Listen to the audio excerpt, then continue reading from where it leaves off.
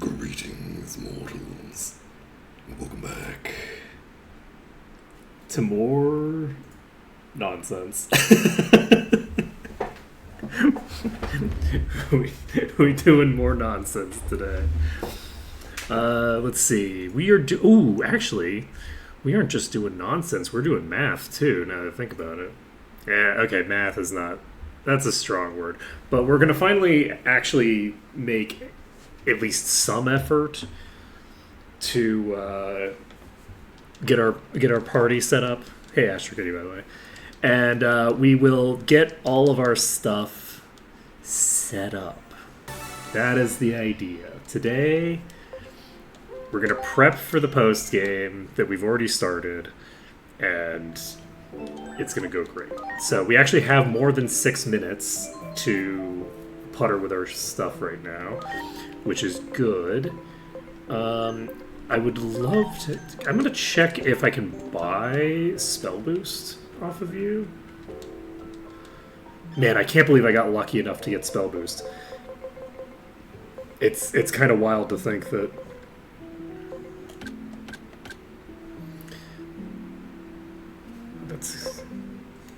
Oh, that took forever. I did not change anything. I moved my cursor, but I didn't click it. I have no idea why. It got confused for some reason.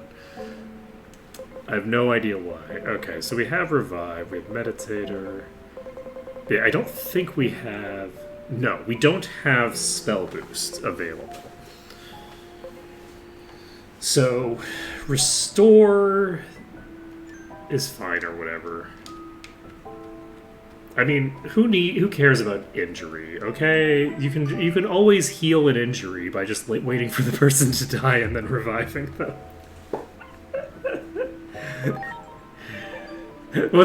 There's no action economy difference. Why bother? Who cares?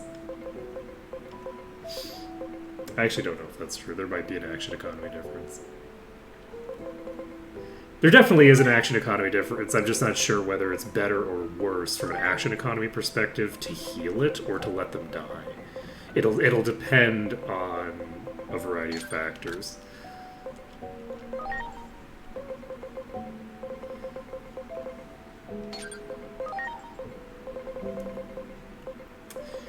There's a big issue with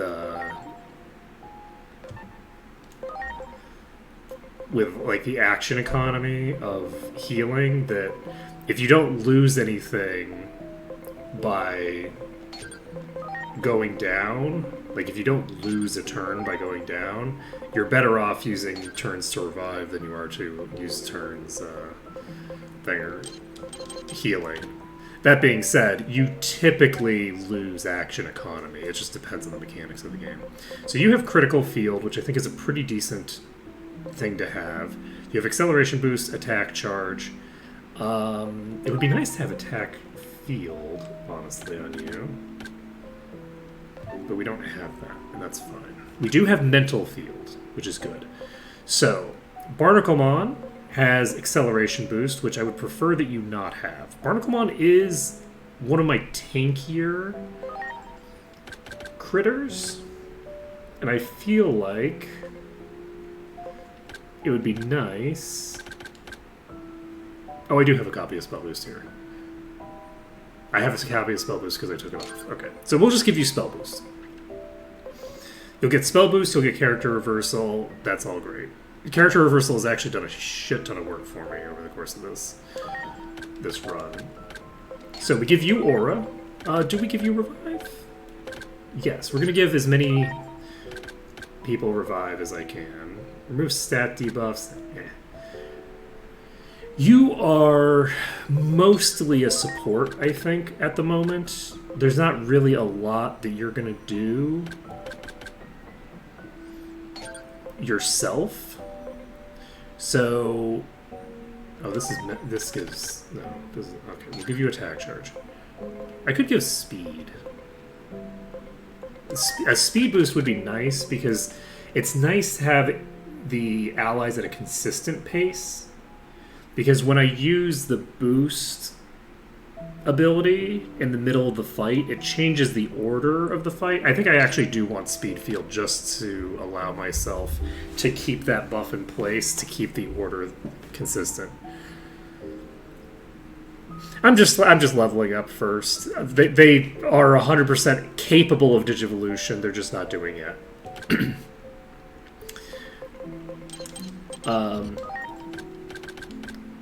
Let's see. You get Aura. You get Revive.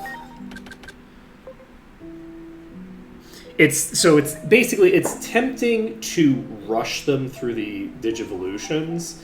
But if I rush them through the Digivolutions, which, I mean, to be fair, we are already level 27. We're already halfway through the levels that we're going to gain. So it actually does make a degree of sense to go, okay, well, what, are you going to max out your level completely? The answer to that might be yes. I kind of enjoy doing that. The issue is that I don't know how much EXP is available in this one. I'm a little concerned that we're not going to have a really good EXP. So, in the previous game, to give an idea, we basically had the ability to stockpile so many EXP boosters across the entire team, that all stack across the entire team, that we could basically go into a battle in like one of the late game dungeons and come out of that one battle at like level 80. From a level 1 character, right? Like, we were cycling through very, very rapidly, right? So, and the difficulty was the higher level mega evolutions kind of required that. Like, the stat requirements on them were so high that I needed to get to like level 96. I needed to get to level 98 in order to evolve and become level 1 again, right? So the strategy that I was using that involved taking characters all around the evolution tree, it was very convenient for me that was the case. In this one, I can kind of meander around as much as I want. The issue is more just that I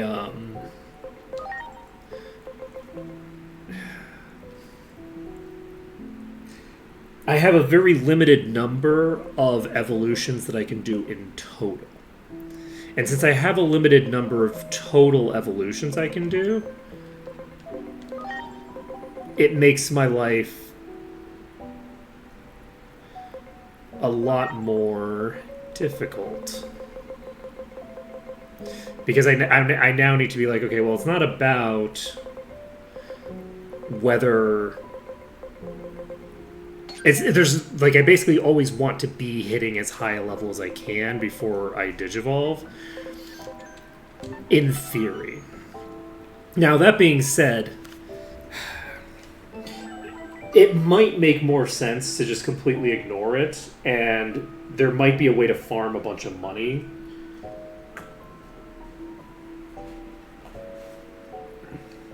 So the strategy might be to...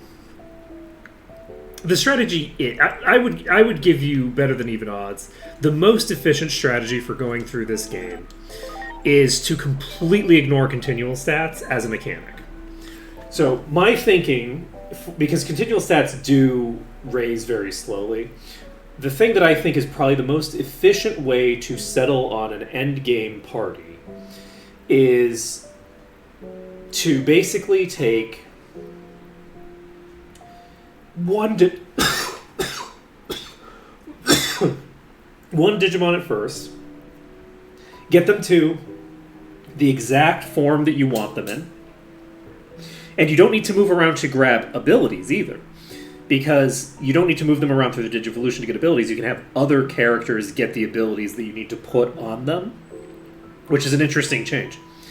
The fact that you can take the attachment skills from other Digimon. So the build is just get them to their final form. Once you get them to their final form, you just spend all of your money training them. And you just pump all their stats to 9,999 through training. I don't know how much money that would take. I think I was getting 70 int from a single round of training. So that would be what, like... Sorry, I was doing the math inversely. I need it needs to be divided. So if we assume so that's like...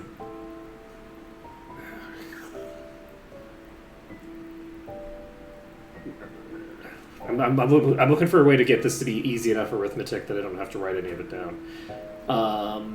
Let's see. It's a ratio of like 1.5 to 2. 1.5 is easy enough to work with. So every 20 grand gets me 150. If every 20 grand gets me 150, if I spent 200 grand, I'd have 1,500. I'd have 15,000 for 2 million, right? So 15,000 is higher than I would need. So I have enough money right now that I could probably very easily just max someone's intelligence at 9,999. I have that much money on hand at this exact moment. So, because I don't have the 2 million, but I don't need 2 million because 2 million would give me 15,000. That's 50% more than what I need. So I need like 1.4 million to get from 0 to that value.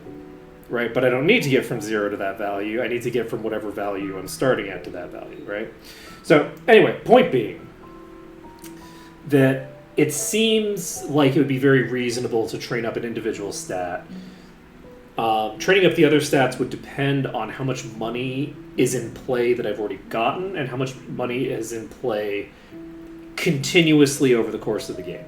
So, but yeah, anyway, point being, that's probably the most efficient way to go about things, is max out one character's attack stat, whether it's intelligence or whether it's attack power, then use that character to carry through all of the content that gives you money, that gives you experience, that gives you blah, blah, blah. Get to the place where you can most efficiently farm money in the late game, go to that place, and just clean house. And my guess would be that the most efficient setup would be an AoE not like Testament, but to get an AoE that is like an int-based one with magic theft. Because if you just have magic theft, you can just continuously and infinitely do the thing. Oh, you can craft better training items.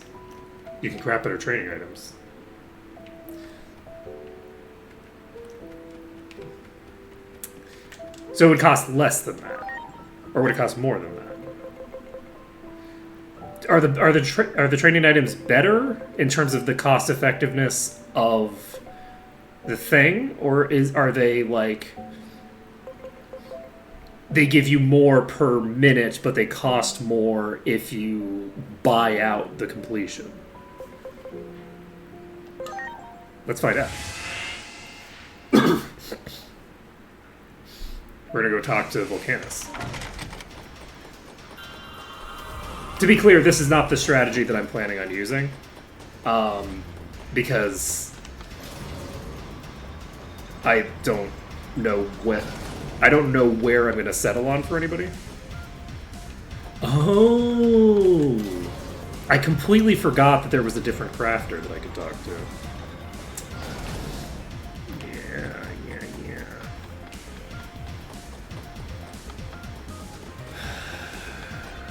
I really hope that this is a fake out ending, but I don't think it's going to be. There's enough. The propensity for Japanese games to make you kill God is so strong that I feel like it's almost an even chance whether this is going to involve me, whether this is going to be a fake out ending or not. There's a couple of things that vaguely could lead in that direction. There's a couple of lines that are given by the Chronomon avatar that kind of imply that, or that could imply that, right? But I don't have faith that that's what they're going to end up doing.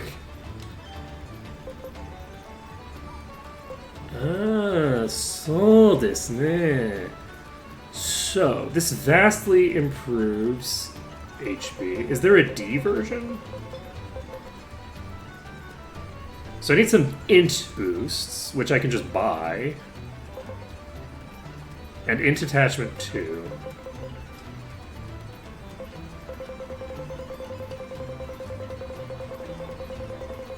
Interesting. I'm gonna just pick this up. Pick up a sauna. We will go into the Velvet Room. Wait. This is not the Velvet Room. What are you doing having doors that aren't doors to the Velvet Room? This is unacceptable. Wait, is there not a door to the Velvet Room over here? Huh.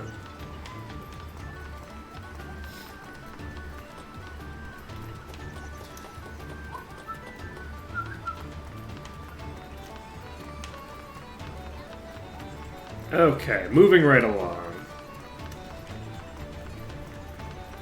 We'll be able to get an idea of whether this will work as well. So basically, what I can do is I can just test how much one iteration will do, and also whether that one iteration gives me thingamabobber. Whether it costs the same amount. This is the wrong person. Is there anybody in the Ninja Farm right now? There is, right? Yes. Yes. King Snake is chilling over there. Oh, you're training something. Alright. Okay, you are now Sly. No. Do I actually need you to change personality? I don't know that I do. You are boosting your int. Let's give you the sauna. Time needed 45. It also doesn't say anything about boosting its heart. Which is interesting.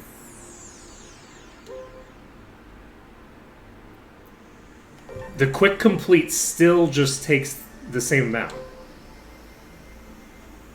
It's still 10k. Interesting. So, for some reason they made it take more thinger, but not more.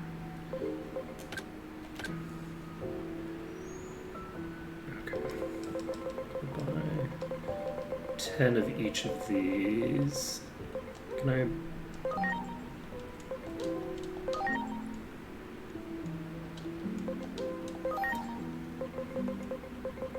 This will allow me to just get whatever thinger I want.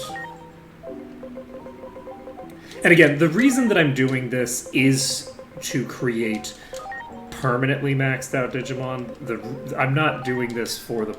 I don't need crit boost. It's not one of the stats. The goal is for the effect that it's going to have on the continual stats, but I don't think the continual stats are actually relevant necessarily from like a practical perspective if you know what build you're going for, and they take too long to build up for them to probably be worthwhile on like on any reasonable timeline. Like, you would max out your continual stats just for shits and giggles, would be my guess. Because they're gonna raise at like half the rate.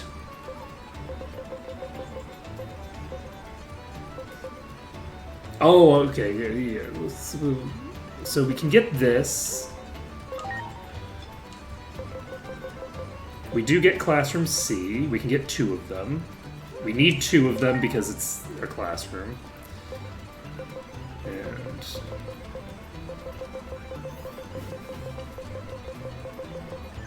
Alright, let's go take a look at how much it costs to pump our stats a little bit. Because the other thing is, I might not need to worry about EXP at all. EXP might be an irrelevant factor now, because if... It probably isn't going to be irrelevant, but it depends on how quickly I can gain EXP. I'm not gaining stats that fast with levels, so considering that I'm still getting locked at like level 20 something, that's pretty damn low, right? Like I got up to like level 50 or 60, right?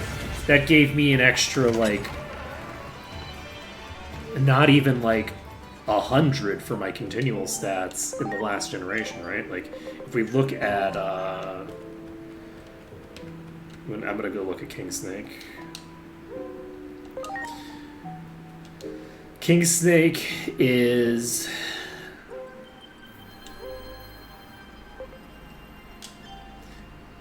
King Snake only has 79 base defense and was just like level 50.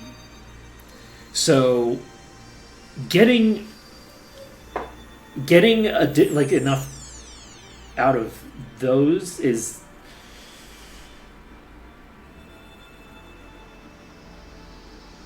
unless there's accelerating returns, I have a suspicion that EXP is going to be an almost completely irrelevant factor as we get into the later game. Let's take a look at how much we get for this.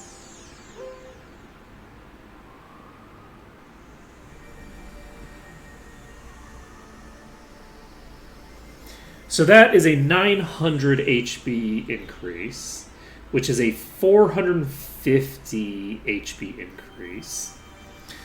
So that's 45 added to my base HP. So that is 10% of the total cumulative value that I have being added to my HP pool.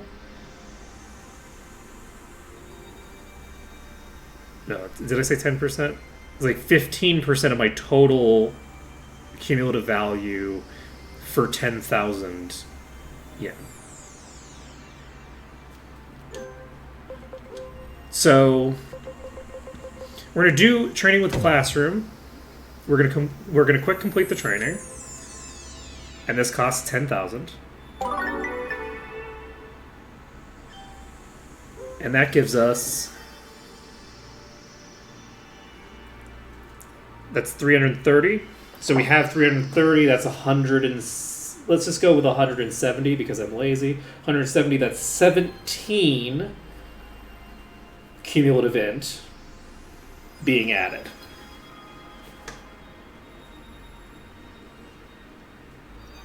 A 17 cumulative int for a single click. If I were to do 10 clicks, that's 170. That's 100 grand for that. For $1 million, I could get myself a total of 1,700 added to my cumulative int. I don't know that I can actually do that. I might have actually screwed myself a little bit by getting the doubled stats thing. Because the doubled stats thing... we'll have to do some testing with it, but if my total stat maxes at 9,999 and the game doesn't continue to factor in additional base stat boosts after that point, because it's like, oh, well, you're already maxed anyway. I don't know. I don't think that it will do that. I think it's going to be continuing to track the base values because your personality can change. And since your personality can change, that means it does need to continue to track your base stats unless they were doing something really, really crazy and lazy with it, which I don't think that they're doing. I don't think that it's worth that's not something that I need to test for. So if they were being really, really lazy with it, it would be possible to actually lower your stats. Like, basically to lower your level 99 stats by leveling up while you're astute and then switching off of astute to a different personality. And then you just have your stats back down to 5,000. But your...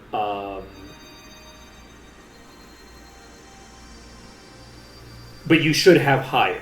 But that would only be if they tracked it in an insane way that I'm almost certain that they're not tracking it. I don't think that we have to worry about that. So, with that being the case, we can just set you to continue training in the classroom, question mark. Do I want to set you up with a classroom? I might actually want to set you up with the sauna. The training set for the sauna seems to give me absolutely ludicrous values compared to leveling up. So it might be reasonable to just set you into the thinger. Let's do that. And okay, we can save the game and move on with our life. We could also check if I could get up above 9,999 HP. I could do that right now if I wanted. Because I'm assuming, based off of my internet searching, that 9,999 is the maximum for stats. Do I check that? Is now the time to check that?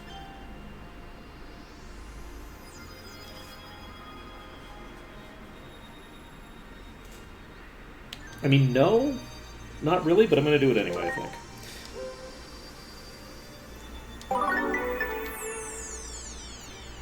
Because I'm curious. So training result gives me another, like, 900.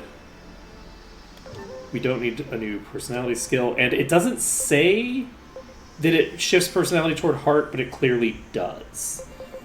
So we're going to set ourselves back to this. Just to get our personality going back the other direction.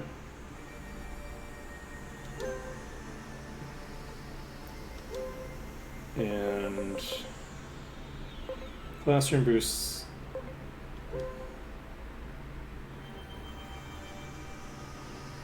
Wait, I'm like deep in astute. Why did I give me a new personality skill? Oh, I don't know. It doesn't matter.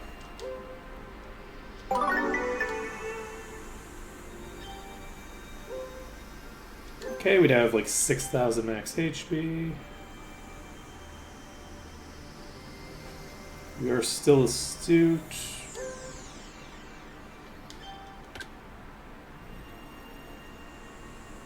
And it doesn't show where I am within astute. Oh, I don't know. It doesn't matter.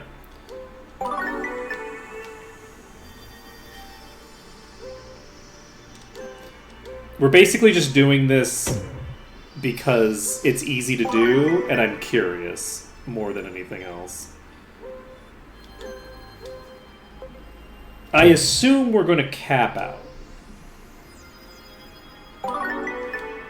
That's my assumption, is that we're going to cap out at 9,999. But we might not.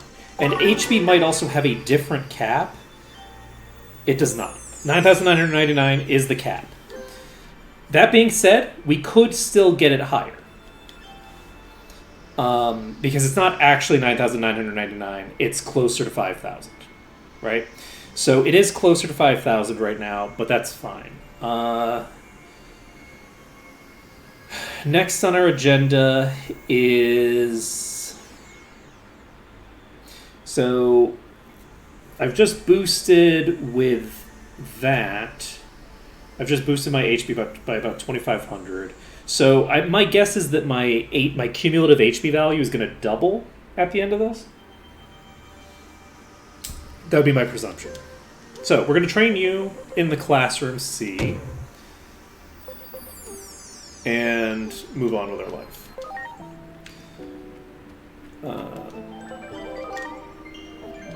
I will come back to them eventually. We'll figure out what kind of party we're going to settle on in the late game. In the late, we are definitely going to be using them in our party. I just don't know in what way yet. Actually, wait. Should I bring them in the party to fight the person that I need to fight right now? Actually, should I just bring everybody? You know what? I should probably... Considering that the value that I'm going to get out of like sped up variance on this is so low. I think I actually just finish my training and bring everybody out.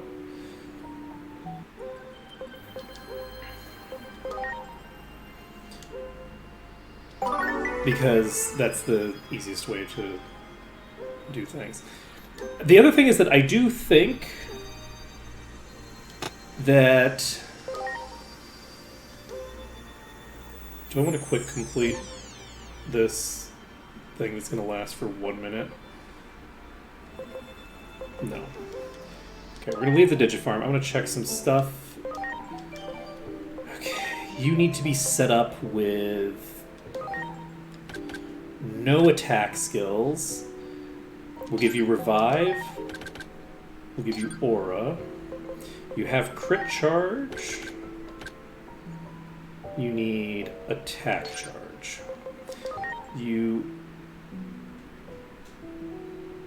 probably should have 2 Int Boosters.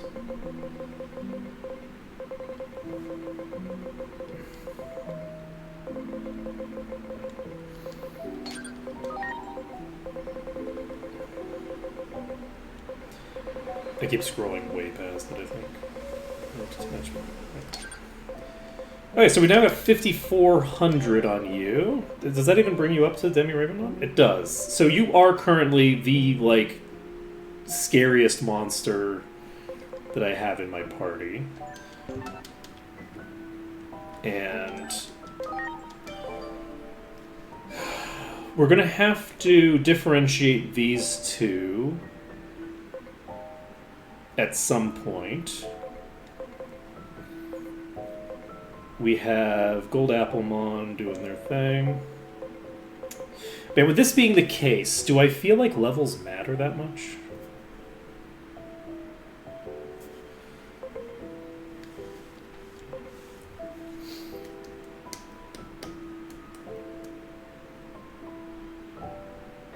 I don't really know.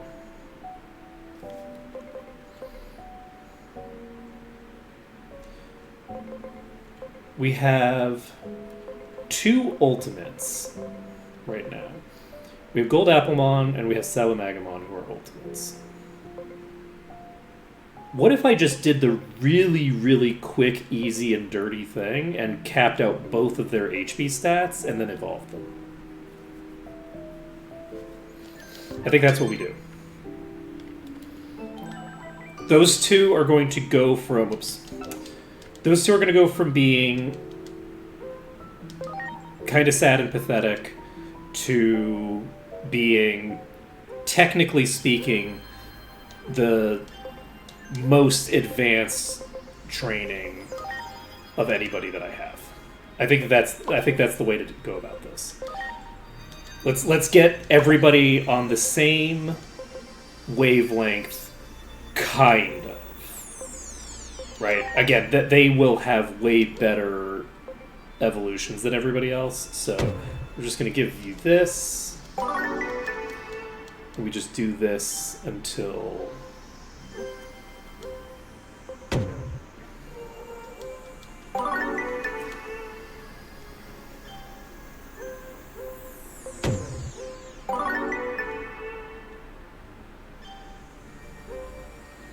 And I don't think this... Oops.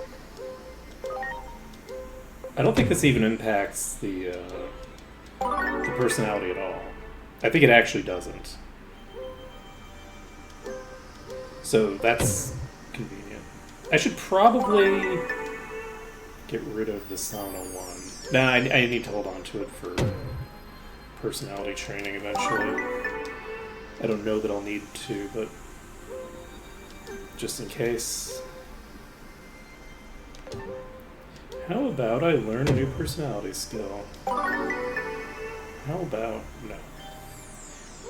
Alright, so you now have...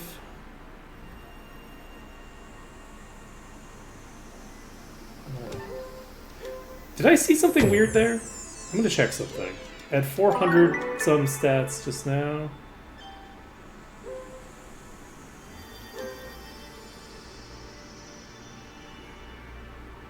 Why did it say that it went from 9,200 to 9,999? Because it definitely didn't. Okay, I'm not going to worry about it. We're going to train you up. And we're going to do a couple of quick tests here as well. I'm going to need to save after I've done this.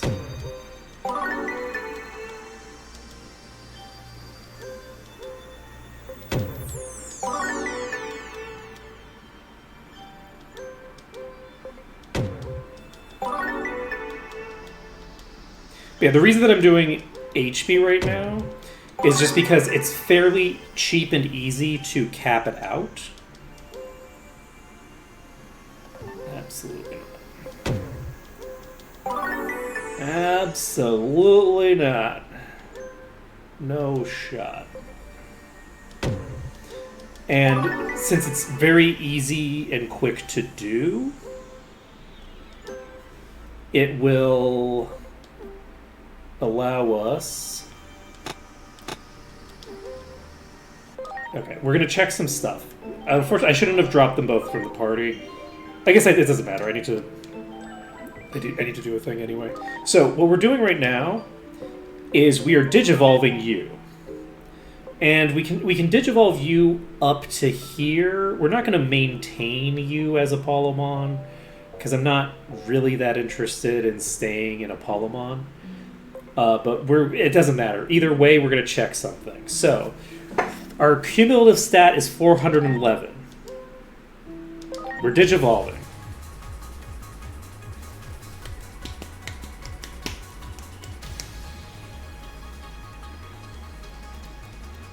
And now we don't look like an animal anymore. Now we look like a robot, and I'm sad.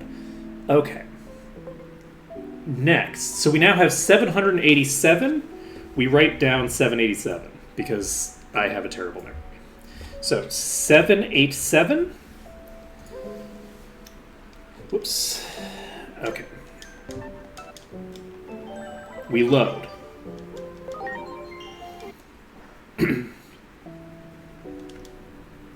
We train.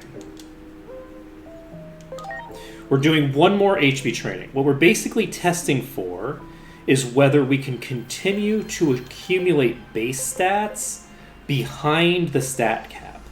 If we can't accumulate base stats behind our stat cap, then we're basically going to have to move people out of the int stuff. If we want to, we'll have to move them into different personalities for training. Because they'll have half the cap for those stats. As long as they have all the boosts in play. It's my assumption that this is going to work. So it's my assumption that we just trained. There's no apparent increase in our current stats. But this will not be 787 anymore. It'll be like 830 or something like that. That's my assumption.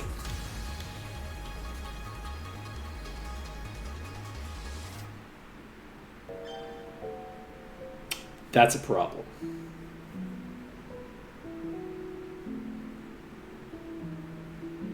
We'll need to move people out of intelligence-based personalities if we want to do training.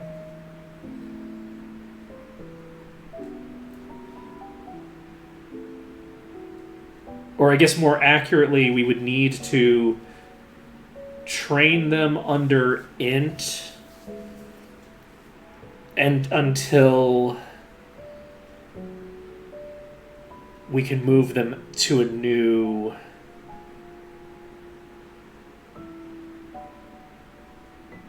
No, we don't need to train them under it. We can just move them to a different thing.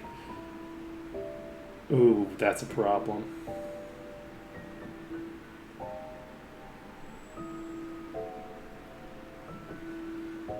This wouldn't be a problem if there wasn't an arbitrary limit on the number of times you can digivolve. Because there's the arbitrary 100 limit,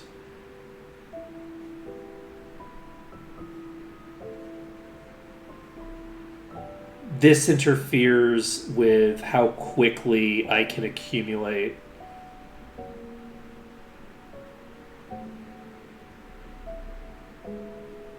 stats.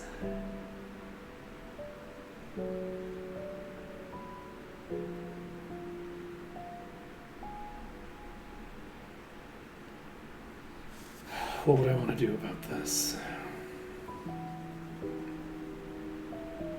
How much do we care about min-maxing?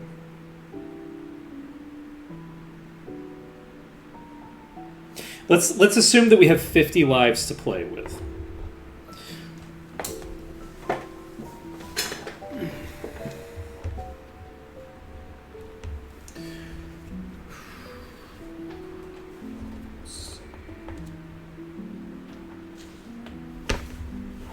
How would I get myself...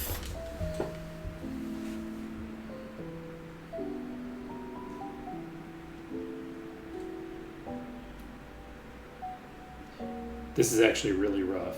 Okay.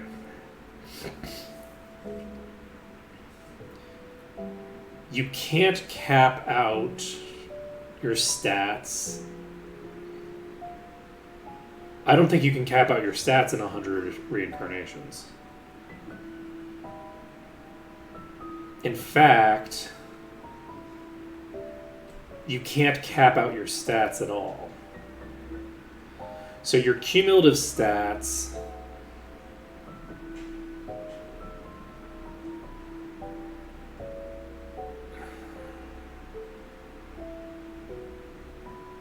this is actually a huge issue. This is a big problem.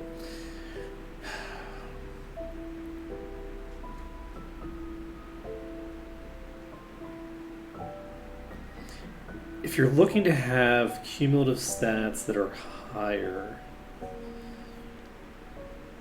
you almost need to feed at that point. So the issue here. So to give some context, because I'm just like jabbering at myself at this point. The issue contextually here is when looking at the amount of stats that are handed down to the next thing, it seems to be using the total amount of stats that you have gained from level up or training. But once your stats get maxed out with multiply, so with it looks at the stat value that you get from training or leveling up prior to multipliers, right? But then when it looks at when you're doing training and stuff like that, if you have maxed out stats already, it doesn't add to the base value. It just says, oh, you're already maxed, I don't need to do anything. And it's like, well, no, I'm not maxed. I only have 50 to 100 base HP. I just have 9,999 current HP because of the fact that I have all these multipliers. So what that implies is that with the multipliers in play,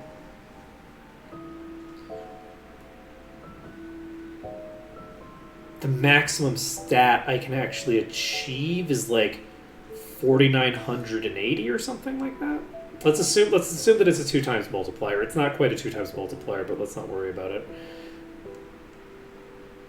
I actually... This means that for training purposes, I actually do need to swap them out of int.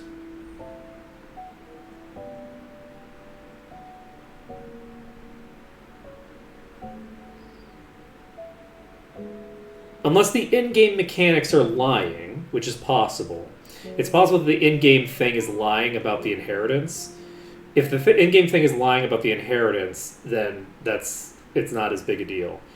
But if... Because I definitely didn't get 10% of my actual boost there. I got something much more close to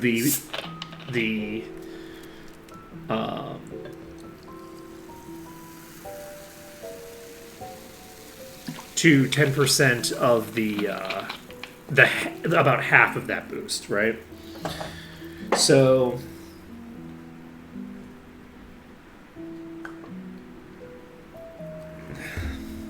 maybe not, though. Did I get like 500 there? Maybe not. Maybe it was capped out for other reasons. Maybe I did get maybe the boosted value is contributing to the base stats. I don't really know. Anyway, point being, once you hit 9,999, you cannot continue training. So if you can't continue training once you hit 9,989, there's the curiosity there of if I'm basically training functionally up to 5,000 each time, I can't really get particularly high values out of the training. But I don't know. We'll see what ends up happening. It's not a big deal. Okay, so you can digivolve into one of two. And we'll digivolve you. This is attack. Let's go with this. Let's see who this is.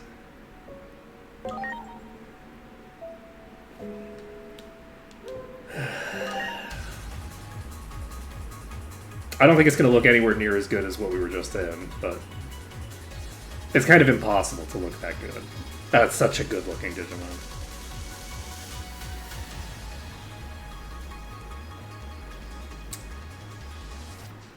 Yeah, I mean, this is pretty cool looking, but... this would look way cooler if I haven't seen six of this design. Look, robots don't get the pass in terms of... dinosaurs get the pass in terms of... I don't care how many generic-looking dinosaurs you give me, they all look amazing. I don't give a shit. If you're giving me a bunch of different, like, robots, I don't care. I do not care. It's like, okay, fine, yeah, okay, this is like Robo Dragon number 17, whatever. Whatever, don't care. Okay, so it looks fine. Let's see. You do not have a more evolved form to go to from here, so that's good to know. We have Brave Metal, Dorudine. So we have another vaccine type and a data type. The two of you both have pretty good HP values and can both be ridden. Let's see here. It's kind of interesting how all the ones that would be really cool to ride, you can't ride. Like, Barnaclemon and King Snakemon would be really cool to ride. And for some reason I can ride on, like, all of the random robots, but not on, like, the really cool critters that look like mounts. Okay. Yeah, I don't know what I'm going to do about this. I think what I'm probably going to do... 30 seconds. What I'm probably going to do is worry about it and worry about it and worry about it, and then find out that I've run out of content and don't need to worry about it anymore. That's probably what's going to go down. So, Drudin. We can get pretty high base values with increasing our cumulative stats. Like, we can definitely get them fairly high. Magic theft acquired. Wait, that's magic skills, isn't it? Shit. It doesn't matter. We'll give you magic theft anyway. Who cares?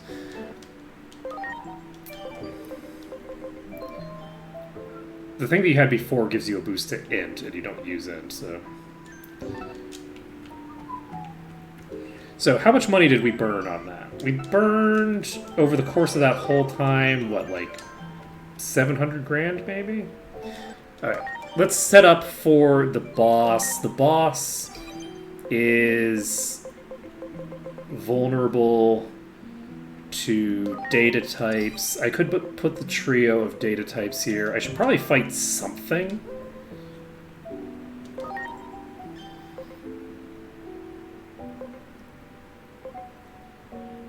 It's the Cosmic Terminal. Oh wait, I could just fight a random other battle if I feel like it. Right, we're here. Do I want to be here?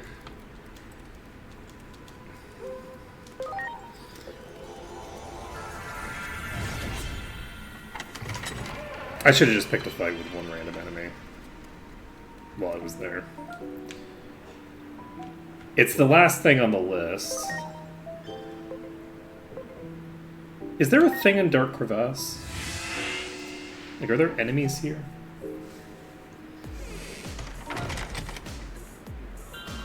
Yeah. Alright, let's pick a fight.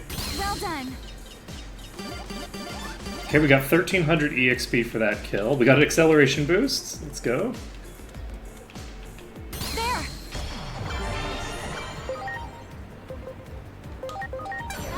Nemesis Mandala. Here it comes. River of power. Okay. Let's go. Toru did. Alright.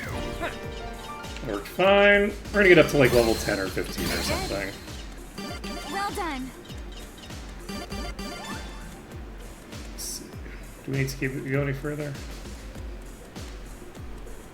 Nah. That's probably sufficient to handle this boss. This boss that just beat me, I'm just like, if I get up to like level 10, I'm probably fine, right? It's so fucking cocky.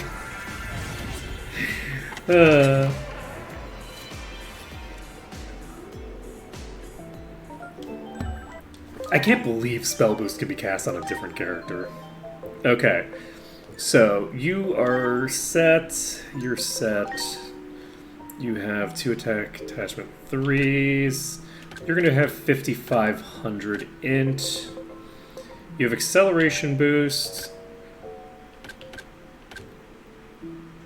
Who has spell boost?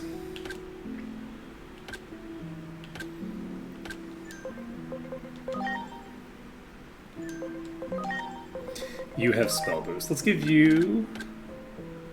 Oh, you don't have... You know what? I'll just give you this. Don't worry about it. Okay. You can take... Instead of... acceleration boost as a physical attacker, you take spell boost. You can take an acceleration boost. So we're now heading to Central Town, present day. Not Central Town, present shit. This is the wrong place. We're heading to Factor Town, present day. And we're going to basically just clear out the arena.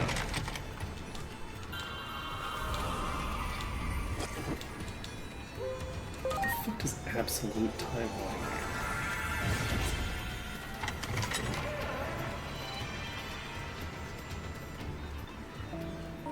I absolutely feel like there either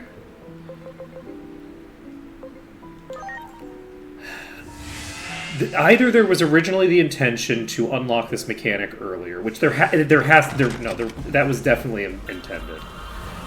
There's no way that it was not intended to unlock this mechanic earlier than we've unlocked it, because we got an int 2 off of that quest. That doesn't make any sense.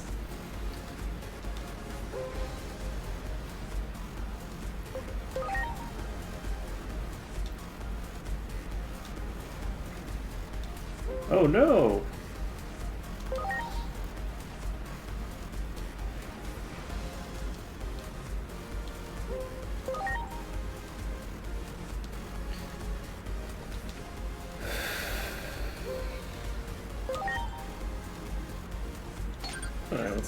do this first.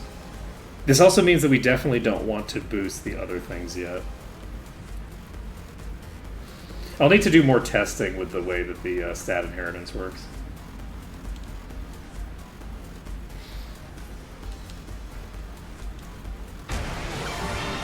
This is a concern, because we have an entire party that's the wrong setup for this. We don't even have...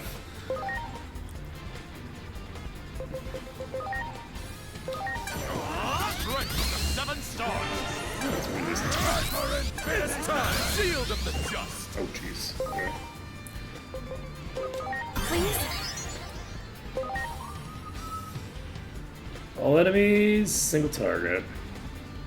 Here you go. Fever's blow. That does nothing because I'm at full HP. Okay, Fire Ant Mon can cast what? Apparently this does bonus damage. We Lightning Pile. Here go. Lightning pile. Ready to go. Burning joust.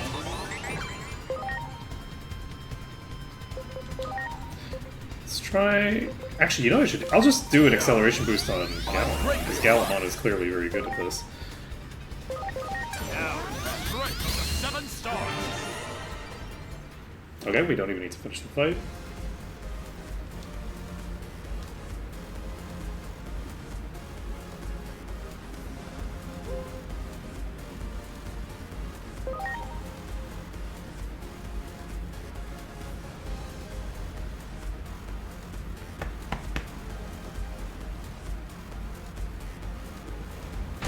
Ready to launch. Roger. It's time. Shield of the just.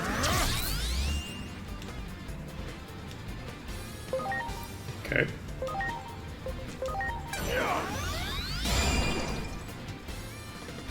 Wait, okay. You're immune to acceleration boosts? 7 stars. Sure, okay, buddy. Okay. Well, I guess I'll just boost Fire Ant on them. Here go. Lightning pile. Oh, Wind of Regen coming out. Lightning joust. Here it comes. Not a team player. Break the 7 stars. Here you go. Fever's blow. So it doesn't do like a base of 90, it's like a base that's really low. I don't know when it gets to 90, but Just. clearly... Here it comes. Time for infinity cannon. Break the 7 stars. Let's see how much EXP we get. Yeah. We got less experience from that boss fight than we got from, like, blowing up a random enemy that we can insta-get on the world map.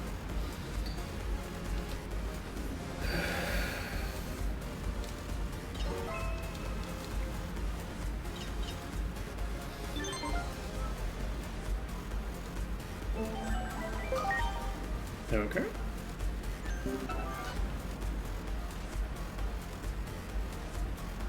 Is everybody healed? See healed?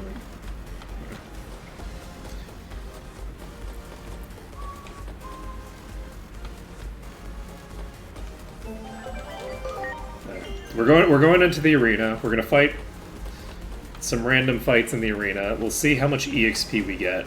My assumption is that the fastest EXP gain is going to be just finding some random place on the world map that I can just mass kill things that are going to give me 1500 EXP or something like that. That's my assumption.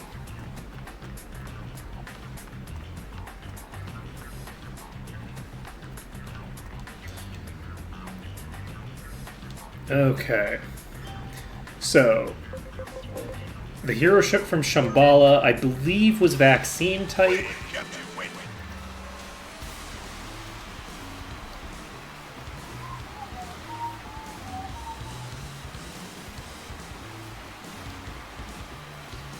But yeah, we'll see how this goes.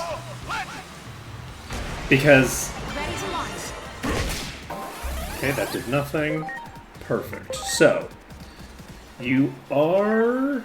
Vaccine. Perfect. So, Smilemom is coming out. Please?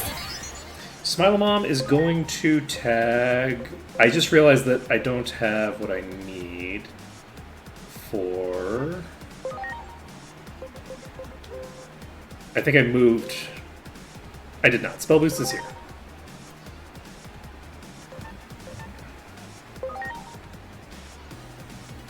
Critical Field won't work. Okay, so we're gonna bring out Salamagamon first. Salamagamon uses Spell Boost on King Snakemon. King Snakemon is now going to be doing some ungodly amount of damage. We Magic Charge on King Snakemon. We'll bring Smilemom out later. We swap to King Snakemon. I'm counting on you. We X-Arts. Launching cross arts. We River of Power. Here it comes. River of power. Okay, we deal 1.5 times damage because I think that you are kind of a prick. We can cast Magic Field if we want. I don't know that we need to. You go ahead and heal yourself. If it uses, like, a weak enough attack... Okay, you are in fact strong against light, which makes my life harder than it needs to be. We will use River Power anyway. You swap for Smilemon. Smilemon might actually be the higher damaging character in this context. You might be vulnerable to Null. I think you are, yes. So the stronger character is actually Smilemon. We can Magic Field.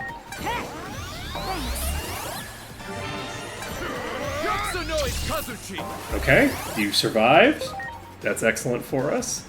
You deal some damage. You Spell Boost. You already have Spell Boost. You will... No need to Aura, I guess.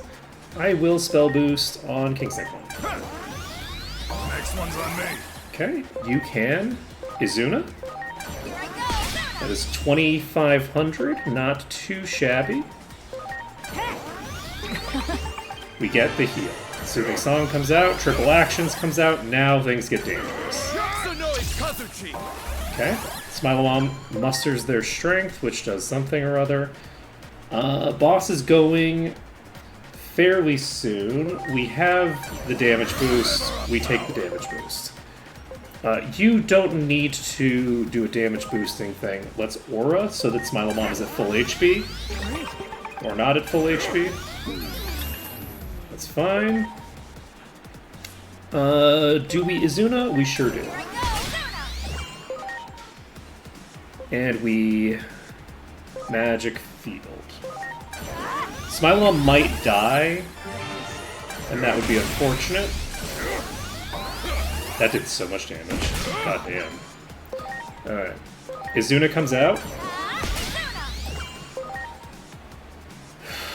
River of Power comes out. And Aura comes out.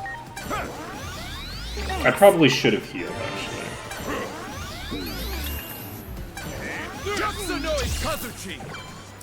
Okay. Who else has Revive? You do, right? You do not. You have Revive. Gold Applemon comes in. Okay. River Power. Here it comes. River of power. We got the crit. We get the Revive on Smilemon.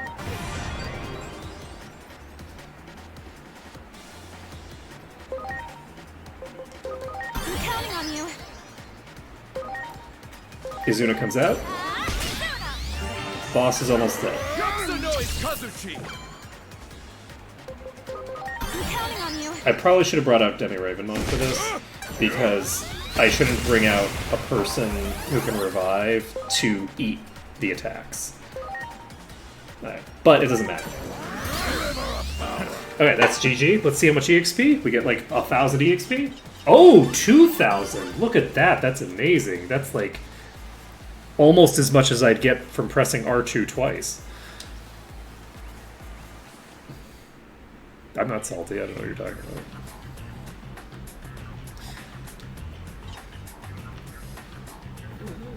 We did get 100 grand. 100 grand translates into basically like a full,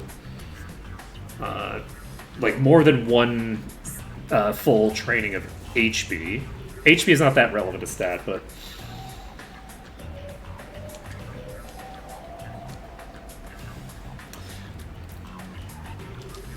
human is strong. Well, I mean, human.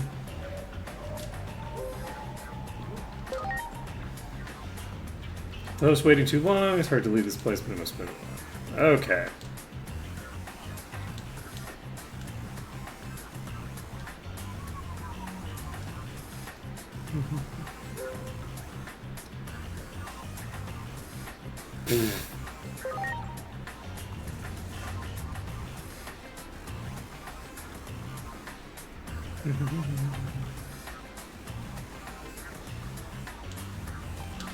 Okay, so we got 100 grand, and then we got also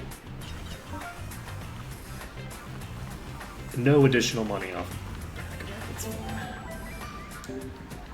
Okay, so in terms of agent skills, I don't really have anything that I can spend on because I've established that I don't want to boost the other things. So agent skills are unfortunately just not a mechanic anymore for me. It'll interfere with my ability to do training. So we'll just do the Gatekeepers of Ice and Fire, yada yada yada. Oh, these two.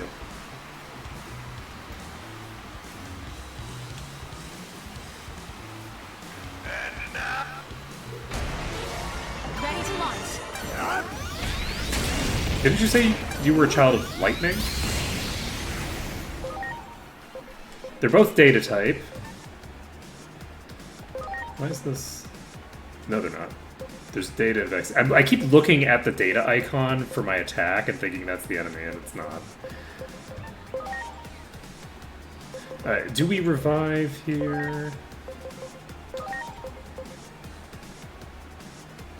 I'm just gonna use Rivers of Power out with that. Not a ton of damage. Let's revive.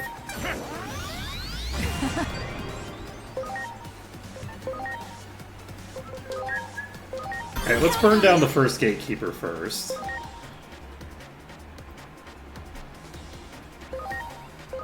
Here I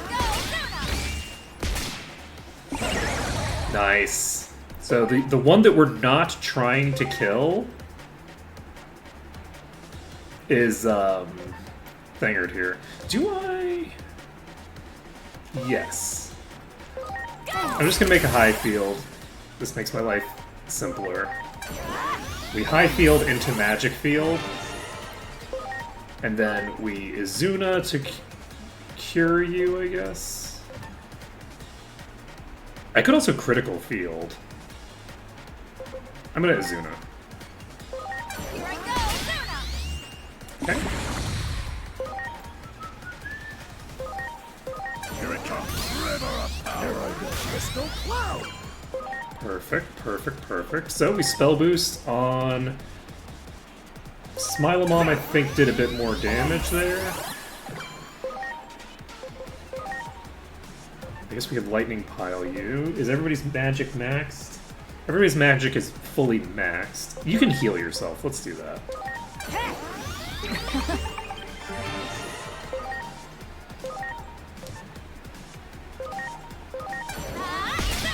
Okay. Not too bad. Not too shabby. Yeah, because you're strongest one.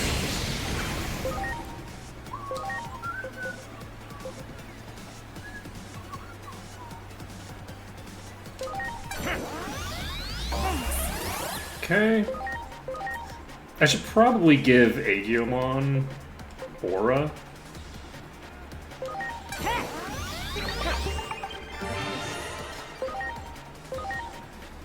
Izuna.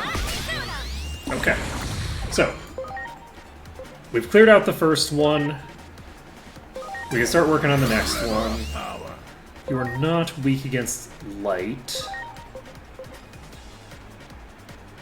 Do I just stick with this party, or do I try to pull in Fire Ant Mon? Fire Ant Mon doesn't really do enough damage necessarily to justify the swap in, so let's stick with these three for now.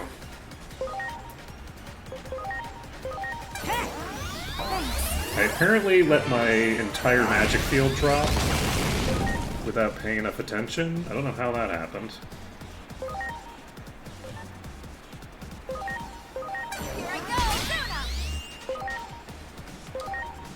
So you're fully neutral to everything that I do.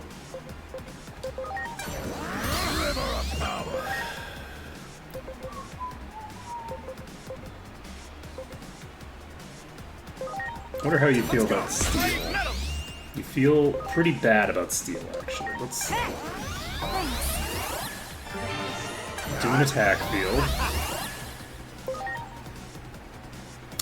Izuna doesn't remove stat buffs. I'm just gonna purge the int boost.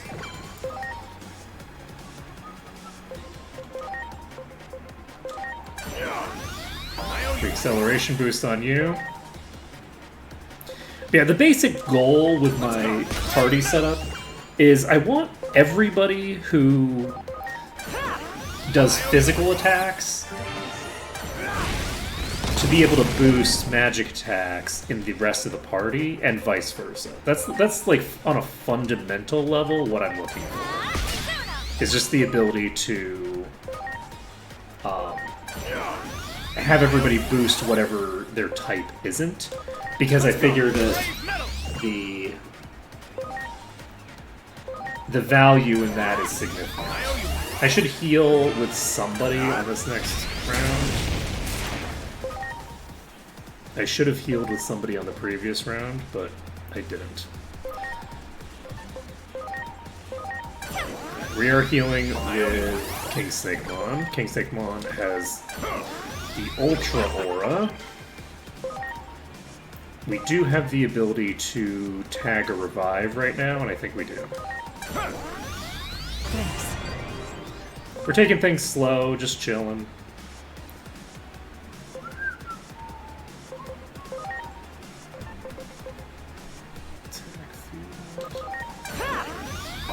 I should probably have done a magic field, because with a magic field I think I could cap out my thinger, but that's fine. We're gonna Izuna. We've already got the acceleration boost out, so... Oh, you can revive. I didn't realize that King Snake can revive as well. And now we... Brave Metal. We activate the buffs. We activate Magic Field. This will max out our magic attack, I think. It sure do. So now, unfortunately, she can take damage. Holy shit! Let's go. Brave Metal. That was insane. Okay. I owe you. Acceleration boost, or do I attack? I think acceleration boost here. I owe you one. Better not do yourself. Oh my god. Here it comes. River of power. That's an issue. Brave Metal.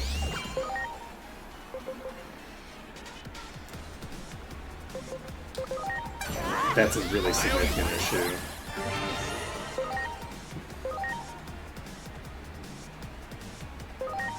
Because I'm going to run out of mana eventually. Salamangmon doesn't have that much SP. Here it comes. River of power.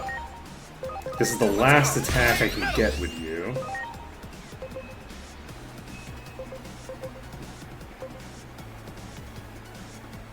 Chance to inflict paralysis, let's hope. Slick knockdown. My, my. I'm gonna heal now. Shit.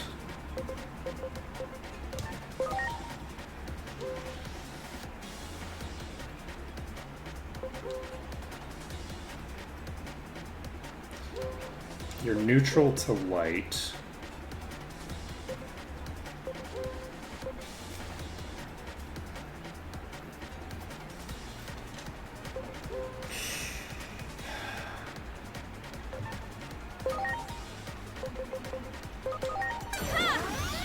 I owe you one. I actually don't know how I'm going to manage this.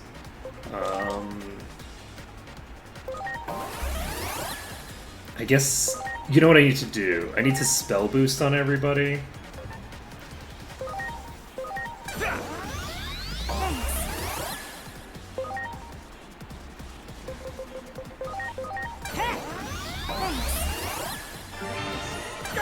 How did I get 3 turns? I've been doing nothing but those fields.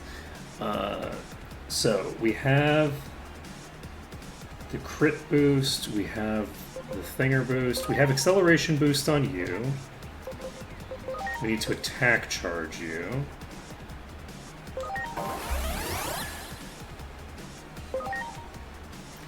We already have the acceleration boost out.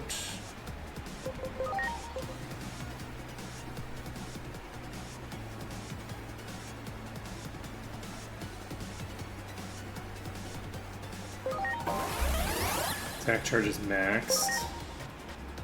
We spell boost on King Snakemon. Next one's on me. And then we're swapping Salamagamon out on the next turn.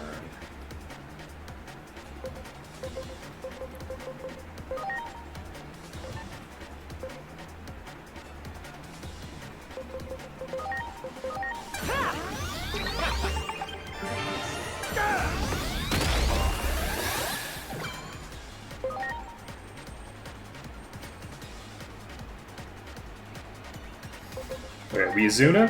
Here I go, Izuna! We Rivers of Power. Here it comes. River of power. We swap into Fire Antmon. We Hyper Infinity Here it Cannon. comes. Hyper Infinity And it doesn't Cannon. do shit. Okay.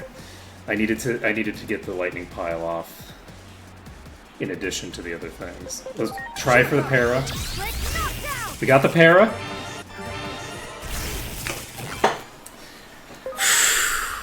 Okay. Here I go, Izuna! My. Because I don't have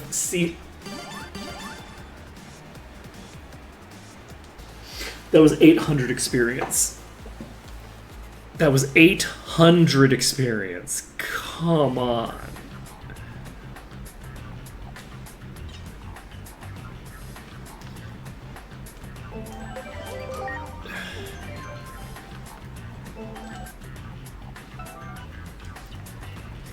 Come on, please. Okay, hey kid, you here for a fight? Probably. Unfortunately, I have no idea what level these things are going to be. Oh, hey, you look familiar.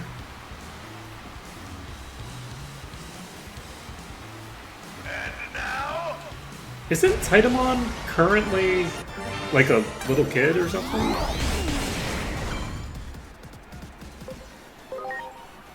Please?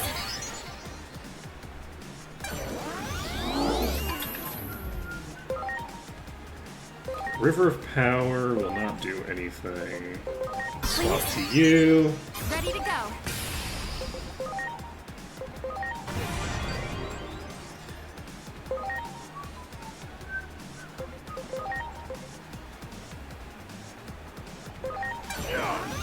you're the best. Demi Ravenmon can use Strike of the 7 Stars, That's right. which does shit tons of damage.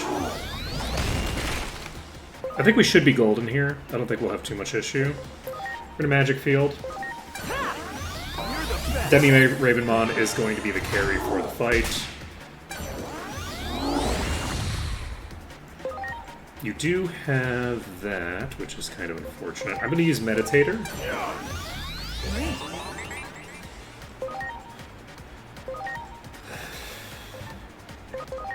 Strike of the 7 Stars.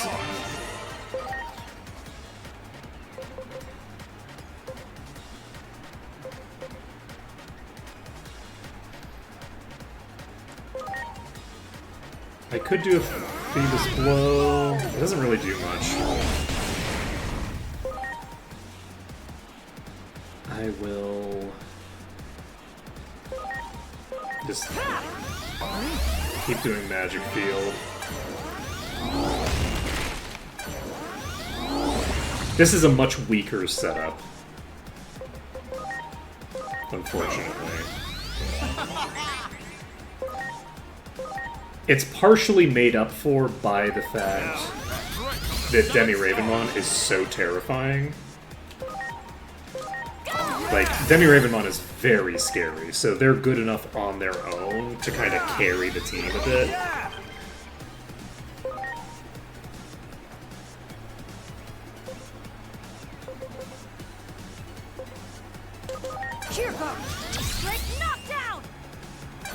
There's also the advantage that against virus types, Agumon is way more valuable. You're the best. You're the best. Okay. Strike from the 7 stars. Yeah, still no spell boost, unfortunately, but that's fine.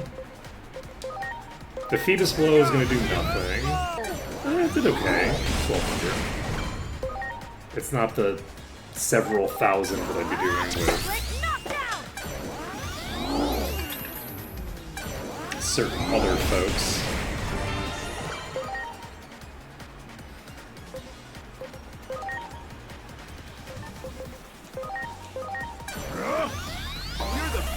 I could bring someone in to spell boost me,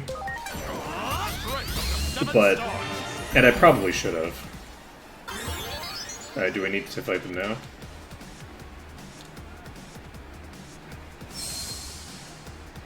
Is that an instant death attack?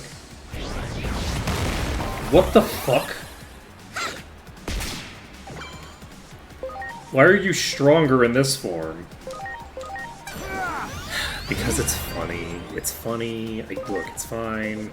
I acknowledge that it is in fact quite funny that they are stronger in this form than they are in their original form. Okay, I get it.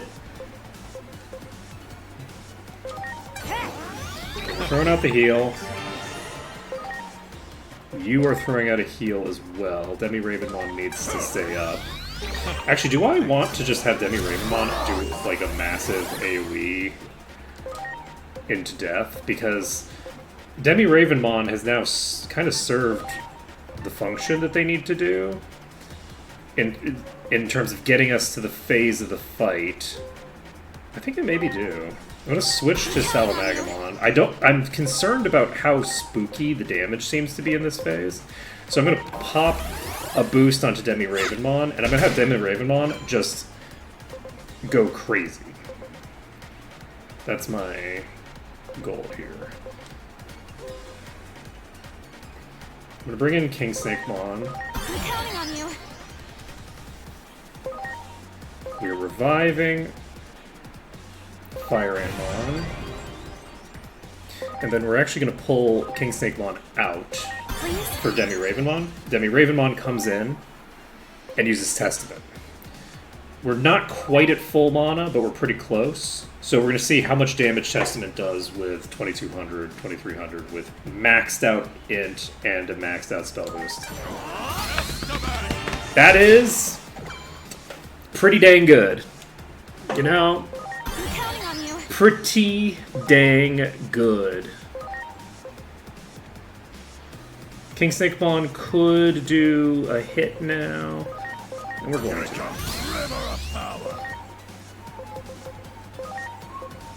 You're not a Titan anymore, so let's just lightning pile. Okay. Please? Okay. We're alive. You can Aura if you want. Do I want to use Aura? No. Here I go. Okay, we got lethal. We're reviving Demi Ravenmon. Reviving. How does Demi Ravenmon have 371 SP still?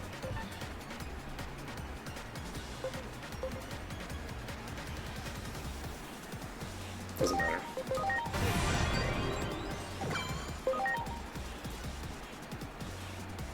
Okay, we are using immunity to just not bypass this turn, it turns out, because we also boosted our speed.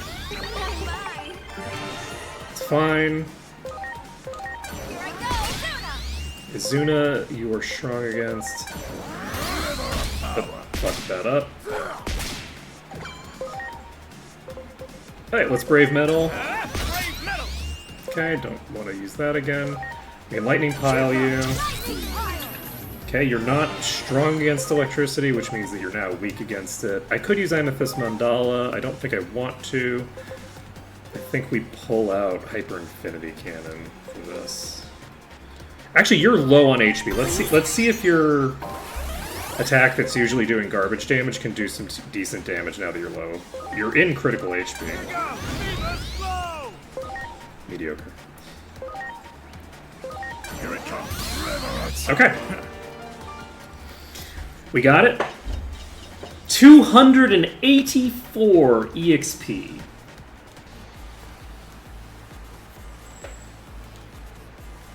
Oh, that's funny that she shows up now for that fight.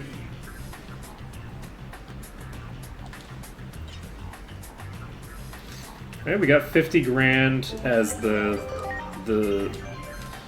reward for victory there.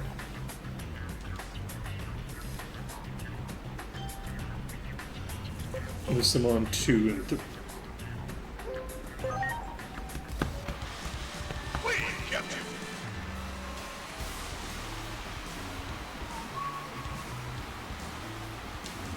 Okay.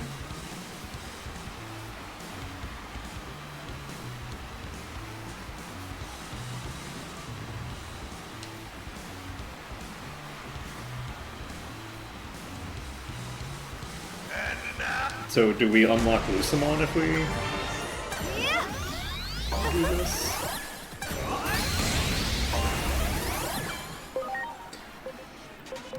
Alright, so King Snakemon could heal. They are almost certainly strong against light. Unfortunately, that means that you're going to struggle.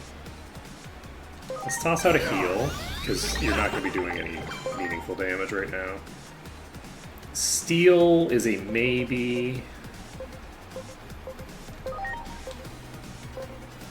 You have a what? Do you have a dark type attack? I'm gonna bet on it.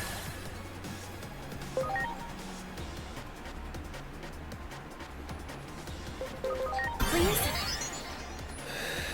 Okay.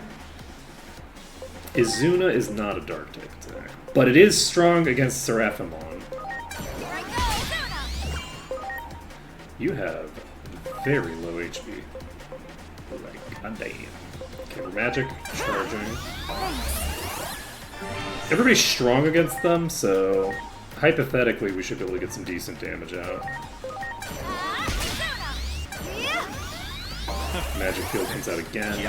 Unfortunately, this means that I am going to have to probably purge that buff on my next turn. Do I need to? Maybe. Do you just guard? I think you do. Sure thing. You're gonna guard through this turn. Do I try to kill them with Whorehound rolls? I think I probably should, but we're not going to. We're gonna just do it the dangerous way. strike from the 7 stars. And hope that it goes fine. I have no expectation that it's going to go fine. My expectation is she's going to revive him back with full HP. And it's my expectation that I think it would be cool and interesting if either one of them can do that, but given that she keeps doing the magic field and he doesn't, that's probably not the case. Alright, So we don't have to worry about the really scary thing coming out. Because we know that that character has a really scary attack. And we don't have to worry about that particular attack coming out. Oh, you're actually not that strong against light. I can hit you with light attacks and not feel like I'm wasting my time. Which is a little surprising. We lightning pile you for no particular reason. We tag the Azuna. Eden's Javelin doesn't do shit, so we should be able to just clear through here without too much difficulty. We do a magic field. Izuna. There we go.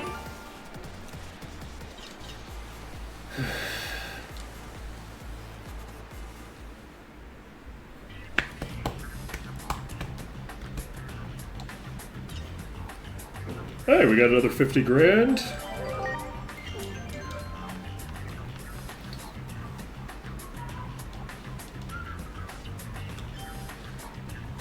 Golchiraren. I don't know how many of these are for, like, a quest, and how many of these are for, like, no particular reason. What could be our... I don't know.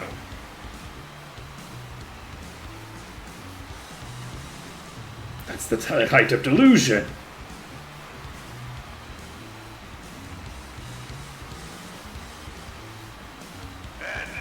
Must not try to climb up the wall. Ready to launch. Okay, well, they're having some argument about something that probably makes sense if you know a lot about Digimon, but I do not, so... I'm gonna just pop Amethyst Mandala? Mandala?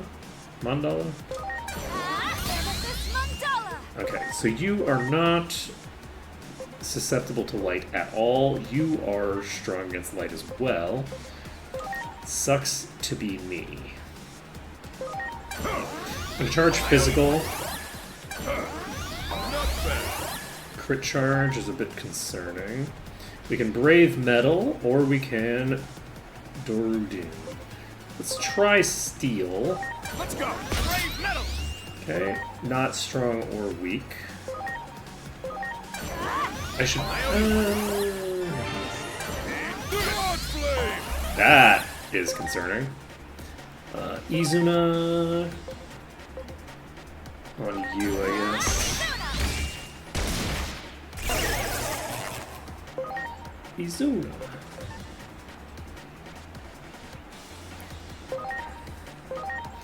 I'm gonna toss out an aura. Better get ready. Wind cutter sword! Fortunately, you did go down. I think this is Para, so Para isn't removed on damage. We're just gonna do as much as we can here. Okay, we definitely want to be tagging the other thing. We got the Para. We want to be doing Spell Boost, I think, because Smilemon is going to be a more consistent damage dealer. We will Magic Field. Okay. Really unfortunate that I've been leaving the Confuse effect in play, and it's not really helping me that much, but that's okay. It's helping me a bit. They're only using normal attacks. They're not using, like, special attacks, but they haven't attacked themselves, which is what I'd prefer to see. So we're going to tag the Spell Boosts. We're going to try to get an attack field up. I guess I should have probably done the thing, but that's okay. So we've got Spell Boost. We're going to try an Izuna. That's pretty dang good. That's pretty dang good. We throw another heal.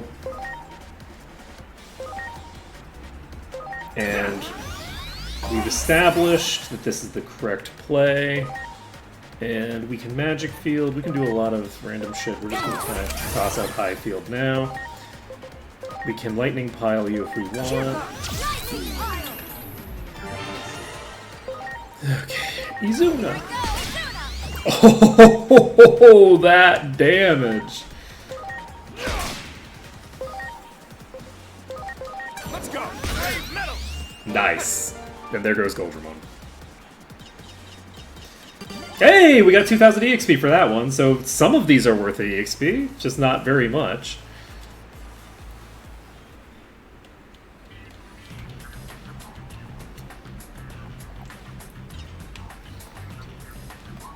It is crazy the EXP balance on these. I wonder if the EXP for these is based off of where you were supposed to fight them in the game before they ditched the entire time travel mechanic because they, for whatever reason, they ditched it. Presumably because it was too complicated and they couldn't get it to work. Okay, so we have 3 angels.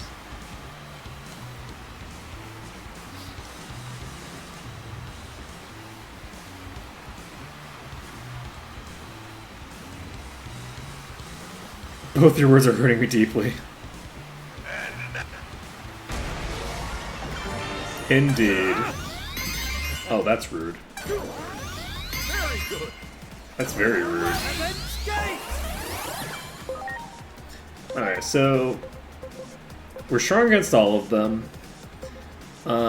We have the ability to go after Clavisangemon. I think we Izuna you. You're not weak against it. River of Power is light damage, so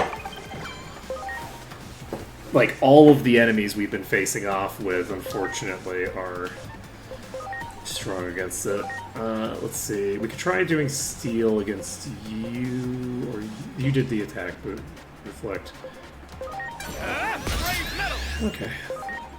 It did an okay amount of damage. We're gonna do a magic field. We're gonna start spell boosting.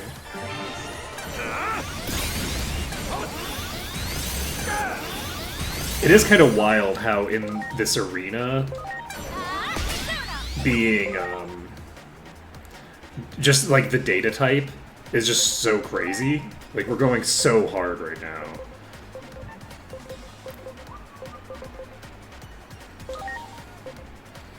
Actually, you can acceleration boost. I'm not going to. Bye. We're going to spell boost on you.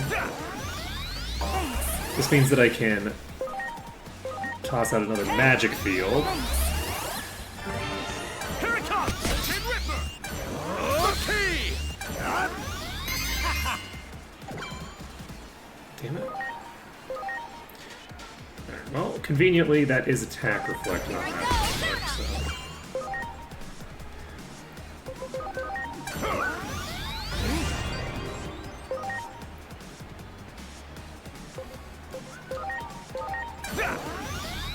We'll be able to take out 2 of them this way. Or let's heal Salamagamon. I owe you one.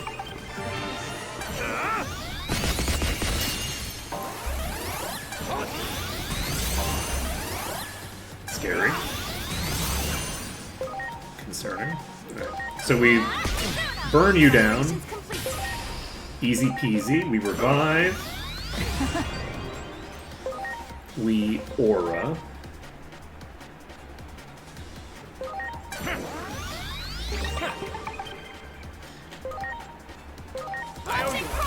Unfortunately, we're not going to get the invulnerability off of this. We can get attack maxed out if we want.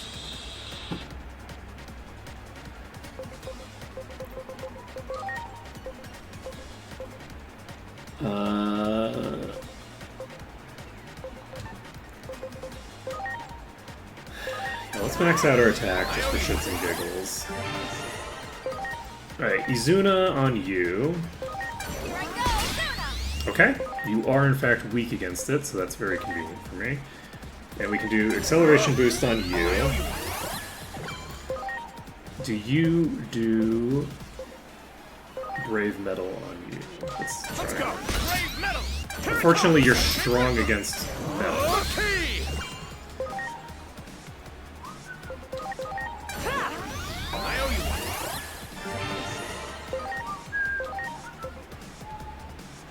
Okay. So we just keep spamming Izuna. And let's just keep expanding. I owe you. Alright, yeah, we will spell boost this turn. It shouldn't take too long to burn down our friend here. Bye. And it is fairly important that we make this happen. There we go! 7,700 damage crit. We're tagging the aura. Salamagamon can now use Brave Metal. Saint Knuckle comes out. Unfortunately, I don't have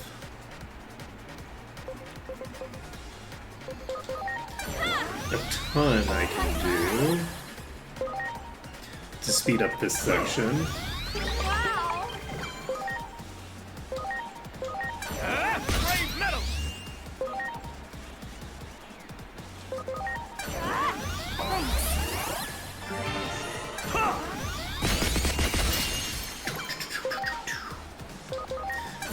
Just spam critical field, attack boost, and acceleration boost.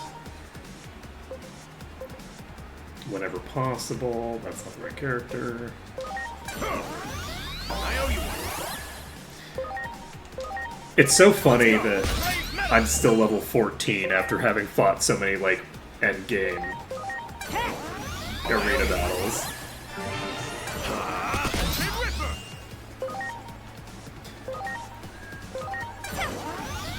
I owe you one. Crit rate still hasn't been maxed out, which is kind of crazy.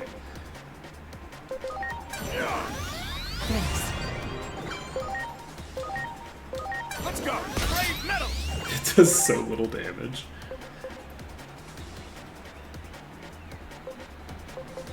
How are you? Do you think you can do... Slick knockdown. Here it comes. Kid Ripper.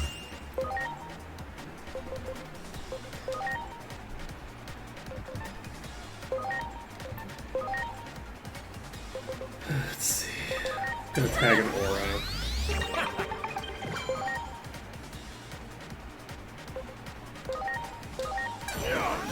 I owe you one. Alright, I'm actually just gonna do the high field. I don't need it for the defenses, I just need it to max out my attack power. Okay, pretty decent. Pretty decent. We can tag this.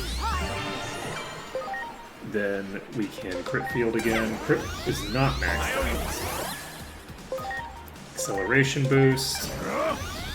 I love that it remembers who you were casting it on the most recently. Like, that's a quality of life improvement that I absolutely love.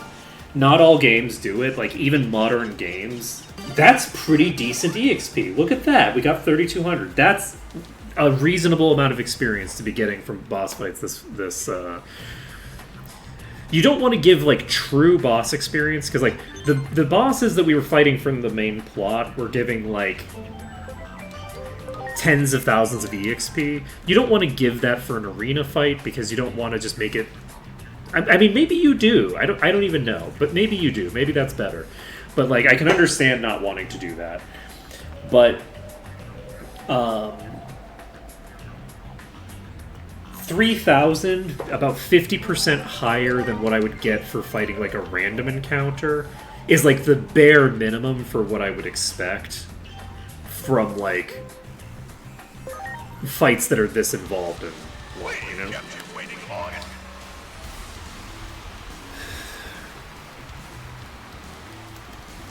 The Terrier Twins and their teacher.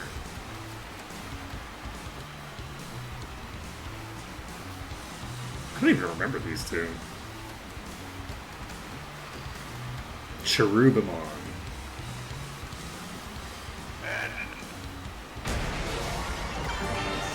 Yup. You are... Alright, we can just pop Amethyst Mandala at the start. get rid of the stat buffs that they're throwing out.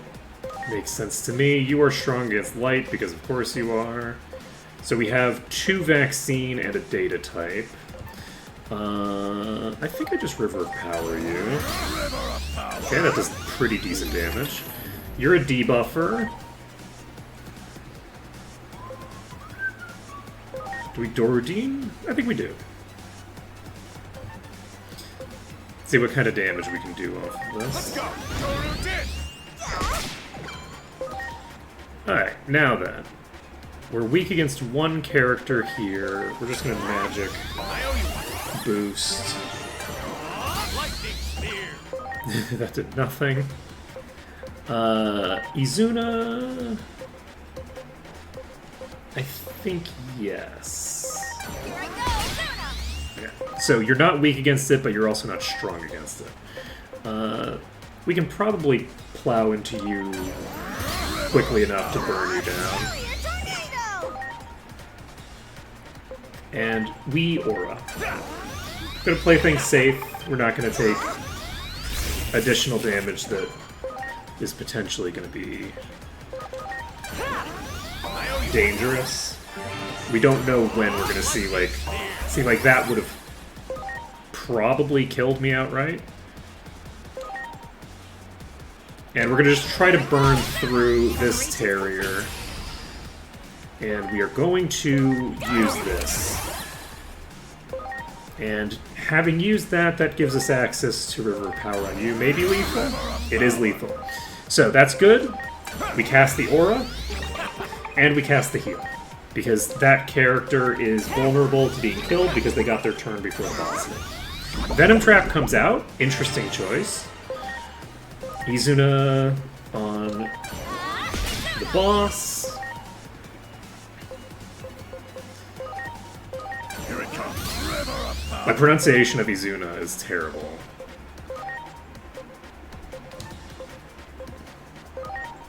Let's go! Dorodine! Dorodin does... okay, damage. Nothing too crazy. Okay, we're gonna do a magic field. I owe you one. Okay, we need to do an attack field next turn, I guess. Izuna! Okay. Boss is dead, Brave Metal comes out. And maybe I should... because you are a type. We don't know how you feel about this yet. Neutral. I'm gonna River Power. I should have probably done an acceleration boost. Not on you, but on Fire Emblem. Here it comes. You are weak against electric. Alright, Agiomon is down. Here I go, Luna! There we go. I didn't check how much EXP I got. Doesn't matter. It probably like 3. Oh, they called it Kirpymon in the previous one. Yeah. That was worth 100 grand. Which is kind of funny, because that was like a way easier fight than some of these others. Okay, so we are done with these for now. We don't have any other arena fights. I don't have an attractive Digimon. We need to go talk to Kunlun, so let's go do that. This gives me a multi-wall. I wonder what a multi-wall does.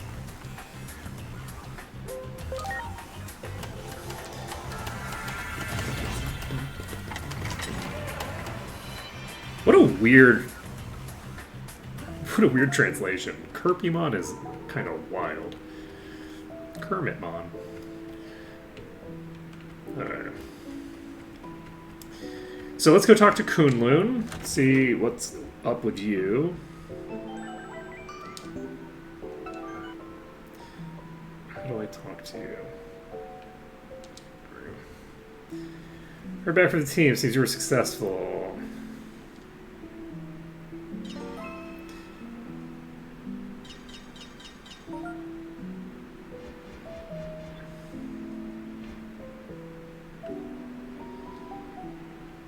So these three are the three people that I want to kill, right?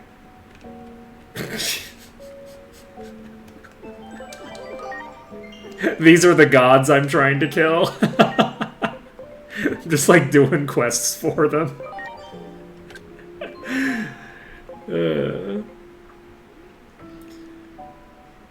Vigor attachment 2. Alright, let's talk to Craniumon. Craniumon is going to be another random vaccine type.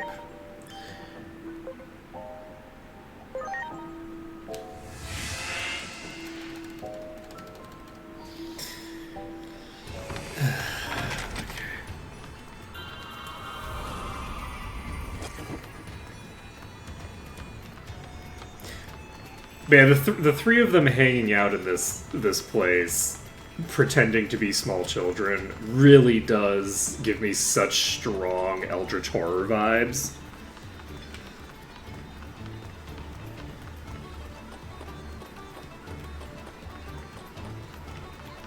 Very strong vibes of that.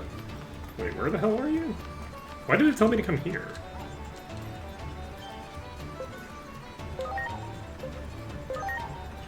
Oh, okay.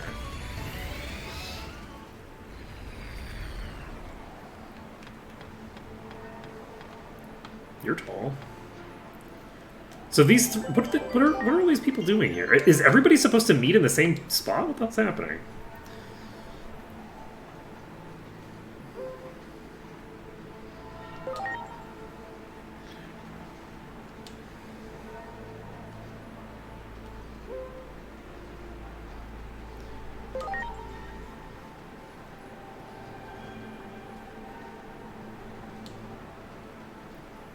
Why would...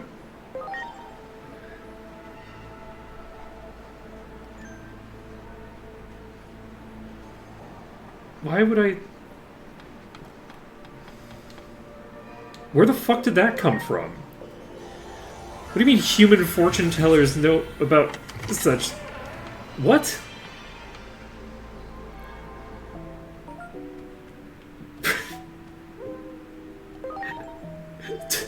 Why'd you give me dialogue options if there's not going to be any like connectivity there that makes me comprehend why I would be talking about fortune tellers?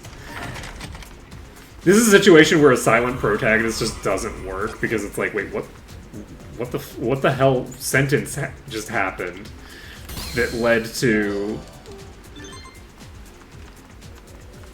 you know, that. Don't leave me alone. I'm sorry, Dr. Kuga, but I'm, like, absolutely not paying any attention to you. I don't give a shit.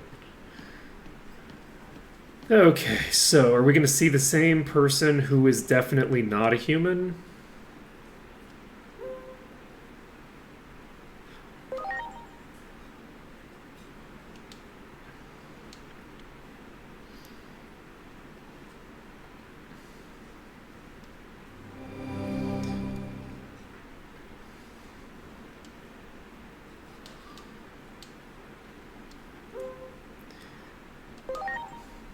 He's going to the sub road because he's a beta.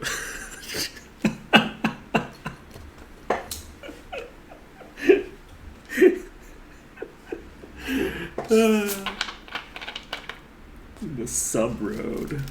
Look, did that make any sense? No. Are subs and betas anything resembling each other? No, not really at all. Is it a related phenomenon? No.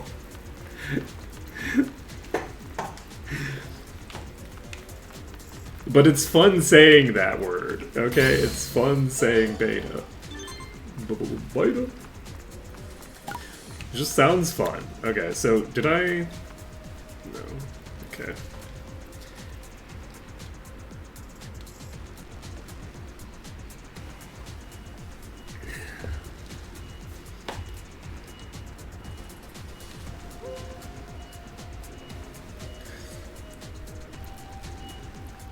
I mean, look, I was doing it a lot in the previous game because we had Betamon. Wait, is Betamon not named Betamon? Is Betamon called Atamon? And I just added a B because I thought it was funny?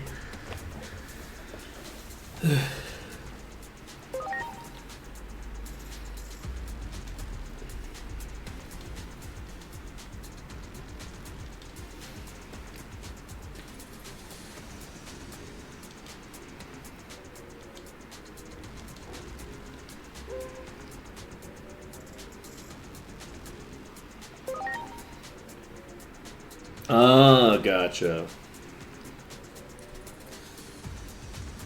Oh, we named them Beta Caramon, right? Beta Caramon was the little critter.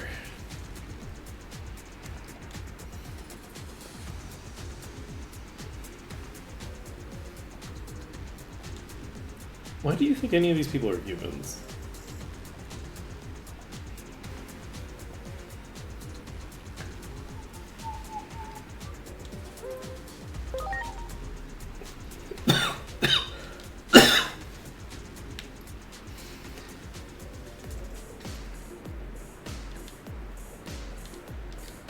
Oh no!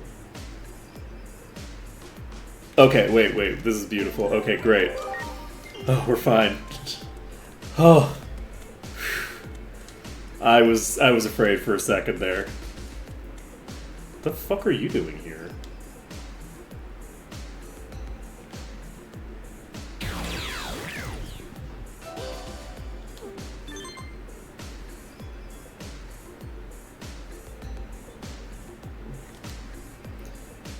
Okay, I'm gonna have to figure out what the hell quest I'm doing there, because, like, there was something about something. I think it was, like, in an email I got or something. What are you doing here, by the way? Aren't you supposed to be, like, fighting a battle?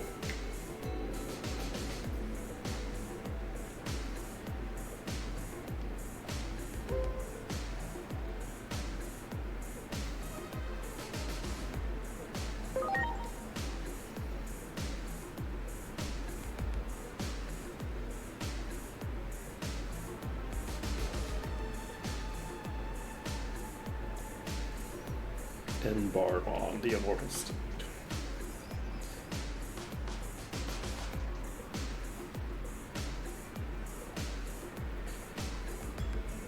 Okay, that's promising. Maybe they're going someplace that we can go to eventually. In the Dark Garden. Okay. The Dark Adonis. Okay. So this gives us a speed chip 3.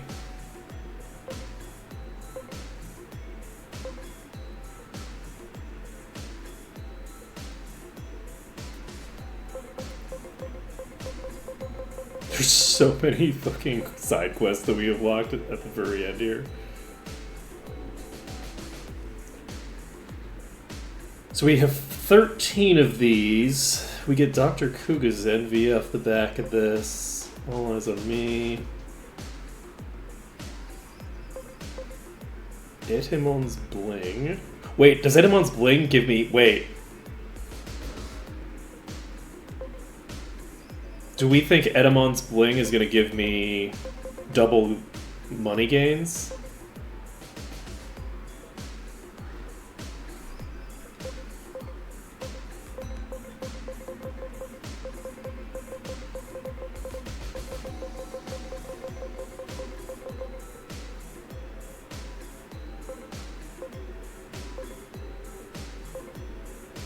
Probably not, right? I guess it doesn't matter, because it's not like I'm doing any real fights anyway.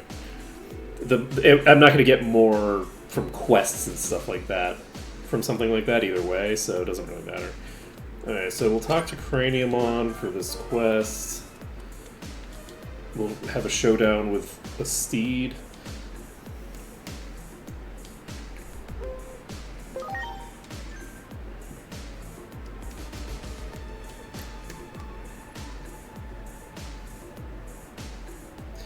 Got a big armor for such a little runt.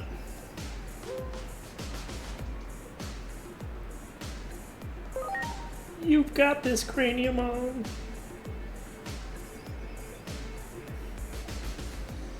I see you have some fighting it very well. Let me show you what I can do. I absolutely want Enbarbon. We need to get Enbarbon in our final party. It doesn't have to be part of the final party, but it also does have to be part of the final party. So, I'm just saying... on me. This is the world that we're gonna live in. Hyper Infinity Cannon. It's okay, not amazing. But we can lightning pile to boost the damage further. Oh yeah, you're probably really weak against holy. You're probably pretty weak against holy damage, I bet. I'll tell you what. 50% from this. Well, you're not that weak against holy, actually. Do I acceleration boost? Yeah, let's acceleration boost with you. Next one's on me. The Tiger Cluster. I got the cluster.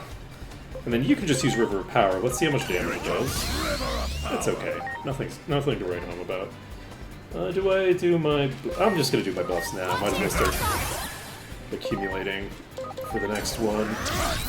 That's a pretty decent amount of damage.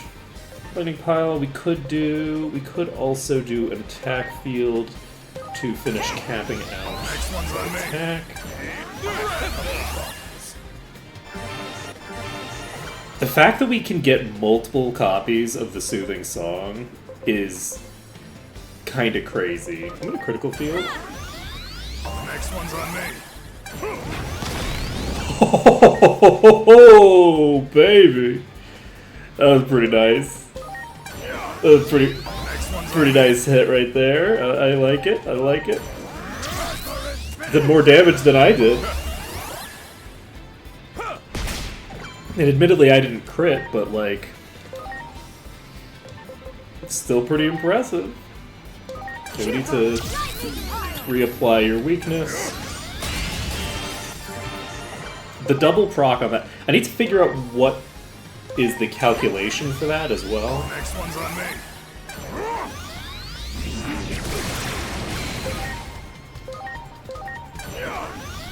Next one's on me. Here it comes. Hyper Infinity Cannon.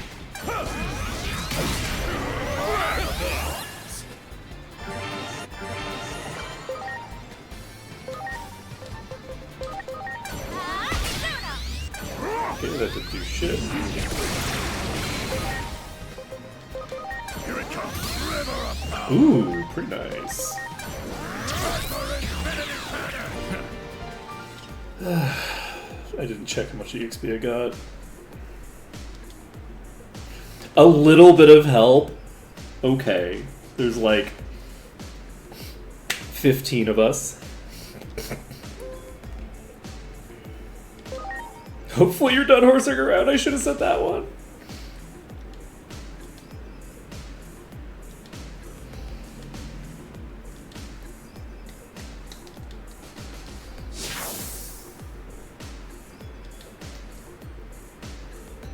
You seem to have gotten a lot bigger, Enbarmon. I feel like you were smaller just a second ago.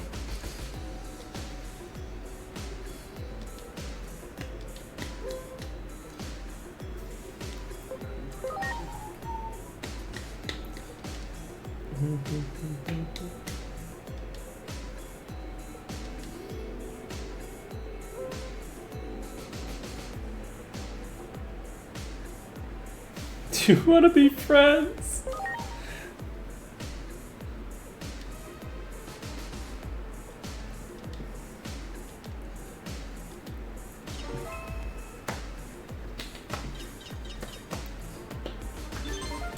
You must be joking.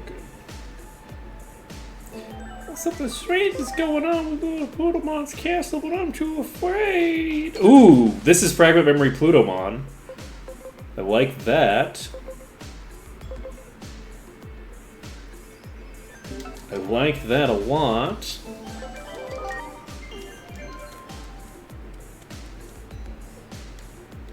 I'm noticing a chest that I didn't loot over there.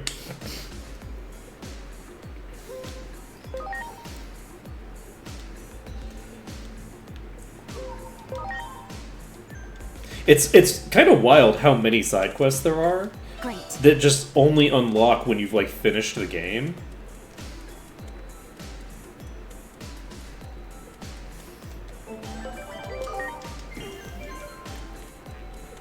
This is very, very strongly reminiscent of Final Fantasy 13 in that regard. But Final Fantasy 13, the game isn't over. It's only about like halfway through the game that you start unlocking shit. Hey, buddy.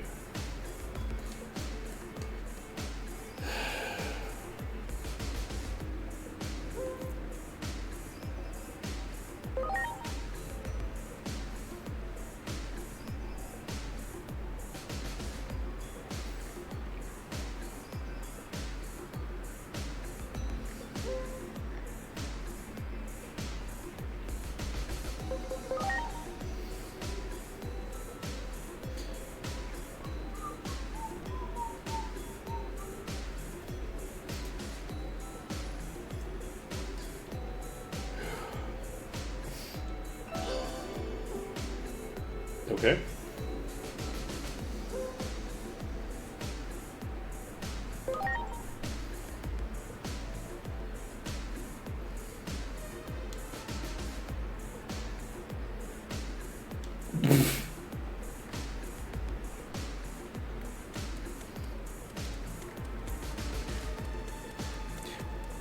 It's also funny because, like, Hades being, relatively speaking, to the other gods, pretty chill, is in character for Hades. To my understanding, like, of the gods, Hades is, like, the least asshole of them, or at least one of the lower levels in terms of asshole behavior.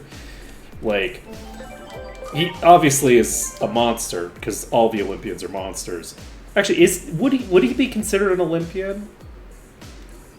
He's one of the gods. It doesn't matter whether he's an Olympian or not, technically. But, like, Hades is one of the less evil of them.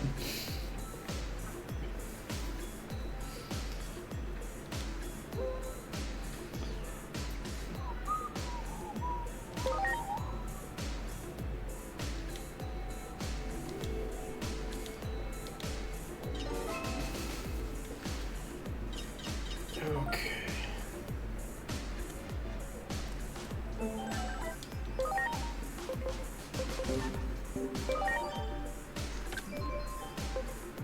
It's like truly remarkable just how many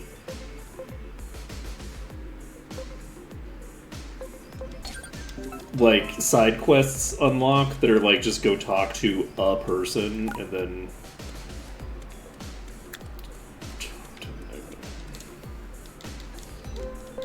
then go talk to some other person.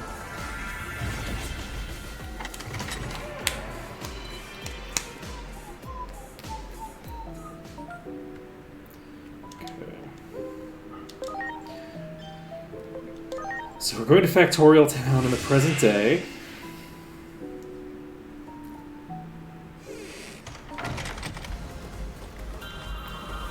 We're supposed to talk to you.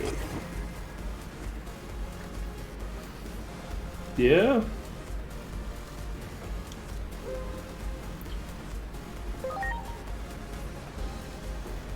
Yeah, okay.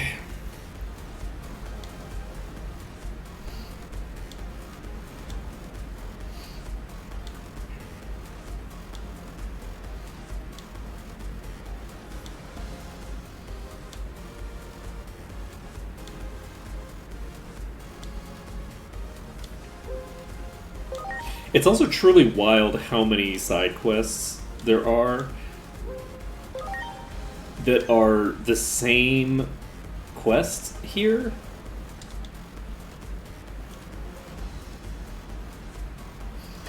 Like, it's just like, okay, go beat up an enemy in this area that was probably originally meant to be a dungeon but got dropped from the game.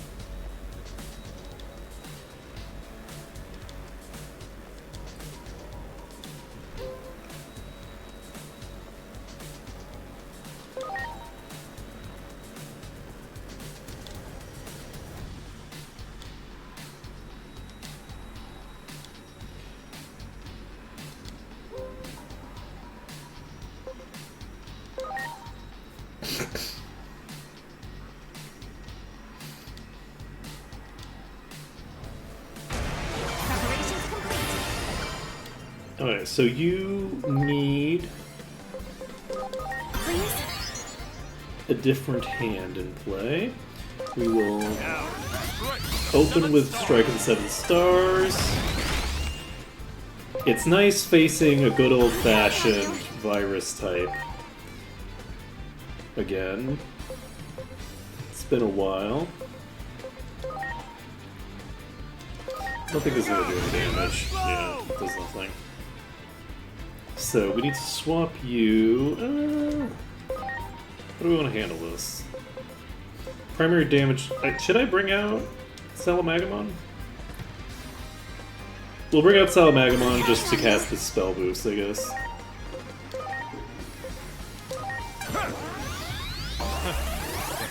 Most likely, this is gonna come back to bite me in the ass at some point. Unless...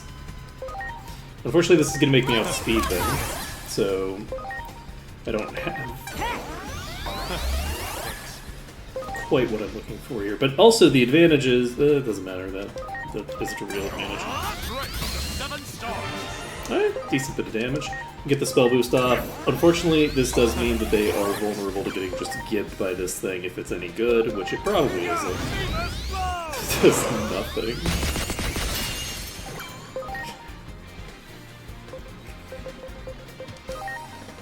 Interesting.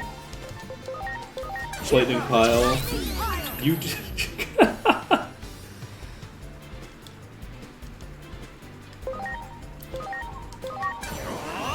the seven stars. You got back fast, buddy.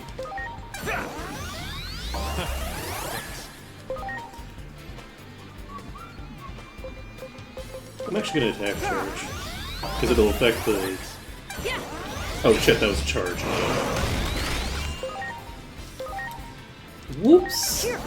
Lightning pile. 1,700 damage from the NPC. Seven stars. Let's go.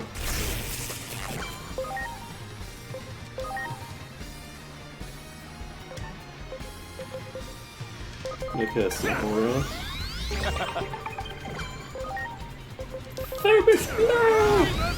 Famous blow! I can pronounce words! Okay, 1,200 EXP.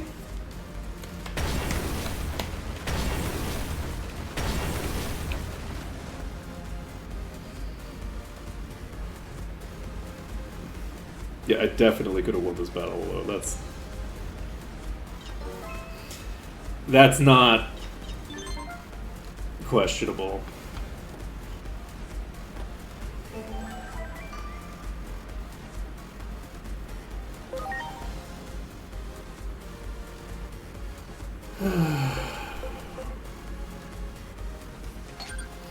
Okay, let's go talk to Old Force Beedramon. How did all of them break their armor? Every single one of the Royal Knights has broken their armor. What the hell is wrong with these people?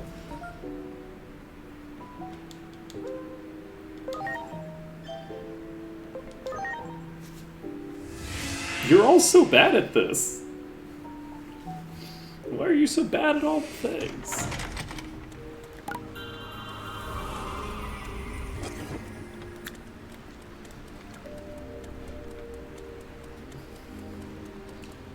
Every last one of you is terrible at your job. I guess I could have probably taken the thing, huh? The burb.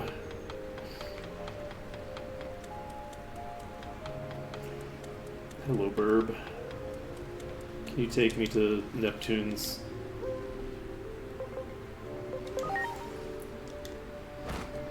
I'm hopeful that they're actually at the throne room. They're not in the throne room. Hopefully you're right outside the throne. Fuck me. Wait, why are you all the way over there? What the fuck? Okay, well. It's fine, I guess. Great. Do it. Okay, that's rude.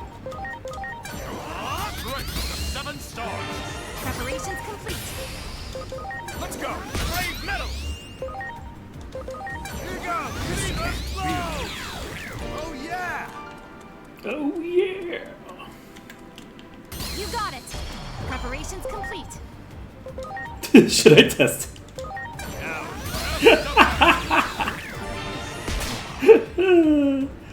Okay. Please. Here I go, Luna. Just using the, like, Brave metal! incredibly silly ultra attack for the lulls. Okay, hey buddy, how's it going? I'm not sure how to talk to her. I don't want to seem suspicious.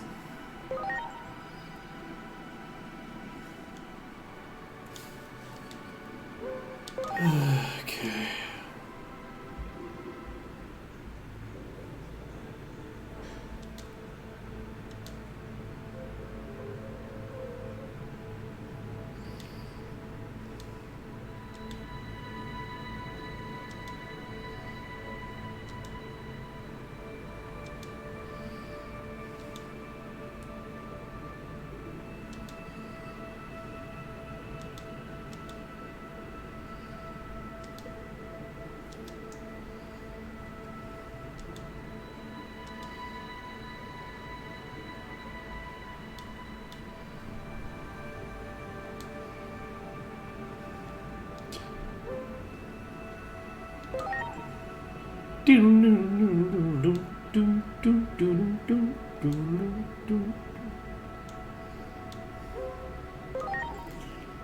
Now, I did just kill one of my Digimon right before this fight and drop their mana to 0.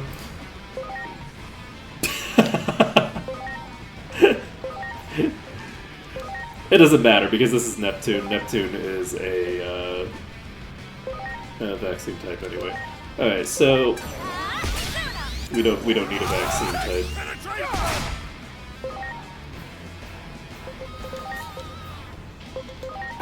King Snakemon should be very strong here because we have a double type advantage against you. Or not? Wait, are you not considered aquatic? How are you not aquatic? Next one's on me. That seems questionable. Alright, do I... Yeah, let's just do it. Next one's on me. Unfortunately, this does mean that I lose my iframes to it, but that's fine. Doesn't make a big difference. Here it comes. And we'll just pound into you over and over and over again. Next one's on me. Next one's on me. Yeah. Cheer go. Break knockdown. Take penetration!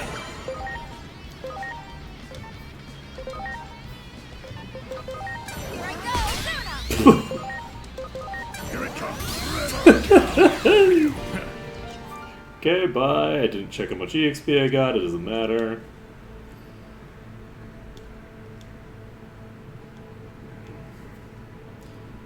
Okay.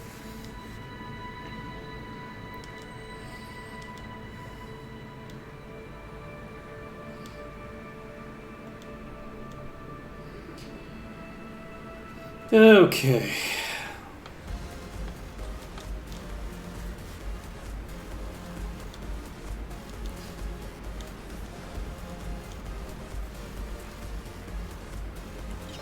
Considering how, like, short and completely irrelevant all of these side quests are, it's my eyes are glazing over with these side quests. Like, I was not expecting the side quests to be this, like,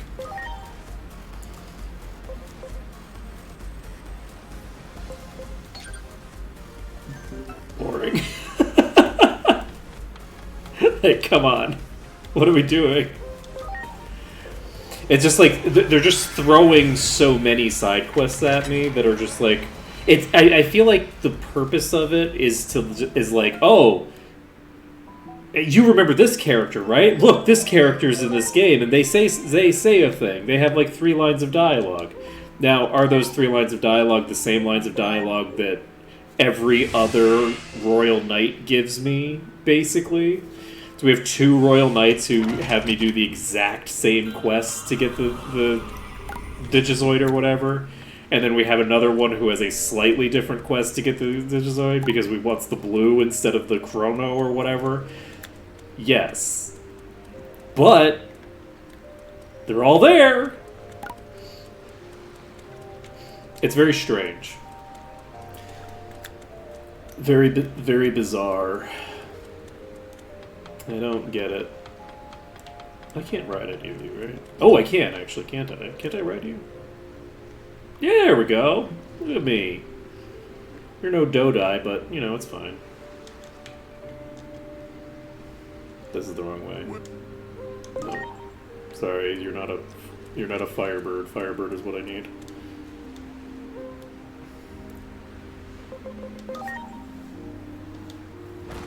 Sure thing, boss. Sure thing, boss.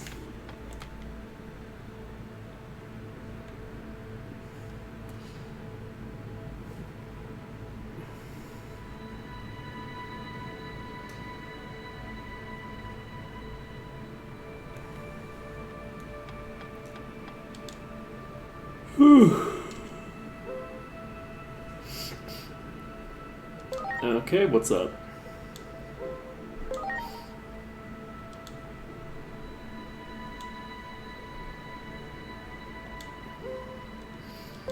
Okay.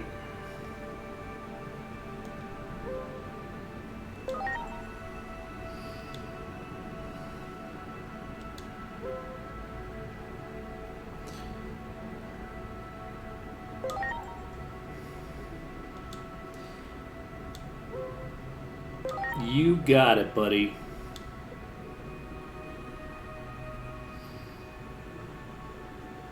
Is Aphrodite Neptune's kid? Not that it matters in Greek mythology, but I think Aphrodite is probably Poseidon's kid, right?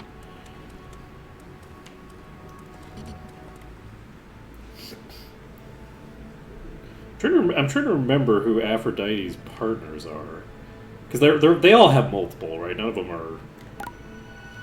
There ain't no monogamous Greek gods,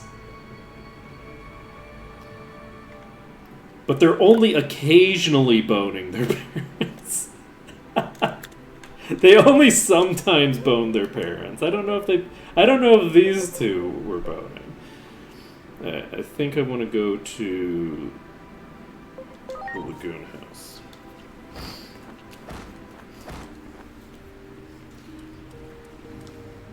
Wait, she's not here? Where are you?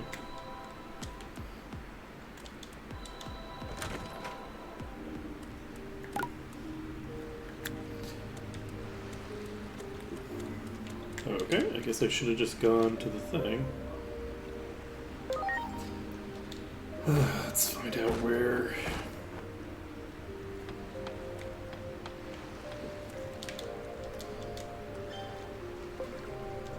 She's in Central Town? Why'd she move to Central Town? Oh, right, because she was looking after Mercury. But she was healing Mercury a while ago. Why did she move here?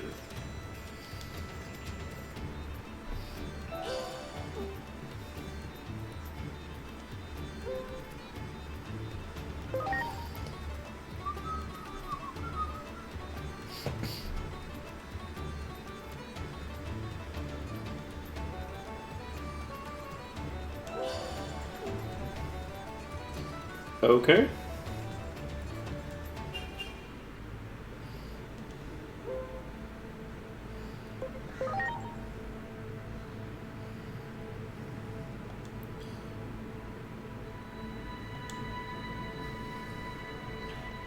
I even said that it was a gratitude thing, but...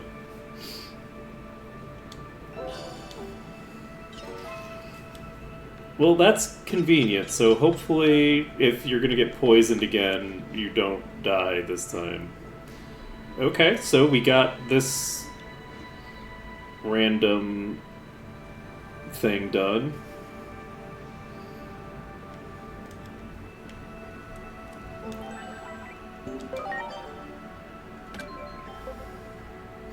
I guess it kind of makes sense as like a like if you treat this as an epilogue, it kind of makes sense.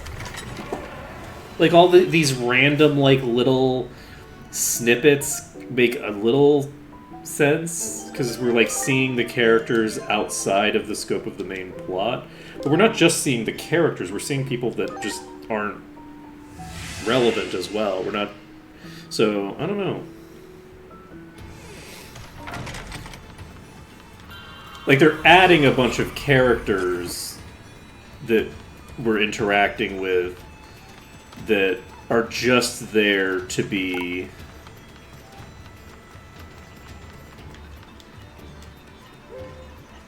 like a reference. Which I guess is kind of... That's not what I want. It's fine.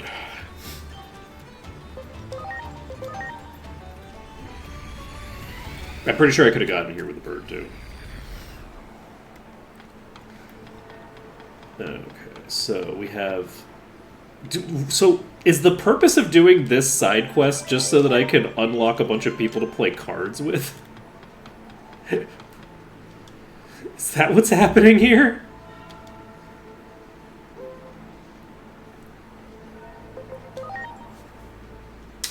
Biz, biz. I am they.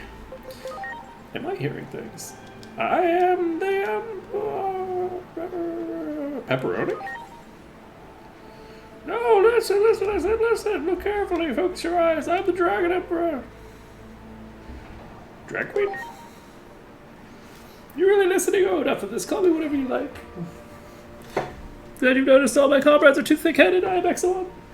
I've always told I was too big, so I made myself smaller, but I overdid it. I'm new to this world and struggling to get back to normal. Keep it away.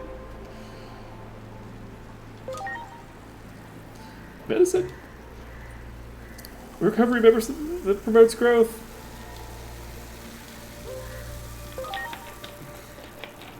It's so funny because there's a thing that they do with silent protagonists where they'll have a person present a question and then it's treated as if you responded to them with something, but like, what the hell could I have possibly said? Like, I have no idea what the protagonist is referencing, talking about like the specific thing that they're saying.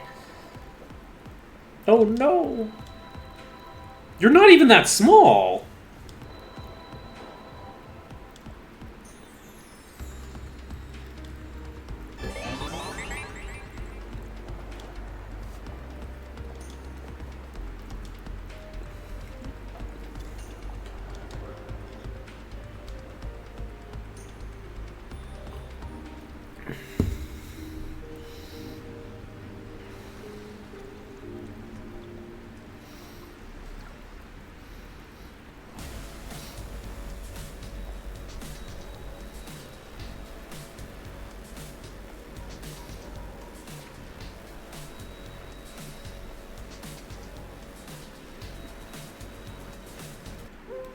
See, this is a strange line, considering that there's currently supposed to be a ceasefire. What do you mean the remnants of the Titans? Like, what are you talking about? This implies that they were scattered in a battle, not that there's been a ceasefire for years, right? Like, this is such a strange... this doesn't make any sense. Like, narratively, what are these people doing here, right? Like... deserters, maybe? Like, there's a lot of ways you could go, but making these people Titans specifically and calling attention to them being Titans and having them be the remnants of the Titans completely undermines the narrativization that's trying to make the Titans into a faction that we're supposed to have any respect for. Right? Like, the game can't decide whether the Titans are evil or not. That's the fundamental issue that they run into with the Titan subplot. It's like the entire plot is that they can't decide whether the Titans are evil.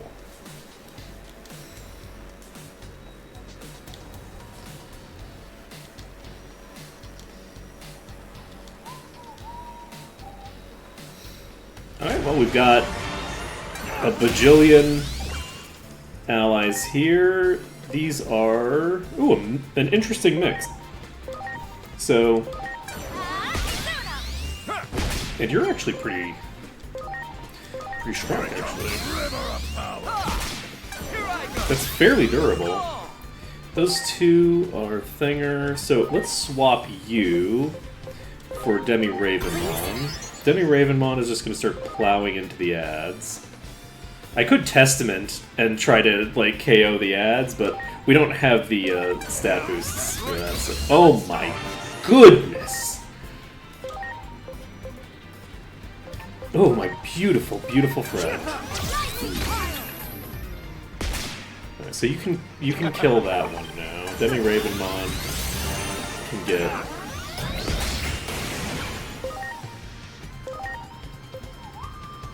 oh, you're strong against that. Interesting. So if I have this, I mean, this is better against the main targets. Oh my god! That Pendragon's Glory did so much damage. Holy shit. Do I just Testament? It's so tempting. Let's do it. It's funny.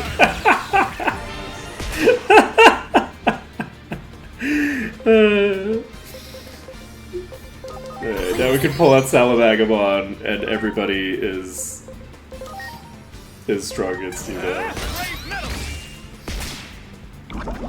Oh, we got the poison. Let's go. Lightning pile. I actually need to check something quick. Give me a second, folks. I'm smelling something that smells like it's durian, and I'm allergic to durian, and my eyes feel a little weird, so I'm gonna check to see if, like, I need to open a window or something.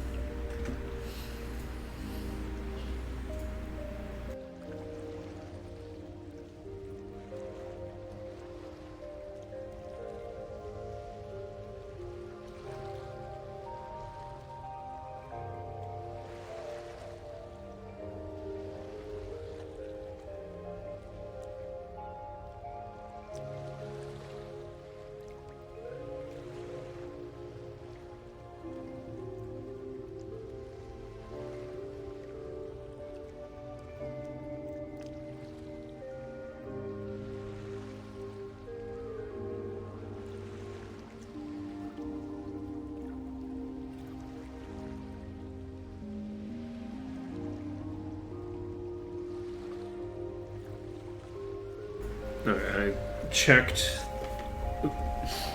Basically, I'm far enough away from the origin of the smell that it's hard to be sure, and the only reason that I was worried about it is because my eyes feel a little bit tingly. But I went and got closer to the source of the smell.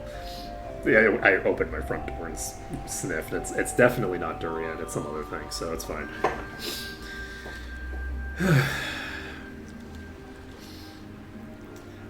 My eyes feeling tingly is probably a psychosomatic response. Feels like now that I know that it's not durian, it'll probably subside. Or my eyes are just tired for some other reason.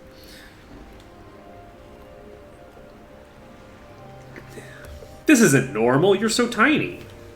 You're not this big. You're not this small usually.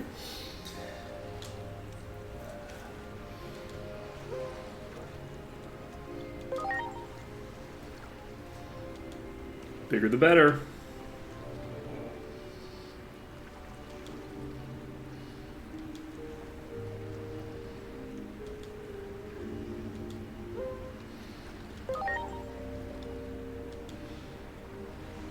But like, so this conversation, right,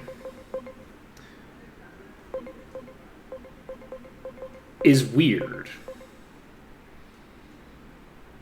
Right? Like,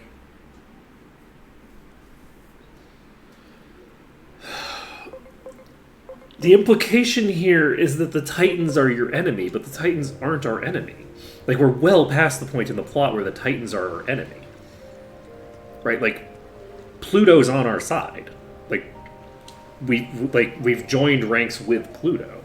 So it's very weird that a quest that you can only do after you have passed the point in the plot where the Titans are enemies is treating them like just sort of like a mindless villain, right? Like they're being treated like bandits, like a generic bandit faction in a video game, but that's not what they're supposed to be here.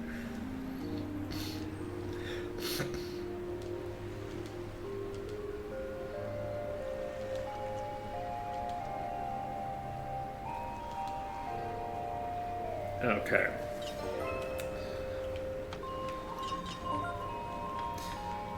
So, we're going to grab another quest.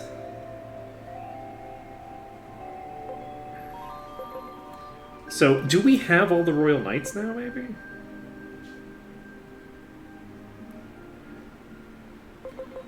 How many more quests do we have left? Oh my god, we still have so many quests to do.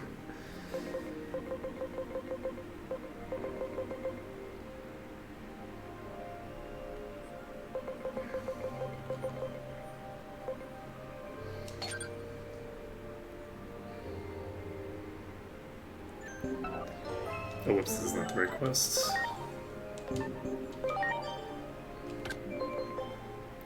Let's go talk to Lalamon. There's just so many of them, and they're just not broadly very interesting. Like, if it just seems to me like they're just kind of like... If these were all quests that were done over the course of the plot, which I'm gonna flat out tell you, I think that this game went through some crazy development hell. Something went very, very wrong in this game's development. I don't think that the experience that we got of just going through the same dungeon twice in a row, that shit wasn't what they had originally intended. I just don't believe it for a second. There's too many pieces of this. The first half of the game felt pretty coherent and pretty cohesive. There's a lot of really funny stuff, like someone off, like the scene where like Inori makes food for us, and then we just don't eat it. We just leave. We just walk out the door. Like, that scene is crazy. It's crazy that there isn't like a short like fade to black and then fade back in to give like the indication that we have eaten the food at the very least, right? It's crazy that she's like, here, eat some food. I'm going to go look after the kid. And then we just walk out the door. That's so insane to me, right? So there's a few things early on that are crazy like that. But the dungeons, for the most part, like, worked and made sense. And, like, I didn't really get the impression that, like, there was something fundamentally, like, what is happening here with the pacing of things. But then, like, in the second half of the game, we go through, what was it? It was like 3 or 4 dungeons in a row where we do the dungeon, and then it's like, oh, well, it went bad. I guess you'd better go back in time 5 minutes and do the same dungeon again. Like, that to me was just an absolutely mind-boggling thing to run into. And for them to do it so many times in a row, there's no way on earth that I believe that was the original design of the game. I don't think that's where they were going with it the first time.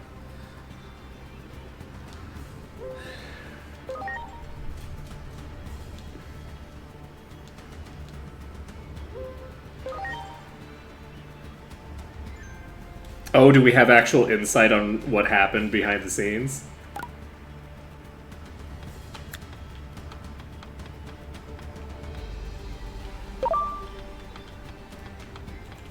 Well done. Oh, I didn't get any XP for that. That's alarming.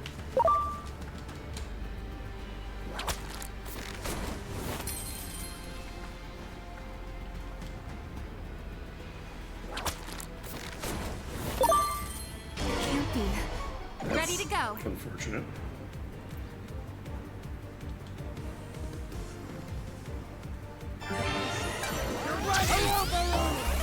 Jesus Christ. Holy shit. Let's get ourselves back in an okay position. We're gonna swap you out, actually, for Demi Ravenmon. Please?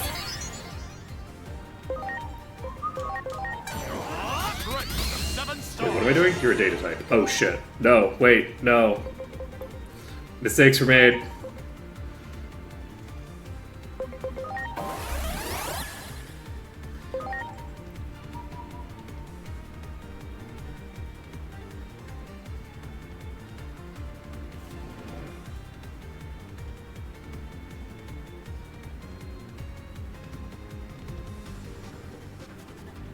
So one of the people in that thing was Ceresmon, who wasn't, like, even...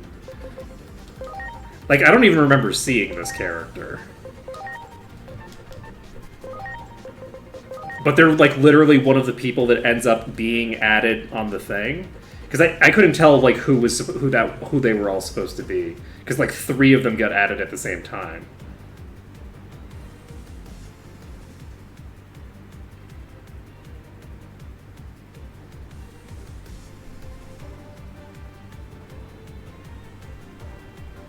Do you mean by, when you say primarily because, do you mean the reason you believe that is primarily because of how they glossed over Ceresmon?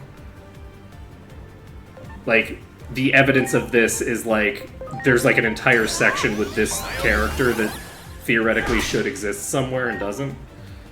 Gotcha.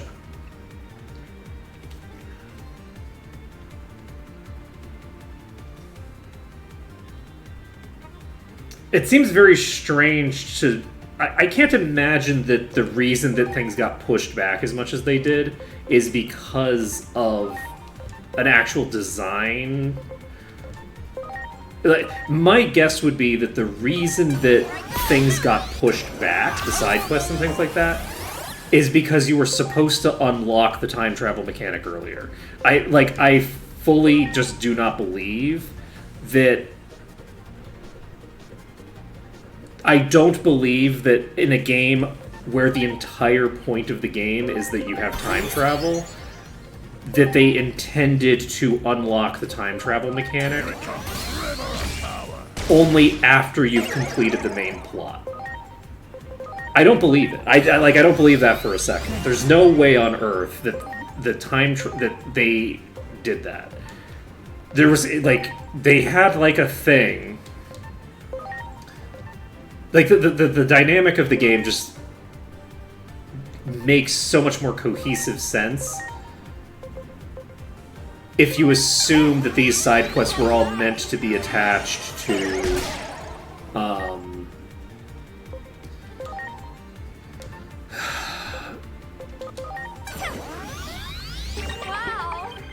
thing or whatever. Like, because, like, another important thing is that, like, these side quests, they couldn't do these side quests earlier in the game.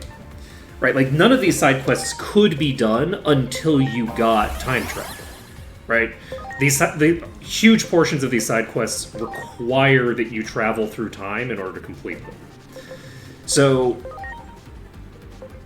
like, the original sin there is probably whatever portions of the plot got dropped and replaced with the, like, go back in time 5 minutes and redo it shenanigans that we ended up with. Like, that to me feels like the thing that was, like, the original sin, and then everything else sort of, like, derives off of that, right? It's like, okay, well, now that we're no longer unlocking time travel so that you can go fix the timeline that got fucked up, like, since you're not going back in time 8 years to fix the things that are happening today, you're only going back 5 minutes, we're not... mechanically speaking, you aren't time traveling, right? Like, there's no... From a game mechanics perspective, there's no time travel in the game. So, now that we've removed the time travel from the game, how do we deal with the side quests? Because the side quests require that you time travel, but that mechanic doesn't unlock until you've beaten the game now. And so you're now like kind of like spiraling out with like there.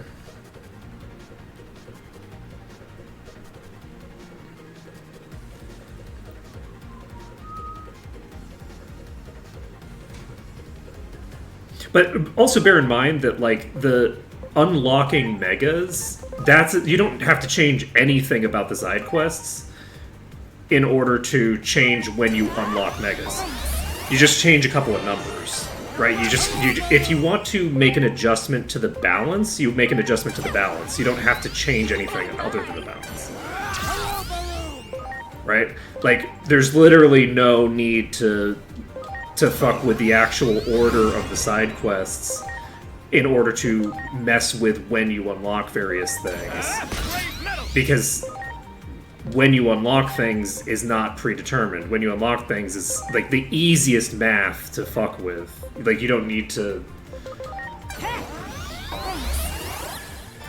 change these massive like side quest arcs to manipulate how much of a reward you get from them, or even a small subcomponent of the reward. But like, I don't believe for a second that I don't think that any sort of balance considerations went into any of the decision making that resulted in the weird stuff that we see, because this game is so badly balanced. Like, I got like, so first of all, megas are not good, right? Like the mega evolutions don't matter. Ultimates are just as good as megas. Like there's just no reason to be in megas when you could be in ultimates. Like I got weaker when I evolved to megas, and I'm still not caught up, right? Like you're better off being in the ultimates. The ultimates are a massive jump from the previous tier. The megas just aren't a particularly big jump from the previous tier. But beyond that, like I was sleeping through the entire game. Like I was like, the entire second half of the game, I just didn't need to do anything to progress, right? Like I never needed to digivolve. I never needed to change my skills around. I never needed to do anything. Like I was just sleepwalking through all the fights because they were just so easy, right? So the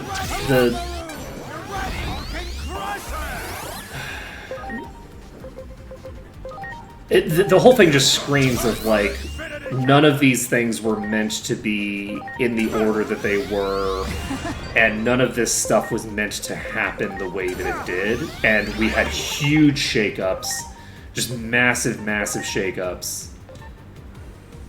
Oh, I can change what form you're in. Huh. I didn't realize that. I was automatically going to the other thing. And like we're now starting to get to the point where like I have to do a little bit of work, right? Like getting to the arena was the first time that I had, like getting back to the arena, getting into the post game is the first time that I've had to work at it since like the beginning of the game. But like, yeah, I don't know. It's been very like.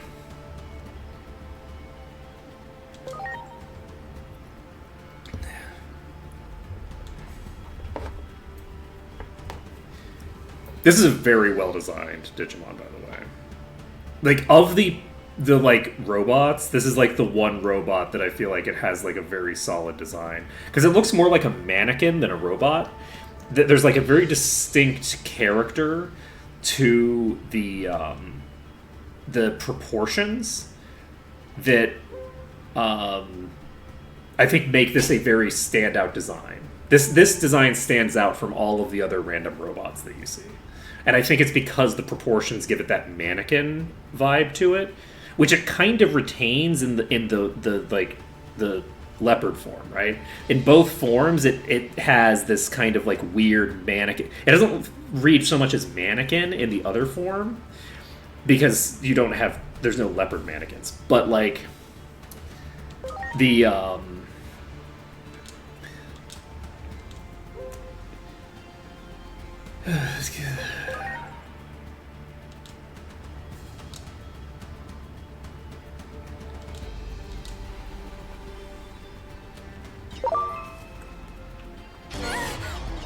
Ready to launch. Royal nuts! did you say royal nuts? For infinity cannon!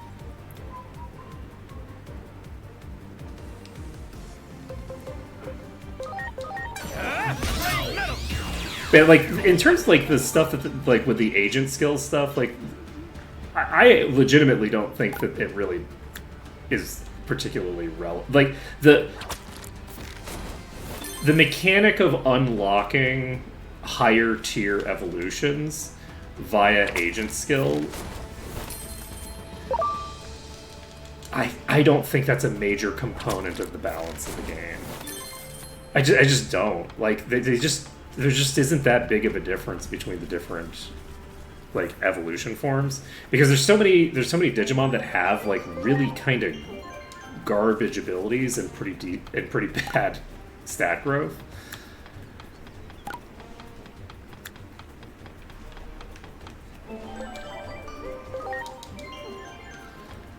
It's possible that they were very fixated on it, but I just feel like it was a mess that they were scrambling to put together.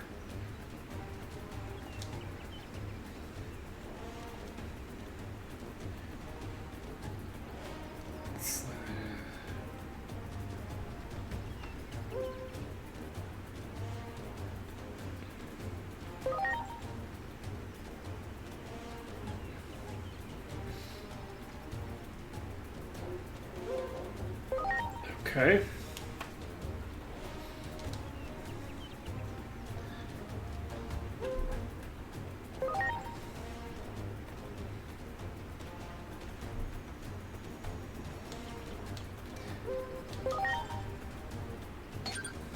What are you still doing here, my guy?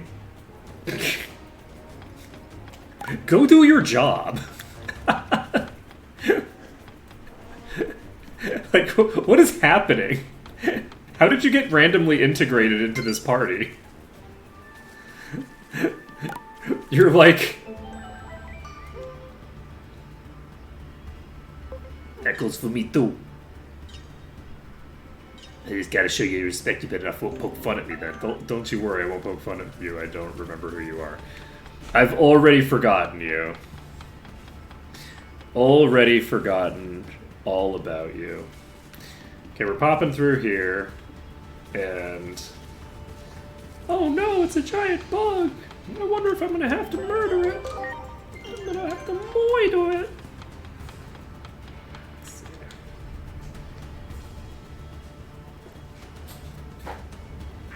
Give me 1 second, please.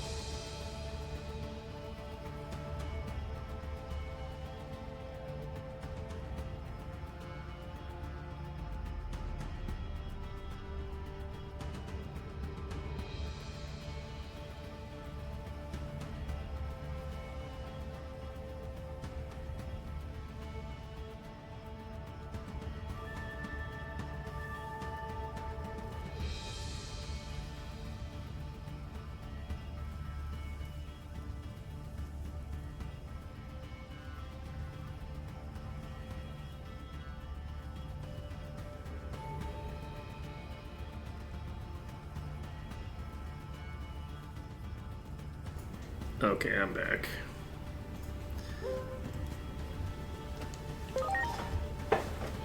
I can't go with Titans in the Sanctuary. I'm a Shogun after. What does that have to do with anything? What does that have to do with anything? Shouldn't that mean you get somebody else to deal with the Titans in the Sanctuary?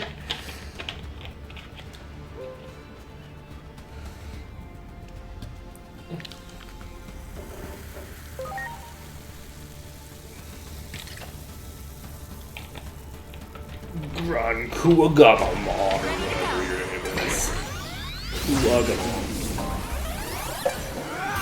Extinction wave! Extinction Wave. What are you? You are... Oh, you're neutral. Interesting. Wasn't expecting that. Okay, so we'll bring out Smilemon. And... Azuna. Neutral. Do Brave Metal if we want. I don't think we want to. Let's bring out Demi Raven. It's not very common that we can bring out, like... Oh, you're weak against light? My friend, you're weak against light? I love that for you. That's so cool. You and I are going to be such great friends. Oh, sleeping. Okay, we're just going to do a magic field, and then the boss is going to sleep through its turn. And then we get to go again, and we can do an Amethyst Mandala. Get a Nightmare off, because you're using the wrong shit. Oops. Strike at the 7 stars. And then you can... Yes, we can give ourselves an extra turn, which we can use to kill the boss before it even goes. I'm just going to do a lightning pile for shits and giggles. It doesn't really matter.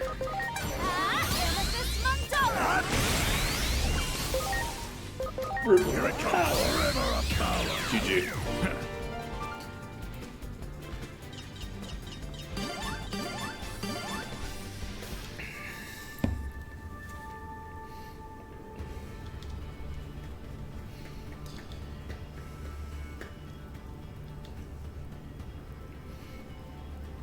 I'm going to point out, by the way, that yet again, there are people in the Sanctuary fucking around that are not supposed to be there, and Bacchusmon is once again not there. We have never seen Bacchusmon actually be present for a thing that needs to, like, it's so bad. It's so bad. And now the only person who's competent is gone. Oh, man. Ugh.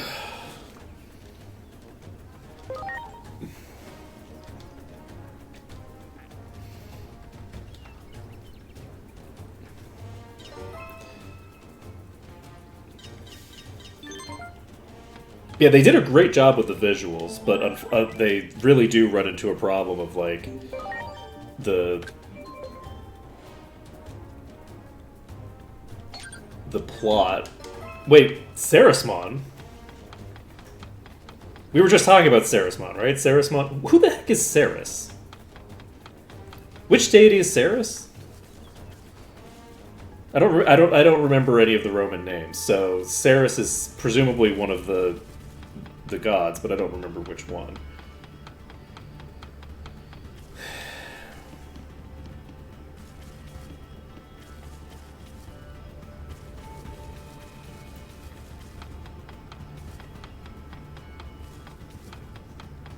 I guess we'll find out in a second. Let's see if I can recognize them off of...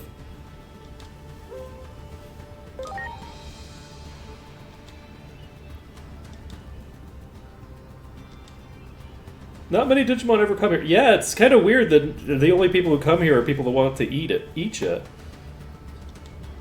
Oh, Demeter, yeah.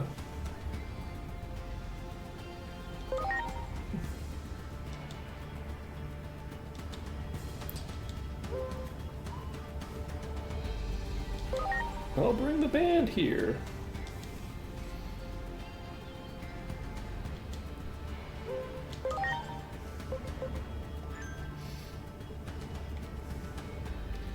It is so messed up.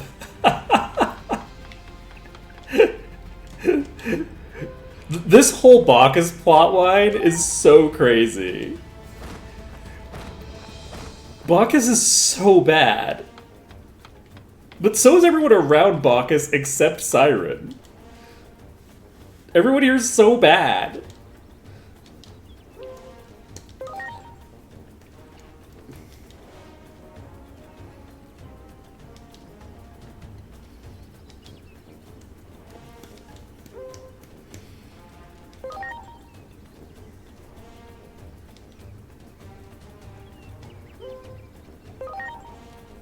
You look so drunk.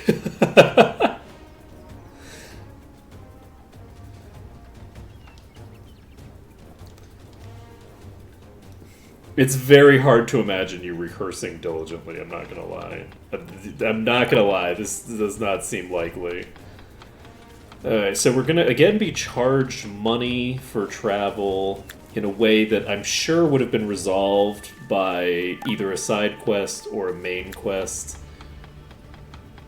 in a different version of the game, but which is instead just the life that we live right now. Well done. Okay, 270. At least we got something off of that one. Good. I'm curious about the fact that we got literally no EXP from the one that we blew up there. Here I go. Let this smoke dollar. River of power. No, I'm not gonna do that. We're not gonna do it. We're gonna go to fire. Counting on you. So tempting. Here it comes. Time for infinity cannon. It's so tempting, but we're not gonna do it. Flaming fire. Great. Okay. Next. I'm sorry. So we're trying to get Everyone. to... We do need to get to this one.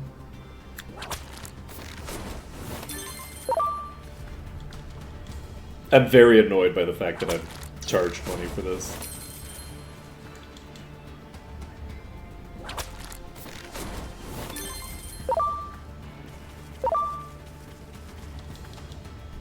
It turns out that the side quest that resolves this problem is actually, like, requires that you have just stolen from the bees earlier in the game.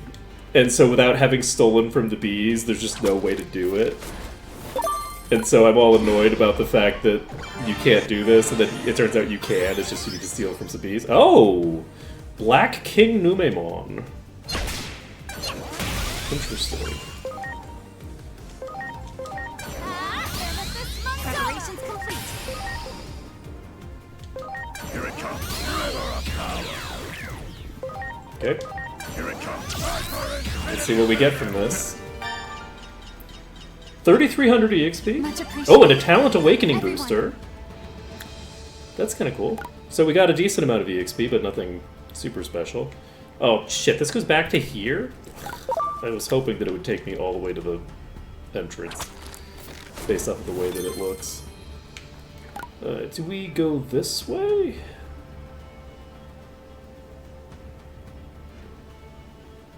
No.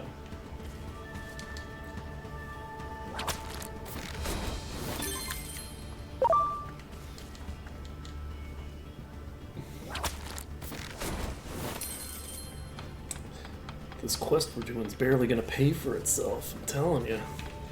I tell you what, this here quest is barely worth it. We're gonna end up owing money at the end of this here quest, I'm telling you. Boy, howdy.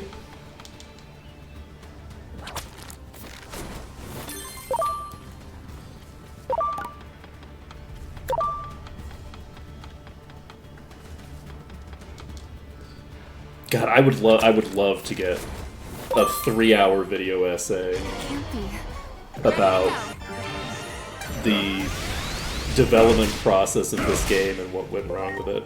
The thing is that if I had to guess, I would say that the same things went wrong that go wrong with, like, a lot of Here it stuff. comes. River of I feel like Here it comes. Time for infinity cannon. there's really quite a lot of media these days Here I go, Luna! that's just like a total shit show from top to bottom.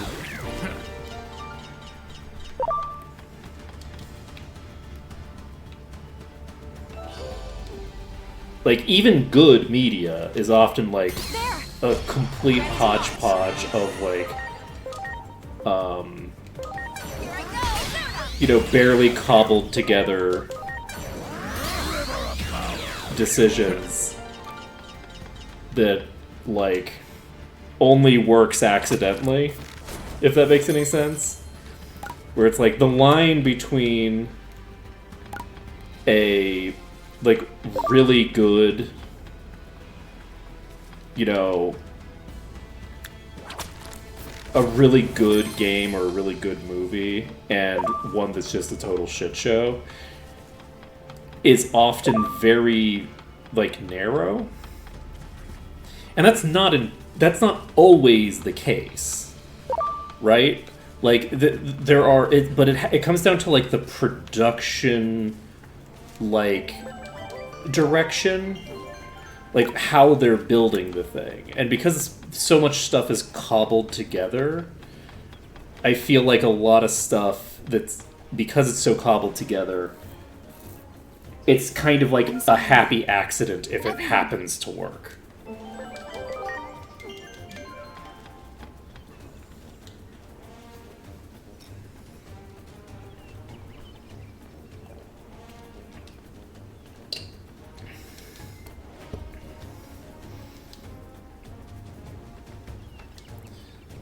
Glurp, yeah, glurp, yeah.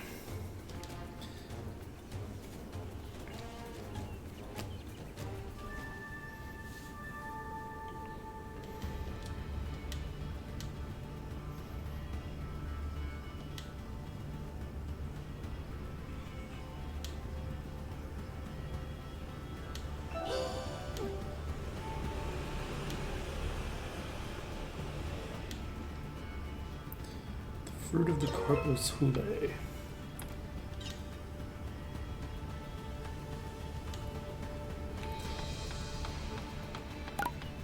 Okay, so that quest line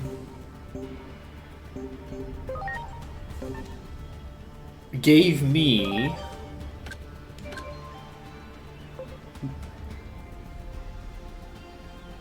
the Fruit of Corpus Hule, which is the... This wasn't originally a side quest, was it?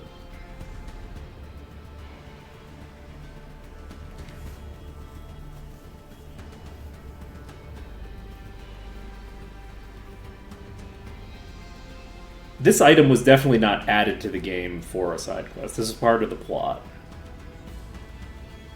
The Fruit of Corpus Hule thing gets resolved off-screen, but obviously that side quest was supposed to be resolved by going back in time to 8 years ago when the Fruit of Corpus Hule existed, right? So...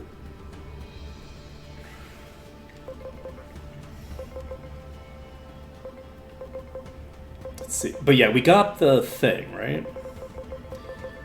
Where are you? Oh, they're not this type? What are they?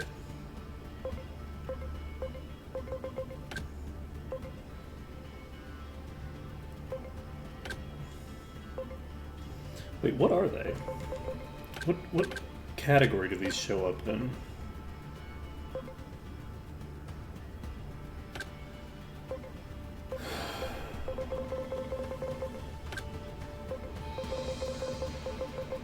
There we go. So we just got the fragment memory for Sarismon, and we've never seen Saris.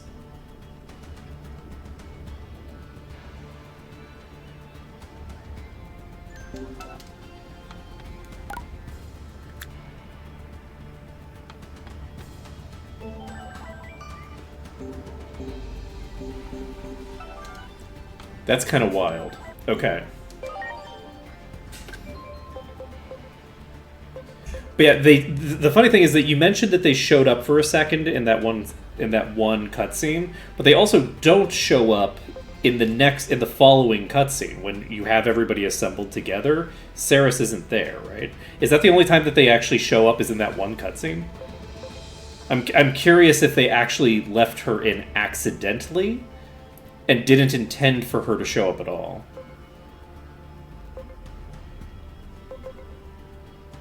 Let's see.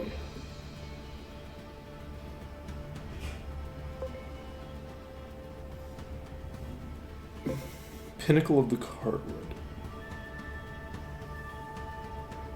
No.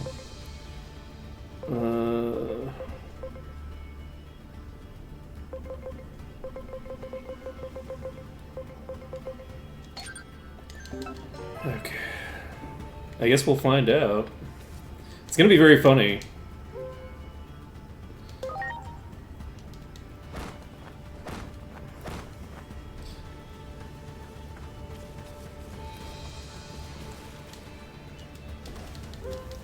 It's going to be very interesting to see how this all plays out in the end game. Yeah, I would imagine that what happened with a lot of this is they built all of these environments that aren't used in the game because because they trimmed it down, right? I would guarantee you that the mine that we go to is an environment that's used when we're trying to resolve some problem in the future that is tied into this place, right? And there's some problem where this chronodigizoid stuff just doesn't exist anymore, and like it's like a whole thing, right? My guess would be that there's like a whole ass part of the main plot that was supposed to happen there, and they built the environment, and they built all of the creatures and the bosses that you would fight in there at various points during the game, and then like they dropped that entire area and just took pieces of it, chopped it up, and were basically forced by management to throw a bunch of side quests in that all just take you to that same location over and over again, so that, like, to justify the expense of having built those environments in the first place. That would be my guess as to why that part is going on. That seems correct to me.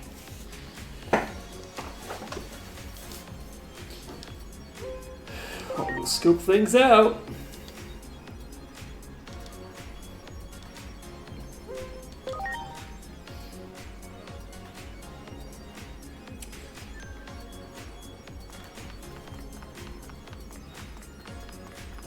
Like, I feel pretty confident that that was supposed to be a whole side quest, right? The quest with... Wait, are you the two cosplayers? Only one of you's a Digimon. That's kind of funny that there's two people that are thought to be cosplayers, and only one of them is a Digimon.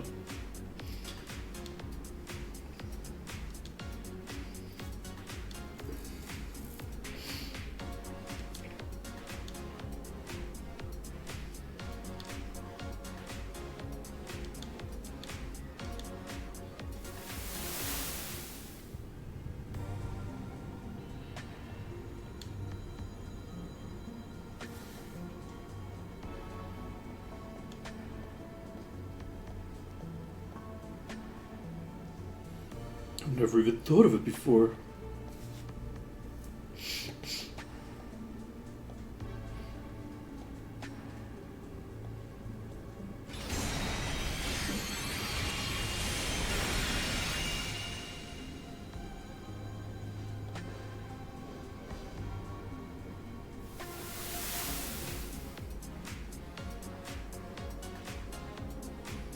Oh, your name is Bale Starmon. That's why you look so similar to Balezamon. You're the femme version of Balezamon. Okay.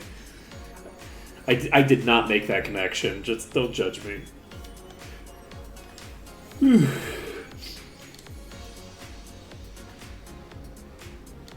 No.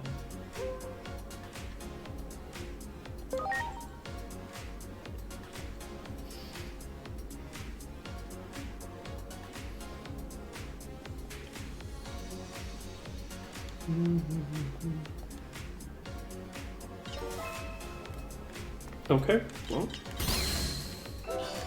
Completed that random quest. Hey, buddy.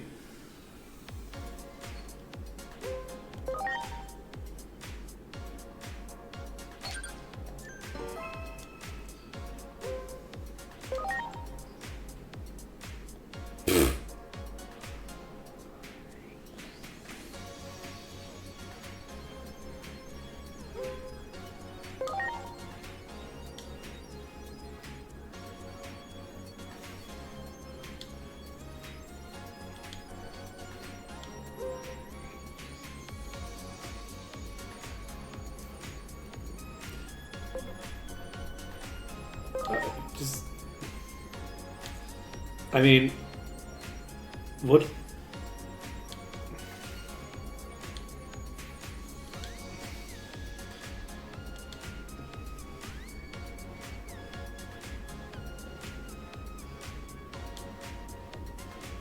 Okay.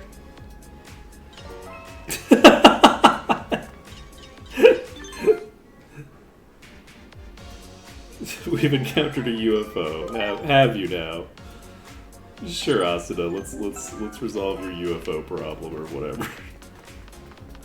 Okay, we're going to Akihabara. We're gonna resolve some UFO problem.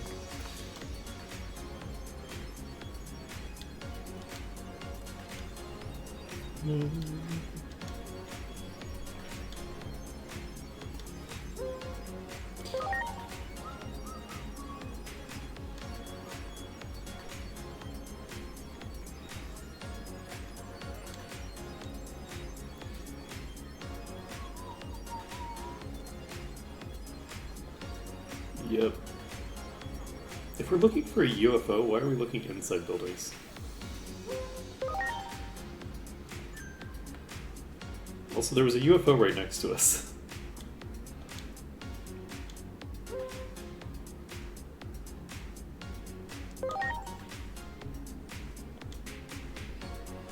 You're very perceptive for recognizing that we need to wait when we need to wait.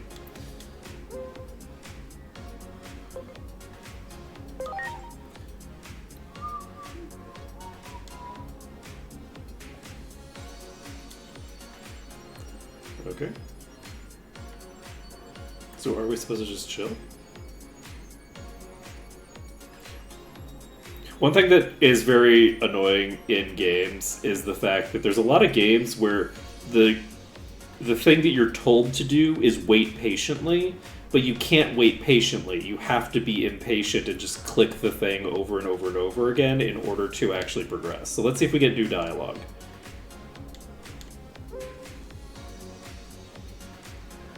We get new dialogue. We are not supposed... We're not supposed to wait.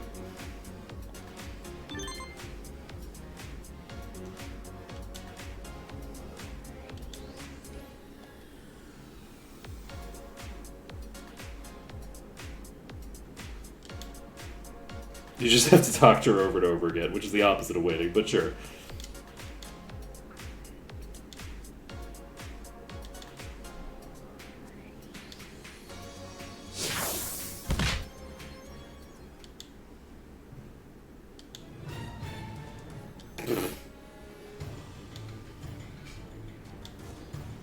Who are you?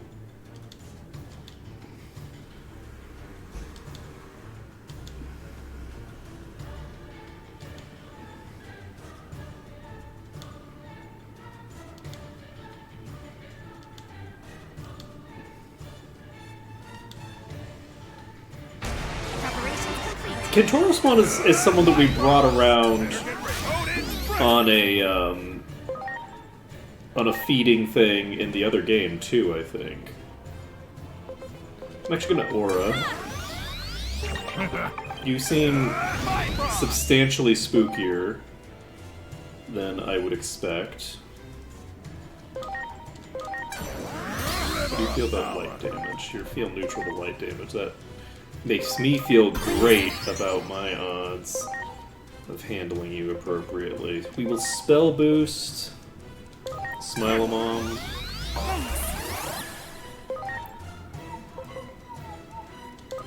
The magic field. I should have probably done this thing if I have it. I don't know if I do or not.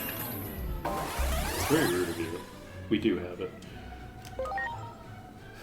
So if I do this, we'll just do it anyway.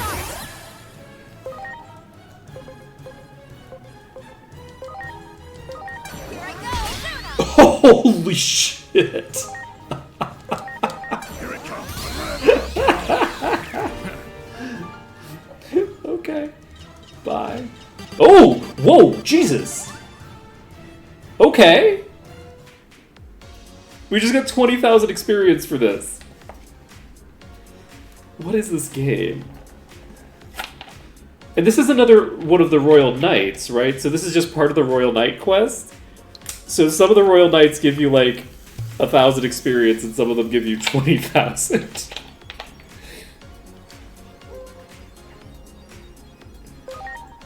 Just pass it through.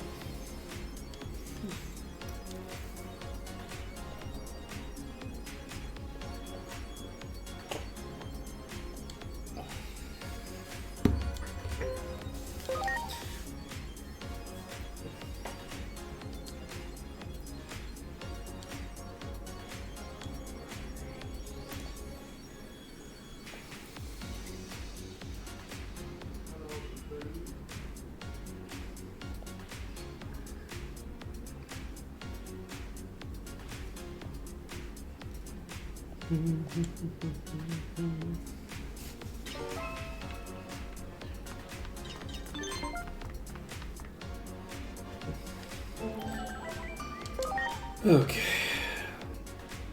How many Royal Knights are there? I feel like the answer is too many.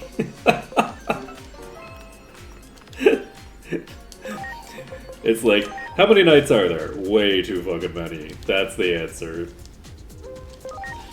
Too many. And we have to individually go to each one because not one of them has remembered to go to the thing. Is like the entire purpose of this to farm materials that I don't need? Like, I have 3,000 agent skill points saved up. Oh no, I'm gonna have to spend them eventually, right? Because it doesn't let me... It doesn't let me... But do I need to get to rank 10? Does it matter? Is there any benefit to getting agent rank? Oh yeah, actually it does. It gives me bonuses on some of my shit. Okay, which of these do we think we're not going to need to work with? It's very annoying that I need to spend the points in order to level up my agent rank. That's kind of crazy, right? Okay, this is attack boost. We don't want. Don't want. So this is a non-starter. This has... Nope.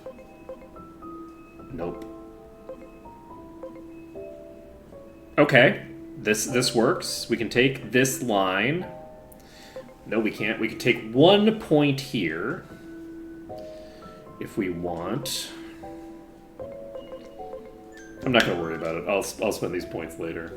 I'll figure out like what I need to worry about when I need to worry about it. Like it would be nice to. Okay, how much money do I have? I've recovered the amount of money that I spent earlier, which is good. Let's go to here.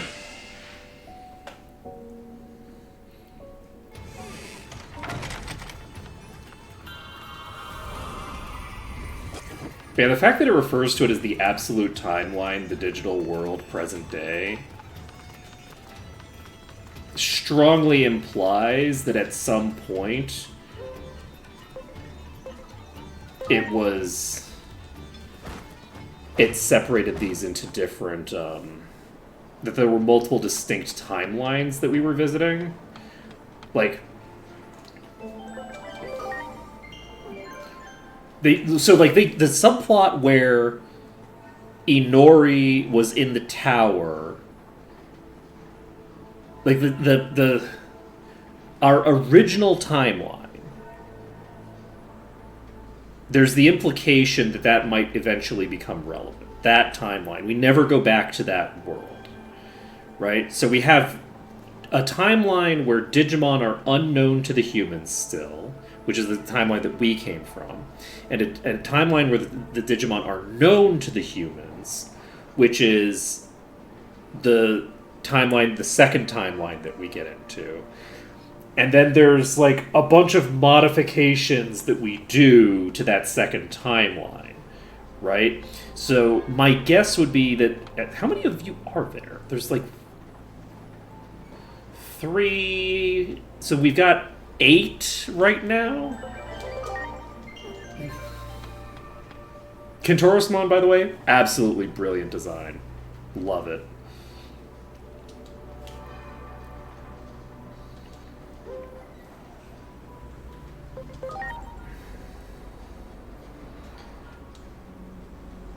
Okay.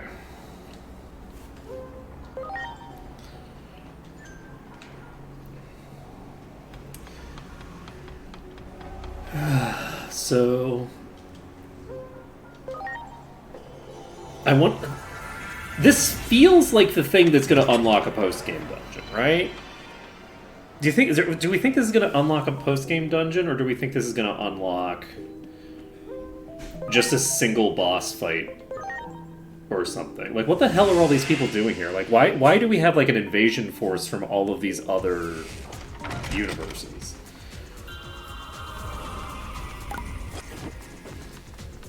It's actually a little suspicious that our local deity is asleep and that the 2 other deities are not, and they seem to be fucking with us. I'll be right back.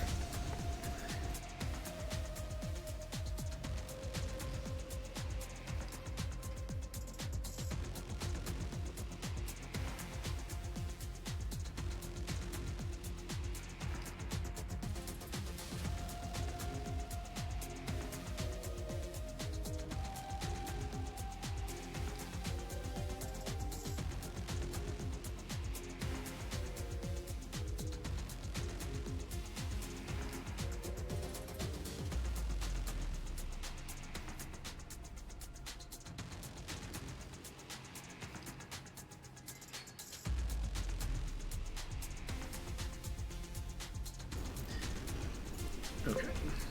We're alone again. There will be no more interruptions. Unless there are.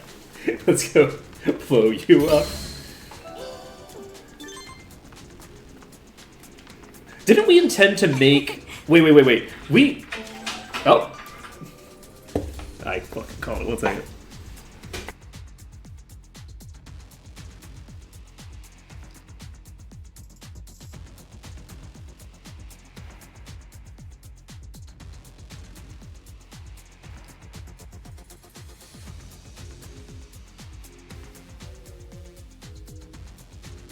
I was wrong. The door was locking, not unlocking. Okay.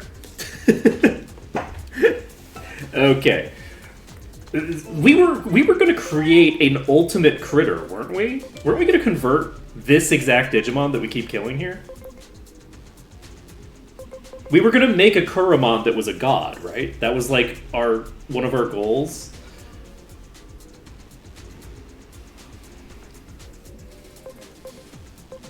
Wait, why do you have 2,000 HP?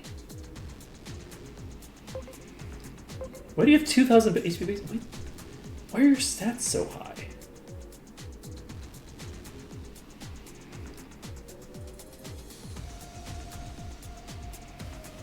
Am I missing something?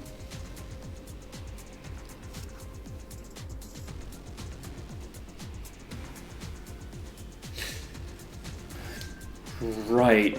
God, those... Oh man, those agent skills are gonna really fuck with me, aren't they? Ooh, that causes problems. Can I untrain this? Shit. It's not a huge difference. It's a big difference for HP. But it's not a huge difference for the other stuff. But that's a problem. It's gonna massively hinder my ability. I guess it doesn't matter if I'm doing it just like the one. if I'm going from a starting point here, it shouldn't be a huge issue. Wait, why are you now down to 1700? Did I turn that off? Wait. No.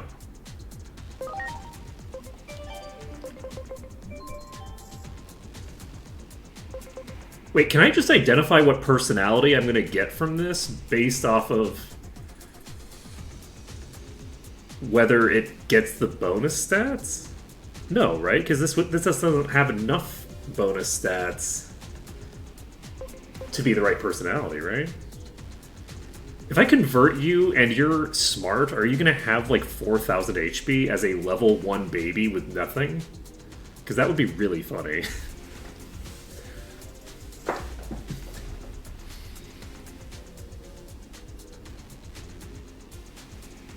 Okay, talent is your max level.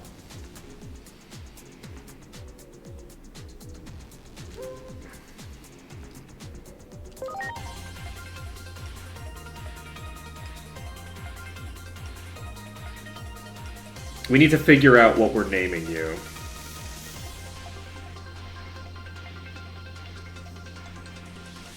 Okay. What kind of eldritch horror? You are sly. Interesting. So what kind of eldritch horror belongs on the boat?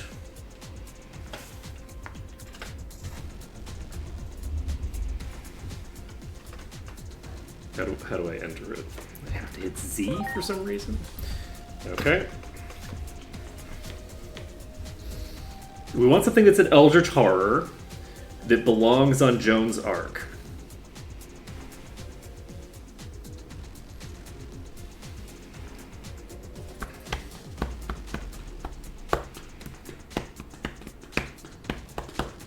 The problem is that cephalopods are pretty much all aquatic. Right? Are there any non-aquatic cephalopods?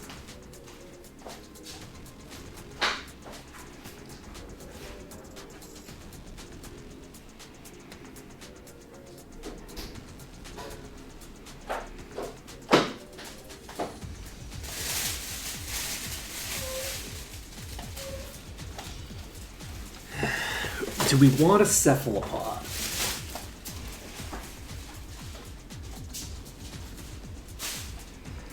Is that what we want? Do we want a cephalopod? Do we want the giant squid that has attached itself to the bottom of the boat? Which is kind of a funny direction to take it for this final Digimon who we're going to craft into some sort of god being using all of the technology at our disposal.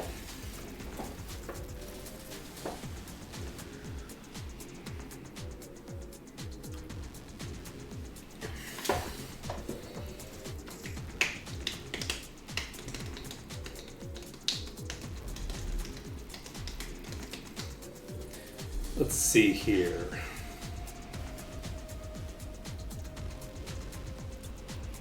What? We could just call them Calamarimon. But calamari... Is calamari actually squid, or is it just the... Is it squid meat? Like, beef doesn't mean cow. Right? Let's find out. Is calamari just squid, or is it squid meat?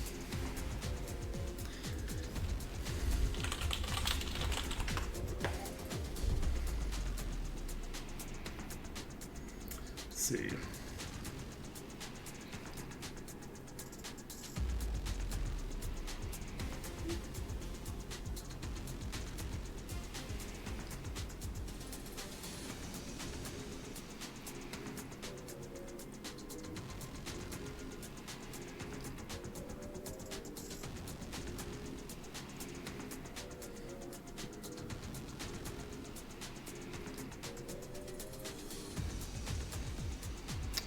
Okay, let's look at the etymology of calamari.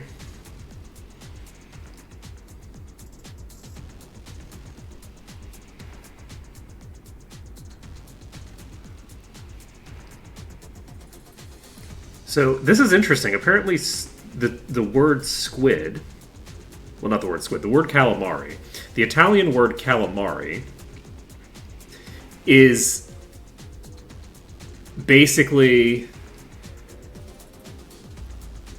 something like, so it's derived off of calamarius and calamus,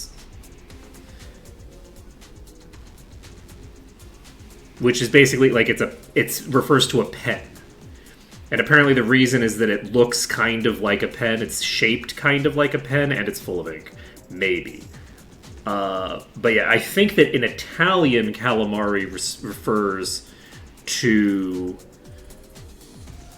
squid, whereas in English, calamari refers to the food that you cook using a squid.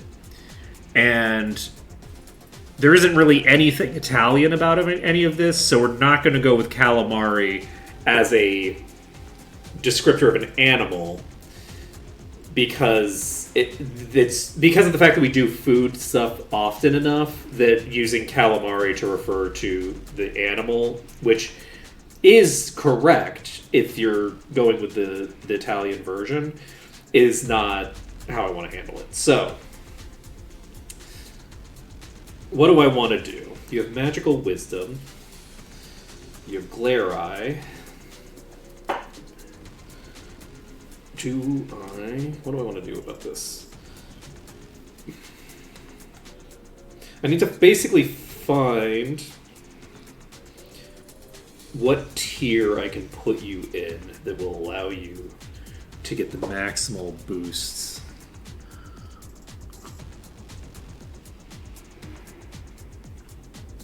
And I know how to test this as well. Okay, but I need to figure out an animal for you.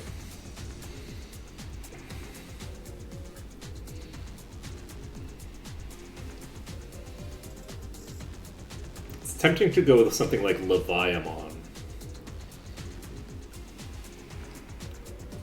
I don't know that I want to do that, though.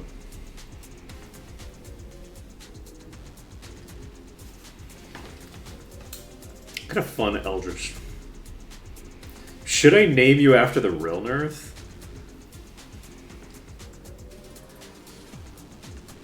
I could name you after the real Nerth, but no, the real Nerth isn't the real Nerth isn't an animal, so it's not really a cosmic horror anymore anyway.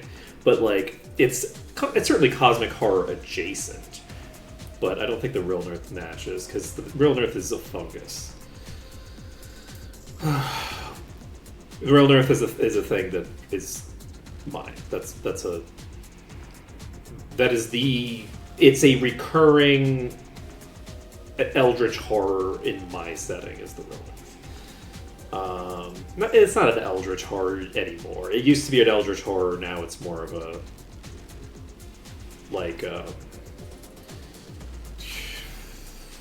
I'm not going to say what it's like now, but it's not really an eldritch horror anymore. There used to be a lot of interplanar shenaniganry going on with the real Nerth. The real Nerth originally, in my setting, was basically a world destroyer that was like the antagonist to the gods. It was created by poor Poldrin, who was one of the original gods who I just never even remember that character's name anymore. Poldrin has not been in use for a while. I should have Poldrin come back at some point. That would be very funny. If I ever make a game in my setting, I could have Poldrin as a secret boss. That could be cute. That would only work if I had a disguise. Anyway, it doesn't matter. We need a name for this squid. Could call you Sotong.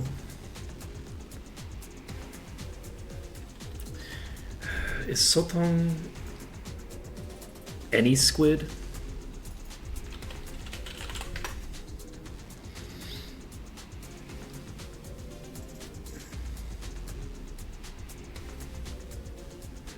Oh, wait. Is it only? Is this a Singlish thing? It's not a Malay word? No. It's a bar. It's yeah. It's just okay. For whatever reason, it's like we'll call it Sotongmon. We'll make things easy.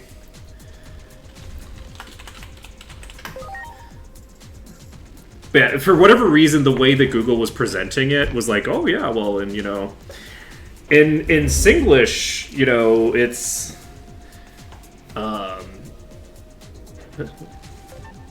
in Singlish, Sotong is da da da. I'm like, wait, in Singlish, it's not a Malay word? I thought it was just a Malay word. It's just a Malay word. It's in Singlish because Singlish has a lot of borrowed words from a variety of languages. Mostly, I think, mostly English, Malay, and I think Hokkien. I don't know how many Mandarin words there are in Thinger. Okay, we're going to the roof. The reason we're going to the roof is I need to find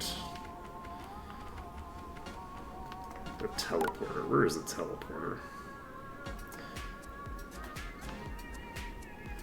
Actually, where is the teleporter? I don't remember shit. What is this? Is this a shop or something? Oh. Alright.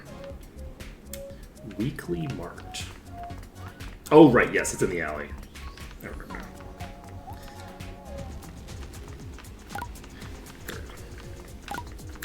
Right over here. Look, I know where I'm going. I think we might go until 2 today. Just because it means that I'll have more than 18 minutes to dick around with the Sotongmon. So Sotongmon is going to be in the training fields for the foreseeable future. I'm going to check some stuff. We're going to give them... I want to check a couple of things. So we will put them on an island somewhere by themselves. What seems like a nice, pleasant place for you to be by yourself?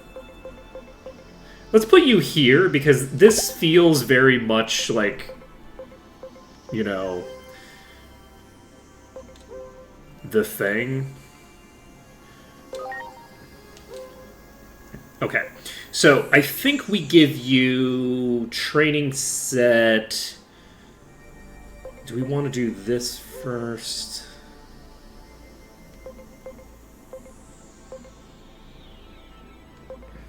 Okay, so training set C does not change personality. I think I want to just sit you on this to get your personality switched over, because I want to see how that influences your stats. I should have probably trusted that the personality was the thing that was changing the stat values, and just gone out of that screen until I got the lower stats, and called it a day. But I didn't, and now I'm going to have to deal with that. We need to move the personality. Great. So we're going to Akihabara, and our goal with them is to basically max out their stats as a baby, and then digivolve them once by the time I finish playing this game. Like, I'm legitimately not expecting to do much with them. I'm legitimately expecting that is a creature that is, like, for a late game that will never come, right? Like, that's a creature that I'm developing that's, like, the doom of the world that we never get around to using, but I do want to do the setup for it either way. We'll see how things go. I can also use them to test some things. Okay, you look familiar. Hello, Crusader.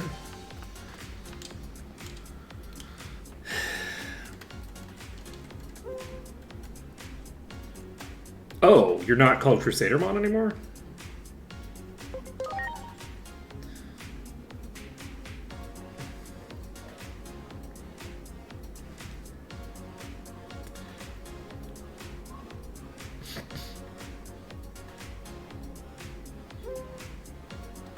Okay.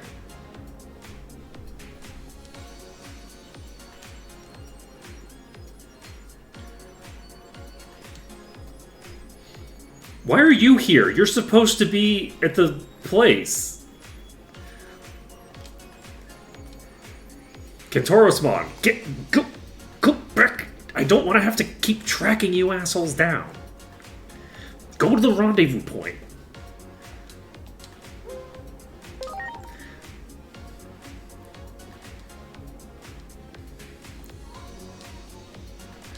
Okay, blah blah blah. So we're killing them all? Okay. They've been corrupted by some firewall, so we're murdering them all or something.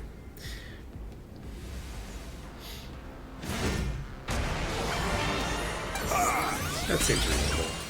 Okay, so Amethyst Mandala. Amethyst Mandala. That's not an amazing hit. You are acceleration boosting. Fire Ant. Please. Unfortunately, they probably have stronger physical resistance than magic. Oh my god! Wait, what? Did you hear that voice?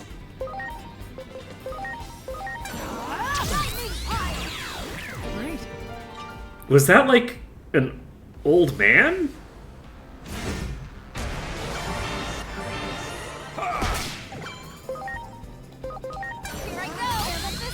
Is Crusadermon an old man now? Next one's on me. Did I hear that right? Yeah. Okay. Probably not. Strange casting for what I assumed they're going with. Like I'm now pretty sure I know like the genre of character they're going for, but it's an unusual casting. They don't sound. Next one's on me. I'm not even sure how to just how. Berserk sword. They sound too stereotypically masked for the dynamic they're going for, I think. Better get ready. My frog. Like, I think the goal they're going for is more of like a, God, what's the guy's name? The dude, not Fabio, but the...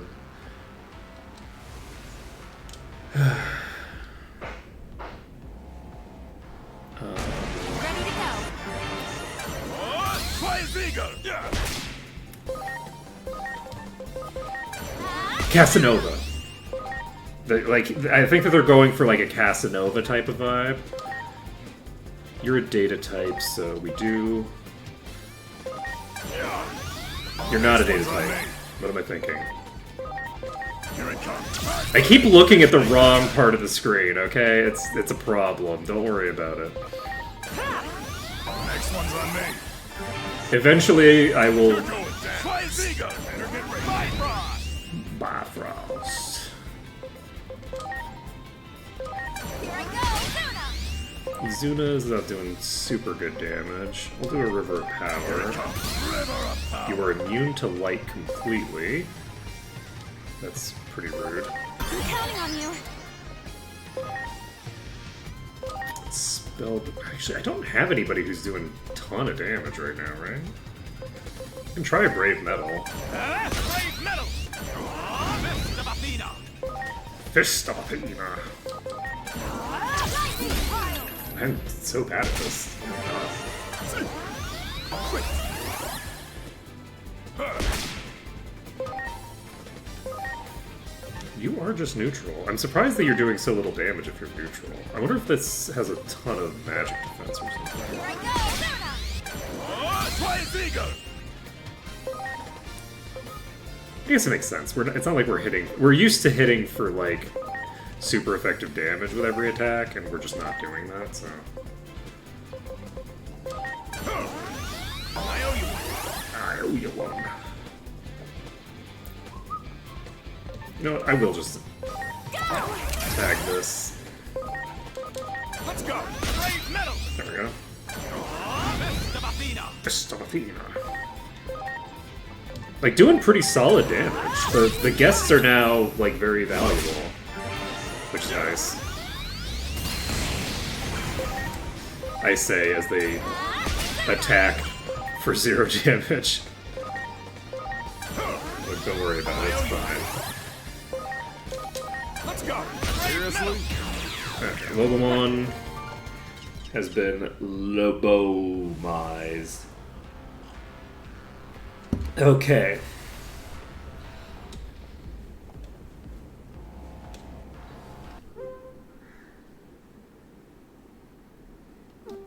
Okay.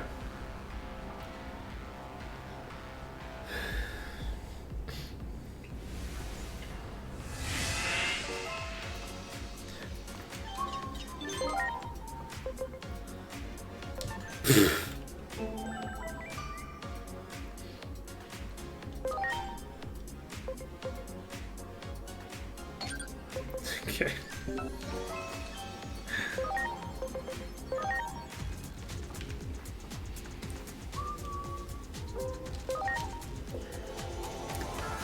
It is. It just keeps going. Like, we just keep getting more, like, tiny side quests with these people that last for, like, 3 lines of dialogue or whatever. Alright. Let's make it happen.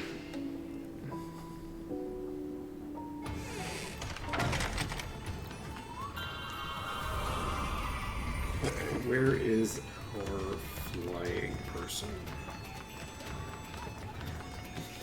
Right over here. The Great Guardian is here. Okay, hopefully, fingers crossed, we're real close to finishing up with these people. I would love for these people to be mostly done.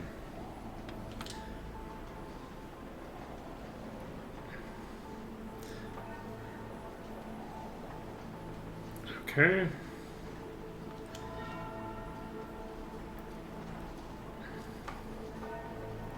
Okay, Didasmon.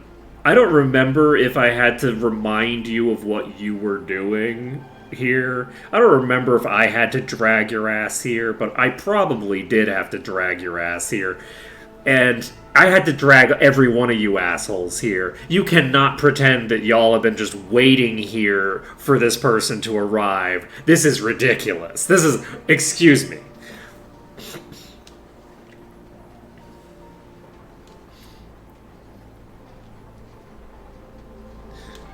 Okay.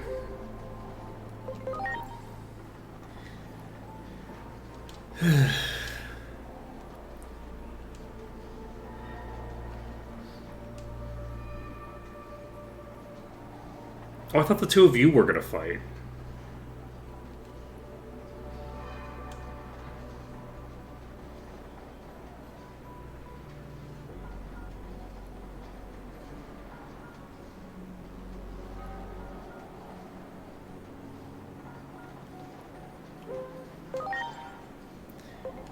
Okay.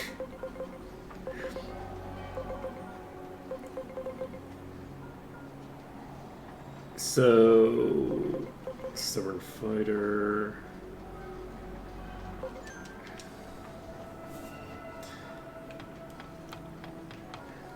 Wait.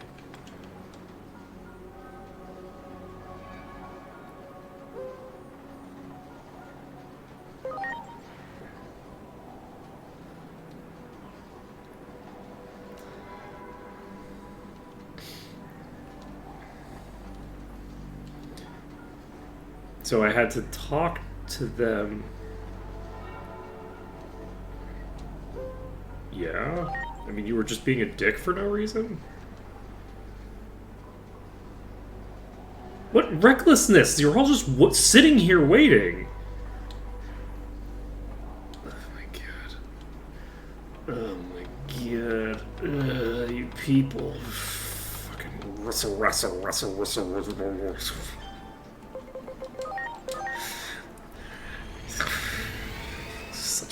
pain in the ass. You know, we fucking zipping around all over the goddamn world. We got everyone here, and now they're not here anymore. They've left again.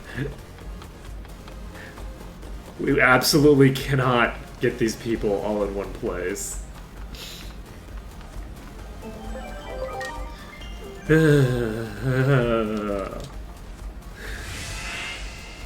Fine. It's fine. It's fine.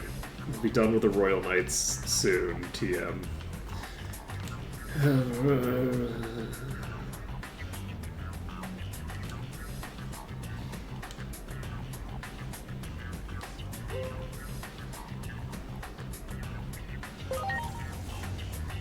Sure, why not?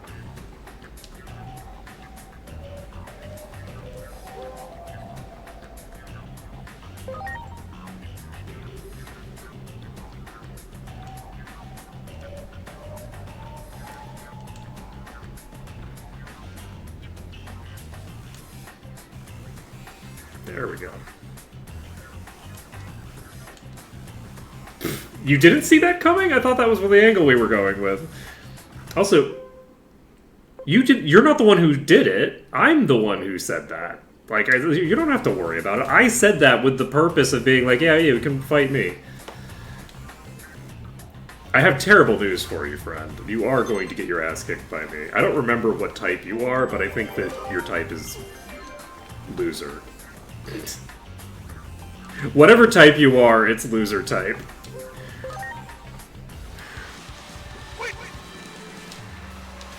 Okay.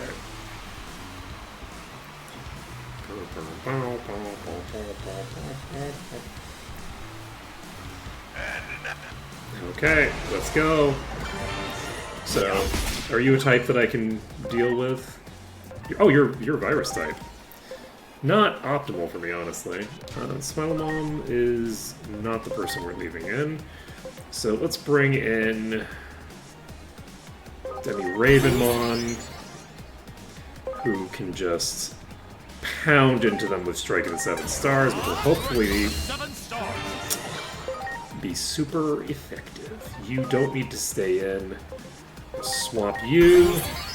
Salamagamon is going to stay in just to do Thinger. And you can't do shit, so I'll just use Soul Blaster. Okay. Spell Boost on Demi Ravenmon. Hopefully Salamagamon doesn't go down, but if they do, that just means that we've lost a turn. It's not a huge deal. Okay, we activate Magic Field, and then you do Spiral Masquerade into Gold Applemon, who just doesn't give a shit. And then we Aura. Strike of the 7 stars. It's okay damage. And we'll actually Aura again. Just get Gold Applemon completely topped up. Do Magic Field again. Iron Slash. Mediocre damage. We can Spell Boost. And it should go pretty smoothly from here. If we wanted to, we could, like, go a little crazy with it. But I don't think I'm going to bother. I don't think I need to bother that. Okay, it's 1 o'clock. And yeah, I think I will go to 2 today. I think that that's what I want to do. Ready to go. Wow, I whipped that hard. Waited almost the amount of time that I needed to wait. Oh, okay. That's cool.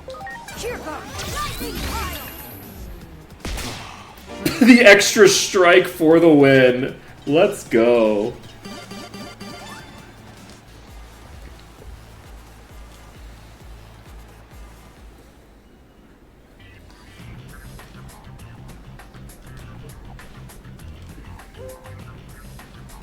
You were both strong.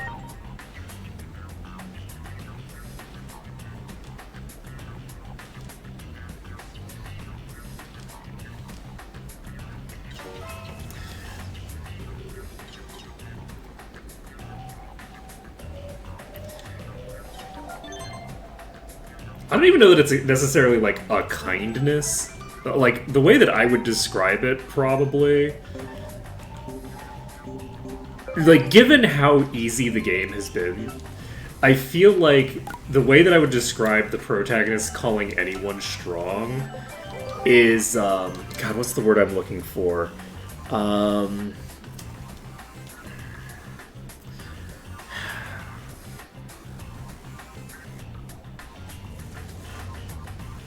It's the when you're talking to a child and you're talking down to them, but not in a cruel way.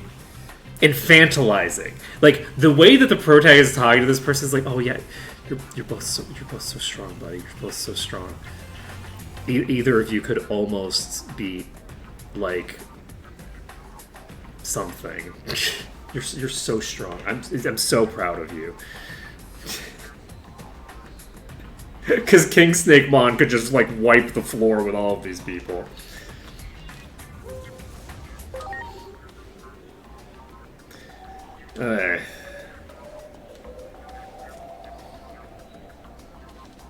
Okay, so we're going to be fighting these two now. And these two... Are these two more of the Royal Knights? Is that what's happening? I think these two are more of the Royal Knights. At some point, are we going to finish the... Are we going to be done with these damn knights? At some point. At some point, am I also going to get some experience?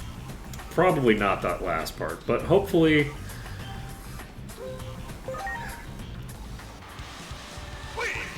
Okay.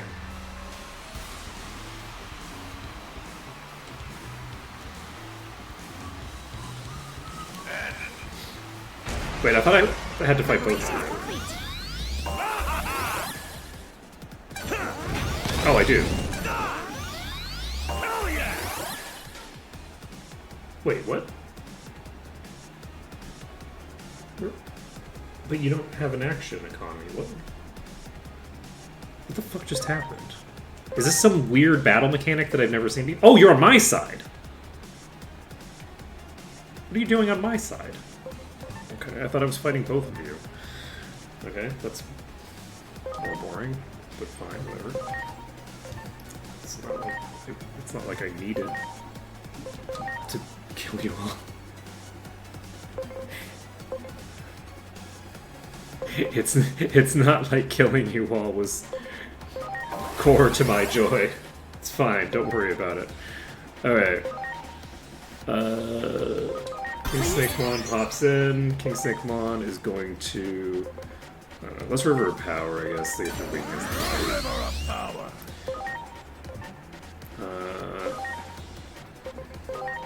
Hey buddy, I'm sure noticing that you seem to have done an acceleration boost without me noticing. Is that a thing that just happened? Sure looks like it. Can I remove acceleration boost for this? No. Okay, so we're not doing Amethyst Mandala. Cheer guard. Lightning pile.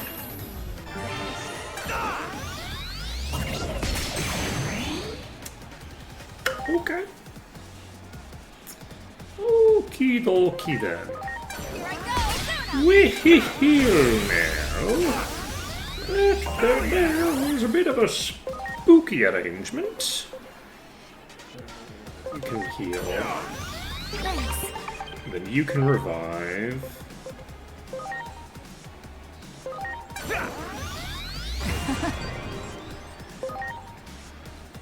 You can do this. Unfortunately, if I do this, then everybody goes before them, which sucks, but that's okay. I shouldn't have done that. That's fine. Okay, actually it doesn't matter, because you start out strong against it. It's probably not worth it to worry about. It's activate Magic Field. You can Izuna. Izuna! The Well Guys did a shit ton of damage, actually. River of Power. Okay, do you spell boost on King Snake Mon? Yeah, why not? Next one's on me. Yeah, unfortunately we're not immune for this. That was a pretty decent damage. Pretty decent hit coming out. We'll do an attack field. I guess it doesn't matter that much, but it boosts the NPC, who does pretty decent damage, I think. Yeah, look at that. That's a pretty good hit. Here it comes. River of power. Alright, so we should be able to just keep following this up. I should have healed. That was a mistake. Okay, luckily, the boss decided to just completely waste its turn. Next one's on me. Here I go, Luna! Izuna! Here it comes. River of power. There we go. And I didn't check how much EXP I get. Inori's with us again.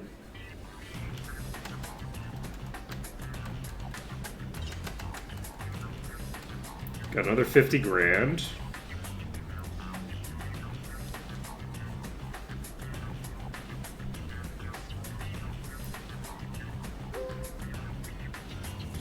Omnimon? I don't know.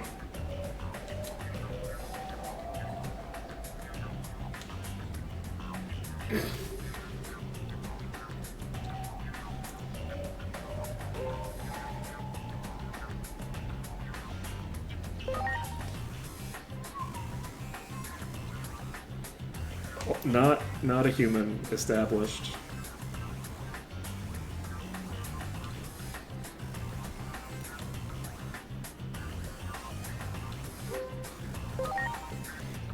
Okay.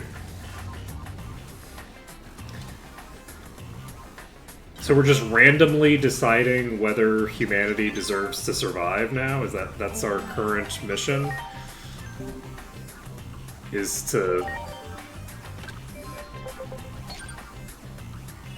decide whether we're worthy of life or not. Okay. Okay, we have no other challengers left. Where's our...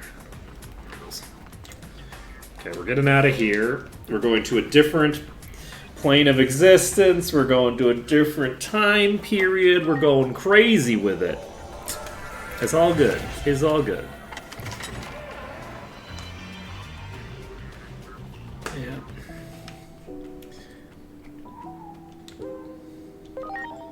Okay.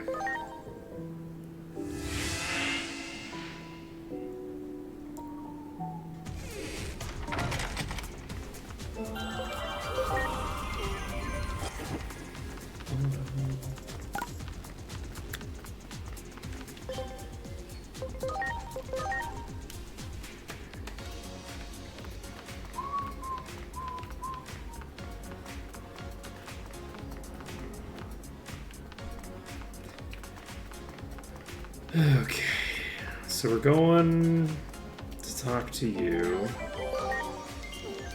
and then we're gonna beat up somebody.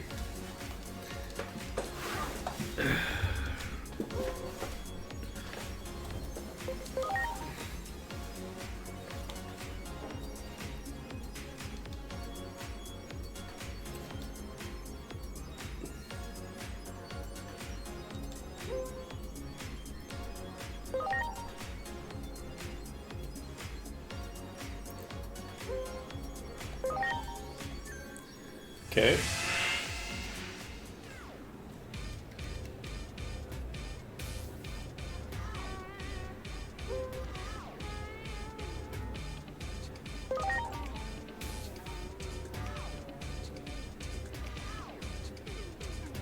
The dream alive, some clip. Did you hear? I wonder what the hell that's about.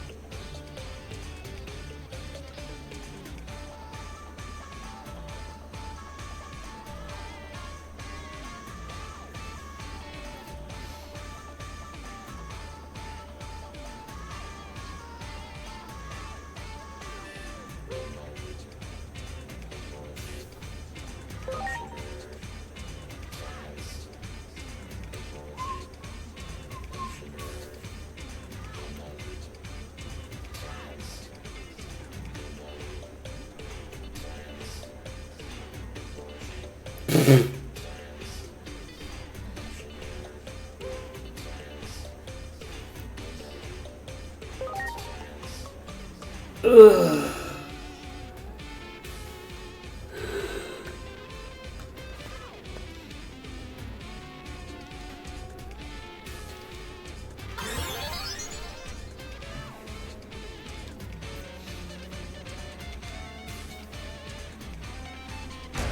Okay.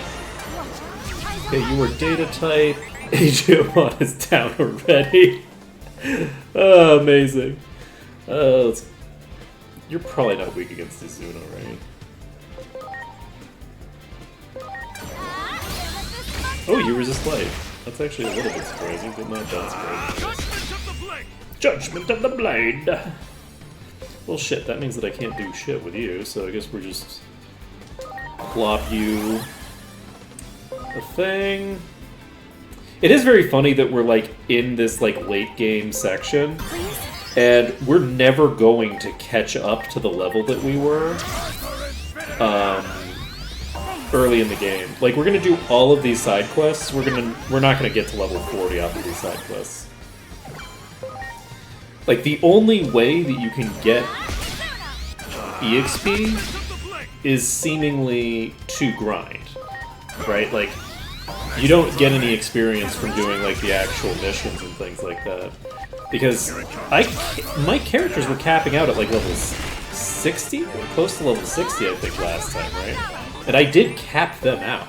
Like, I was maxing out my characters.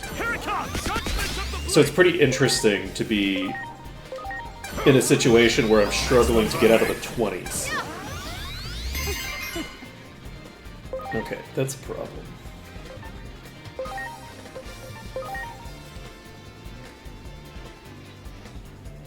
Can I just break that by attacking it once?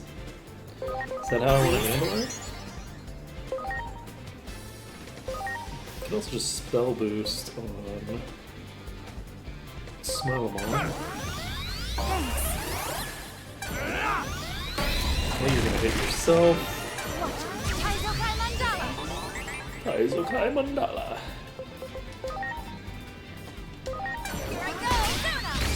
I think that's a pretty decent hit. Nice, nice, nice. Don't hate that. I'm counting on you. Okay, Fire Ant Man comes in, does the Hyper Infinity Cannon. I guess I should have probably... Ooh, Spell Boost. A little late for that, though, friend. A little late to the party. Maybe not late enough, though, to actually cause a problem for them. I'll do a Brave Metal. Let's go. Brave Metal. 1100 EXP. Less than I would get for one-shotting a wolf.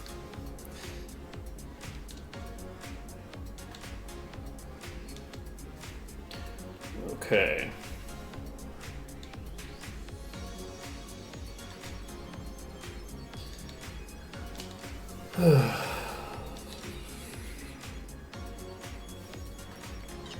What are you doing here? You're just a party member. Okay. Never mind. What are you doing here? Oh my god! The Royal Knights have all returned? Wait, who's eligible for Digivolution? Ah, okay. That would be...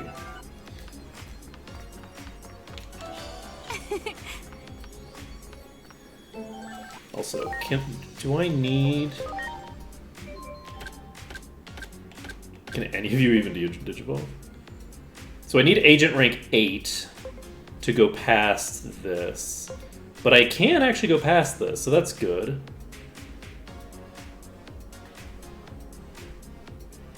Oh, this allows me to get into the combined form that I'm not really that invested in. So...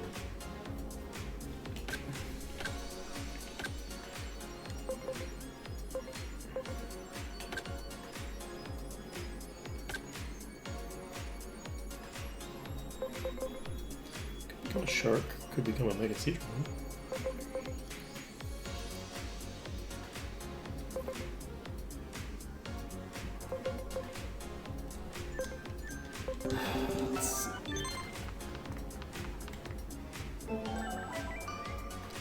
Alright, let's go back to the thing.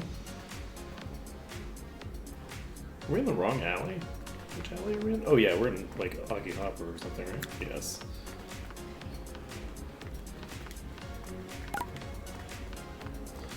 Okay, I don't see a thing here, so let's go back to here. And let's go take a look at our progress on personality. Our goal is to get ourselves out of the personality that we're currently in, or to get close enough to it that I can quickly check some stuff. Do I want to check that stuff now? I guess I should check the mechanical stuff right now. Let's check this mechanical stuff right now. Let's see.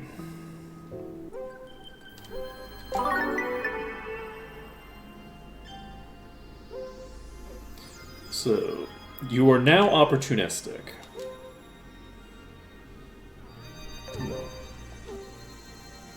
We need you to return to the box. Okay. So, you're now opportunistic. Your stats presumably plummeted. Your stats didn't plummet.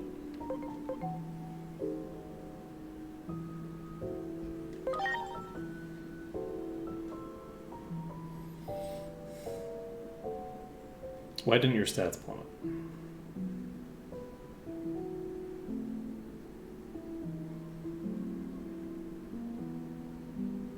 Have I been reading this entirely incorrect this whole time? Is the stat boost only in combat?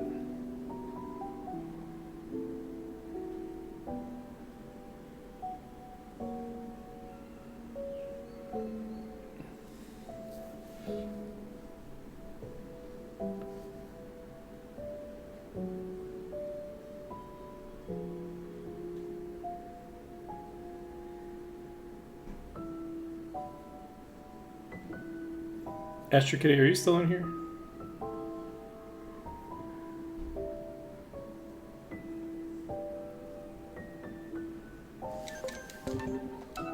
Hey. So I'm noticing that my stats are still higher, but I'm no longer in an int thing.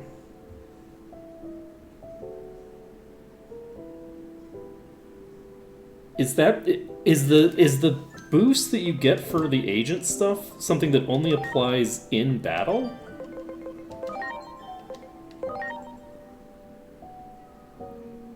Like, is this an in-combat boost?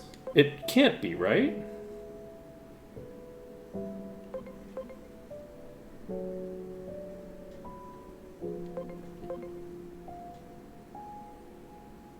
Like, these stat bonuses can't only apply in battle.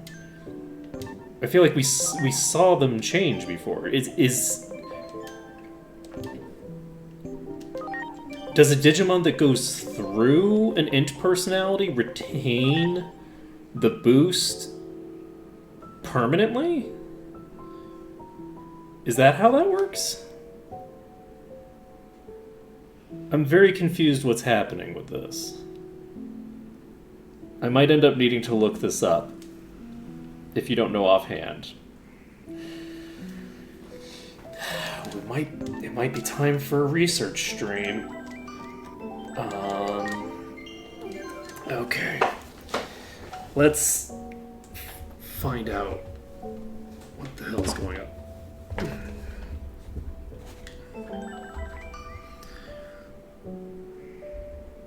Because I felt like the values changed when I went. I feel like those values changed. Digimon, Time Stranger, Agent Skills.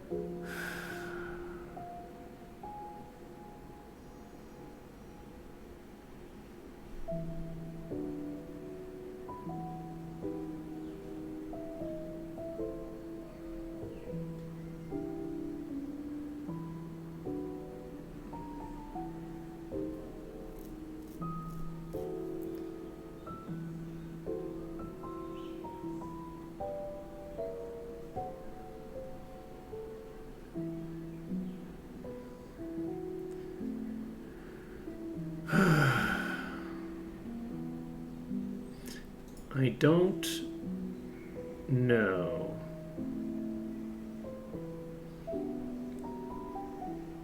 I don't know.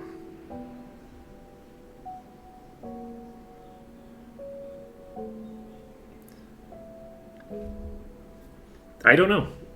I'll have to do some research into that if I'm going to understand it at all. If I had to guess, I would say that your stats can't be lowered again if you drop out of a personality. So my guess would be, like, if I were to digivolve right now, would I have lower stats than I have right now?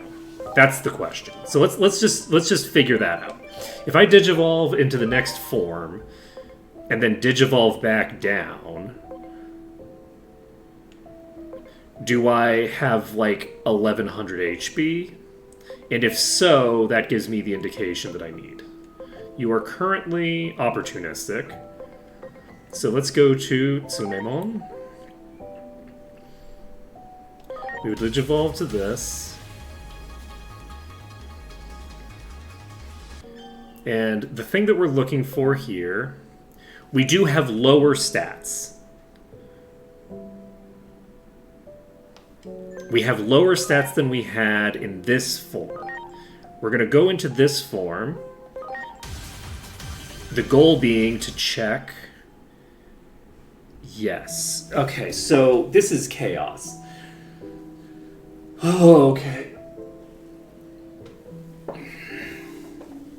So, we're going to reload. But yes, it looks like it's not going to drop my stats until later. Which is fine. It's not going to drop my stats until later, but...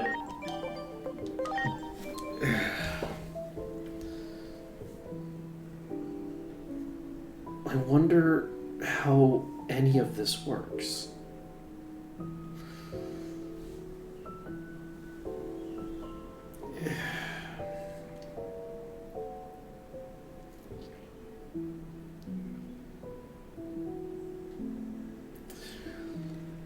So I can't drop in and out of a given thing. Let's put you in a classroom and not worry about it for now. This is... We're going to take way too long on this because I just don't know how the mechanics work, and I don't know that anybody does. I haven't gotten the impression, based off of what little random Googling I'm doing, that anyone really has any fucking idea how any of this stuff works. So maybe someone somewhere does, and maybe nobody knows because it's just not something that people care about. So we now need to do this, and we need to quick complete because I'm not waiting 30 minutes for you to come out of this. Okay, you're now back to Sly, and you gained a shit ton of int for some reason. And we'll just throw you into... Let's just chuck you in the sauna. I don't care. Doesn't matter. Okay, we're popping out of here. And we're basically just leaving them alone for now. They're going to deal with their business however they're going to deal with it. So, we're going to... Oh, we just need to talk to King Drazel now. So let's talk to King Drazel.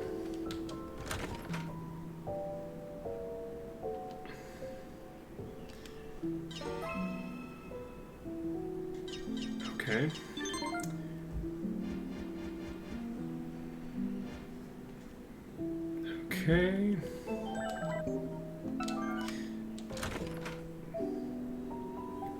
I don't like the way that room works, by the way, because I navigate menus with the D-pad like a normal human being, and that area is basically a menu, but you can't navigate it with the D-pad. You have to use the analog stick for it.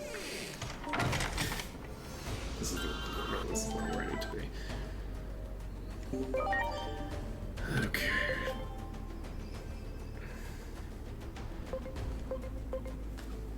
Okay, do we do this? I still haven't unlocked anything with Olympus in the name. Are we getting close to unlocking Olympus? Do I need to talk to these assholes to get Olympus unlocked, or is it something else? Do we know how to unlock Olympus? I don't see how Olympus would even be related to this. Maybe I can go through this door now. Well, this just leads into the movie theater. What difference is that going to make? I'm going to go to the movie theater. Okay, let's go talk to Agumon.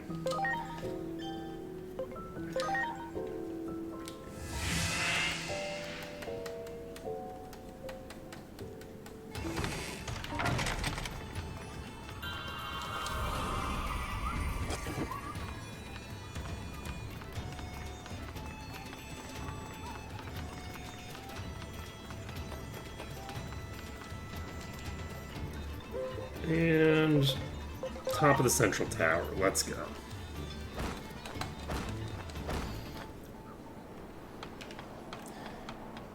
Okay, that's already been opened. They are just chilling here for some reason.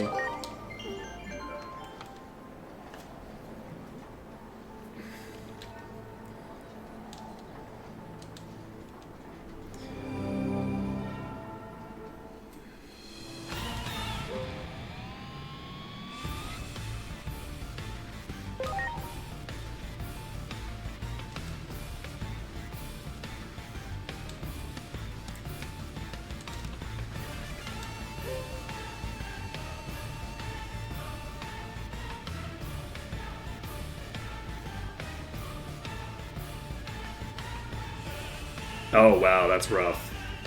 That's rough, Astro Kitty.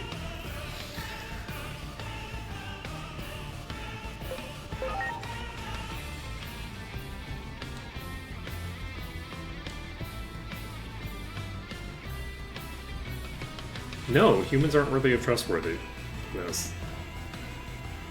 Humans aren't trustworthy, but that doesn't mean anything.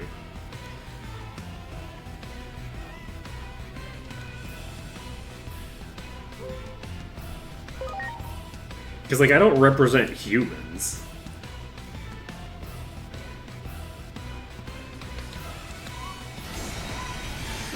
I reject the premise on a fundamental level.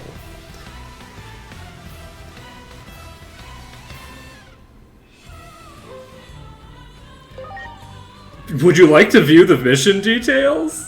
So funny. It's so funny that it just shows up with the mission details.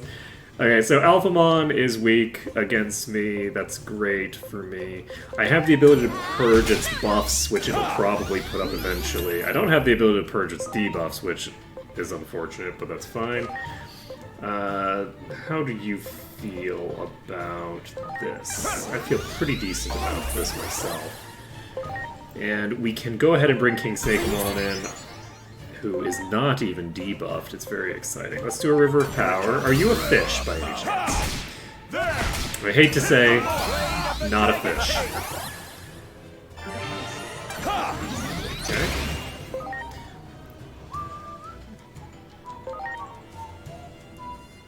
Alright, so Salamagamon is going to be my support for this round.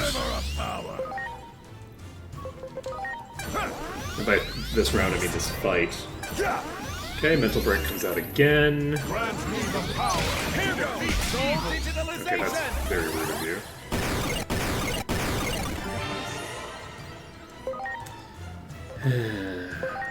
Okay. Do you have Meditate? You do. Please?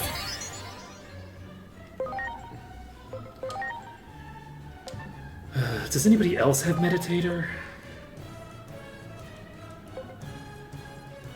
I'll just cure it for now. The King Snake Mon is going to revive. Oh, is this the only person I have to revive? Oh. I'll revive Igamon. Igamon's probably gonna die to the first, like, random swing that comes our way, but that's okay. Anybody else have Meditator? You do. So Fire Mom can bring out Meditator for small. It is time, Ascendant Sword! Blade of the Dragon King! Okay. Very rude of you. You are acting first this round, guaranteed. Next one's on me. So we're just gonna use a high field. This ensures that I don't have to worry about taking any hits Next one's on me. for the entire round, because all of the attacks are coming out immediately. Pretty convenient. So, you can River of Power. Here it comes. River of power. Seems like a reasonable thing to do. You can swap to Smilemon, who... Actually, do you want to... No, you're not going to swap. You're going to meditate on Salamagamon. Okay, Salamagamon is now able to be brought back in. You are neutral, right? So we can swap you out for... Smilemon doesn't have a revive. We'll bring in Smilemon. Smilemon is going to cast Aura to bring themselves back up into mediocre position. Supreme Cannon comes out, does shit tons of damage. So as long as we're able to survive, we should be pretty golden. Okay, there's an acceleration boost in play, so I don't think I care, for being honest. I don't think I need to worry about it. So Salamagamon gets pulled in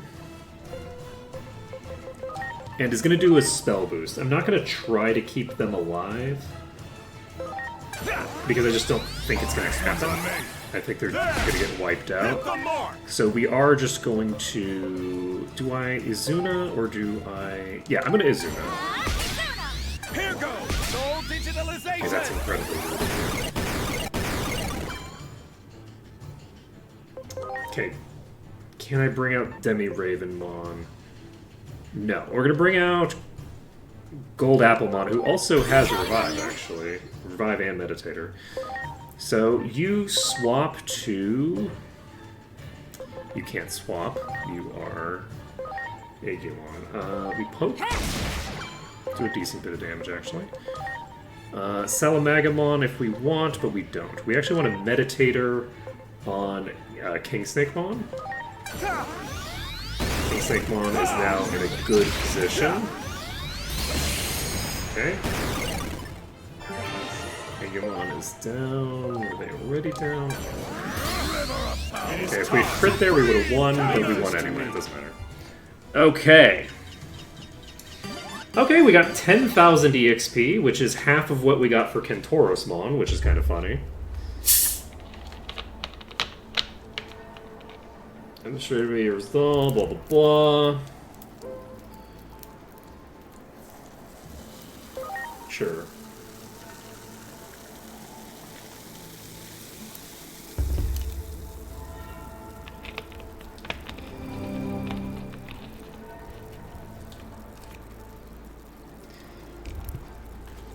I mean, I don't know that I need to get along with genocidal maniacs, honestly. I'm content to just beat them.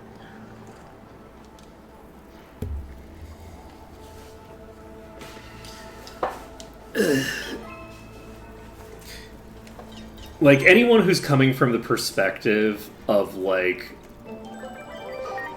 I need you to prove to me that your entire species deserves to live, you just don't need to give any care for them. It's like, okay, well, no matter what side of whatever issue you come down on, you are my enemy. And you always will be. Like, ideologically speaking, you are an enemy of all people who want good things to happen. Right? Like, the idea of, like, justifying the existence of an entire people is insane. That's just an insane thing. Like, the idea of, like, oh yeah, you have to justify the existence of these people or I will kill every single one of them, that's fucking crazy. Anybody coming from that perspective is a monster. So...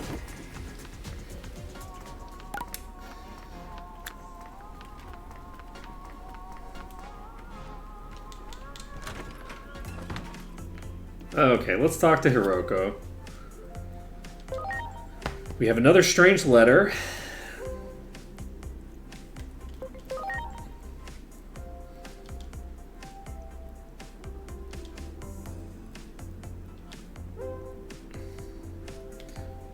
Okay.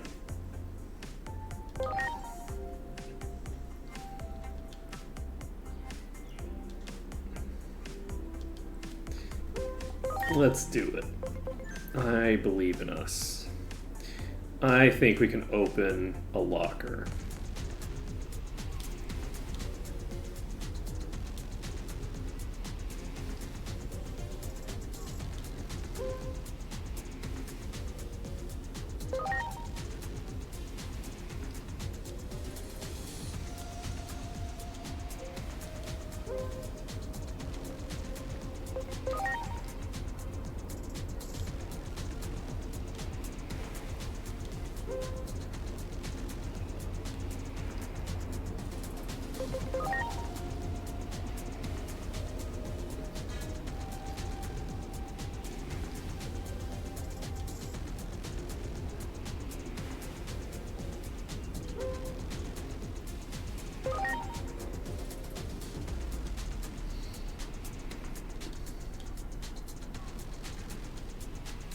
Okay, so we're going to Nishi Shinjuku. So, was there any point to the Knight's quest? Did that lead anywhere?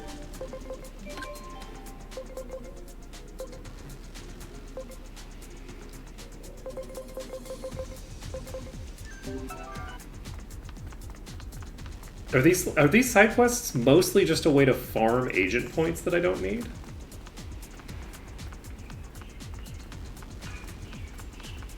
Like, narratively, I don't know, like, it feels like you're building up toward, like, something really important by bringing people up to that tower. Like, it feels like there's, like, something there, right? Huh, I guess we'll see if there's, like, a third faction that we need to bring up there, maybe?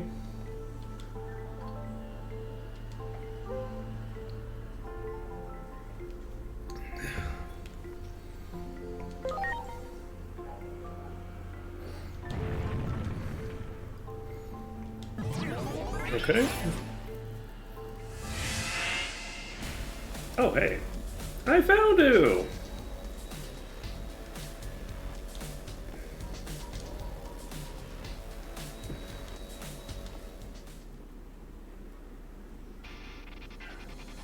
Oh, okay.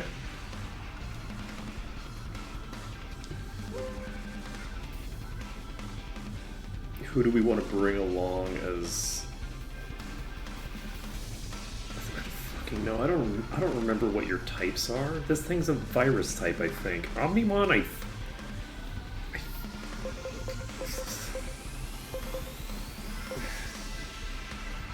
unfortunately, the leopard is not going to give me a type advantage, I don't think. So... I'll go with Omnimon, I think. Hopefully that's... Let's hope that's someone who's useful. We'll see. Okay, you are... Yeah, you are... Thingamabobber. We'll pull in Demi Ravenmon. And we will just use a strike of the 7 stars. 7 stars. It's pretty decent damage. You do an acceleration boost. Love that for you. River of Power is fine or whatever, except it's not fine to do anything like that with you involved. You're gonna AoE with your attacks, I think, so let's bring Fire Antmon in here. I'll just Hyper Infinity Cannon because I know that you're vulnerable to it. It does fucking nothing. And unfortunately, we are stuck with Gold Applemon as our primary. As our physical damage dealer. Luckily, Transcendent Sword seems to be doing pretty decent damage. Aegiomon is susceptible to getting knocked the fuck out, but that's okay. The Lightning Pile did a lot of damage. Isn't Infinity Cannon an AoE? Why are you not killing everybody? Please? Okay, so Salamagamon is going to revive Fire Antmon. And you are just going to do another strike with 7 stars. 7 stars. And you are going to heal. Is there a reason to do that? Yeah. Infinity Cannon comes out. That is a KO. Can you revive? No. Can you revive? No. King Snakemon, can you revive? Yes. I'm counting on you. I'm assuming King Snakemon is going to die instantly if attacked, even though they have so much HP, but...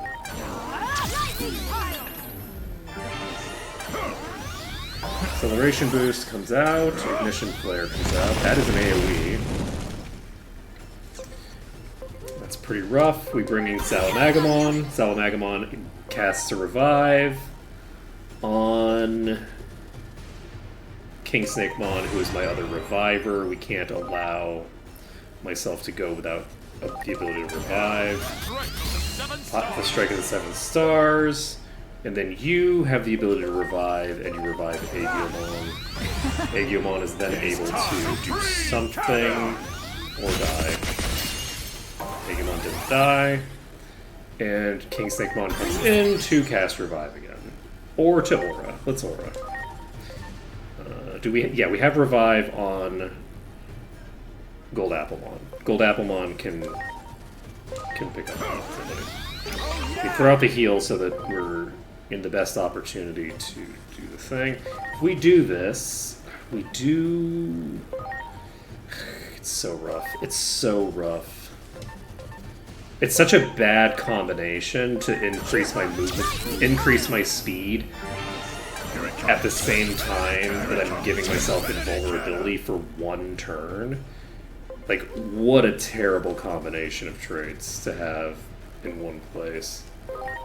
Please? Okay, this is a concern. You are going to...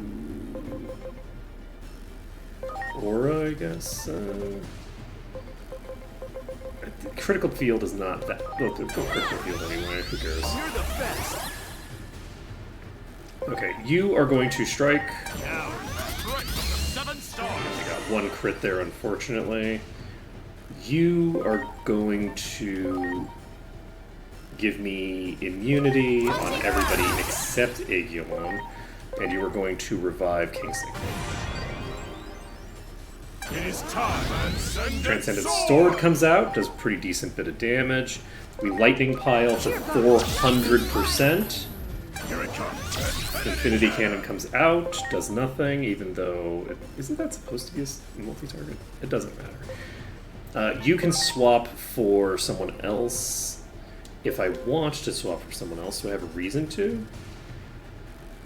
Not really, right? Like, everybody's just going to die in 1 hit. So, do I Aura to pump Gold Applemon a bit? I think I just Critical Field.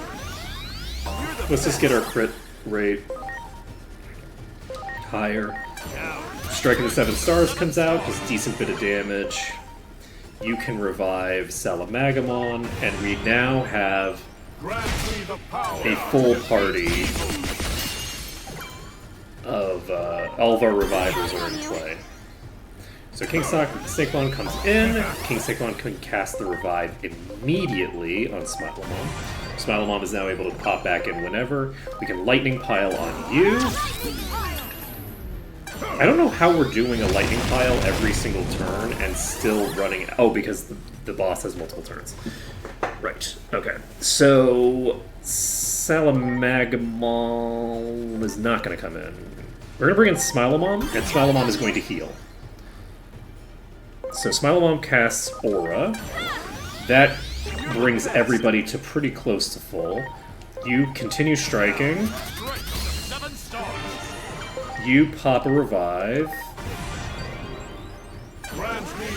Saint Knuckle comes out, does way more damage than I'd expect. Infinity Cannon does way less than I would have expected. And we can just cast Aura. And then Infinity Cannon doesn't do shit. And that's GG. We got the job done. And we get 1,300 experience.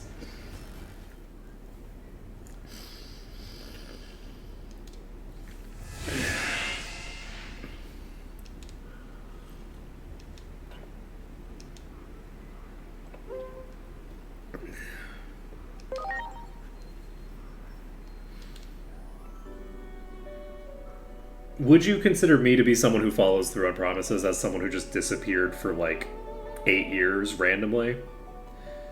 I'm sure a bunch of shit happened that it would have been useful to have me around for in the 8 years that I've been gone.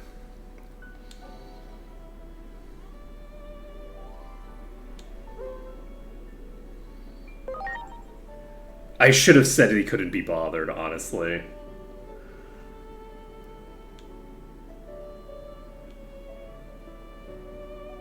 No, I mean, he's just a genocidal maniac. Like, he's not... He was exclusively red flags the entire time that he was around, and then he fucks off and becomes, like, the human side's genocide king or whatever. And as soon as he does that, like, when his daughter comes back, he completely ignores her. 7,000 yen? What the hell are these rewards?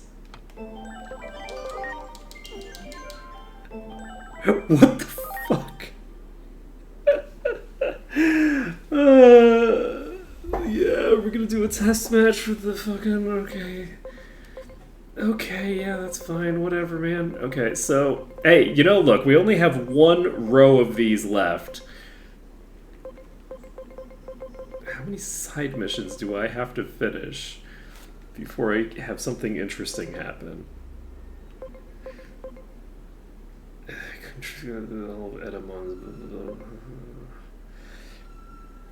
Defeat the scattered Kurumon, blah blah blah.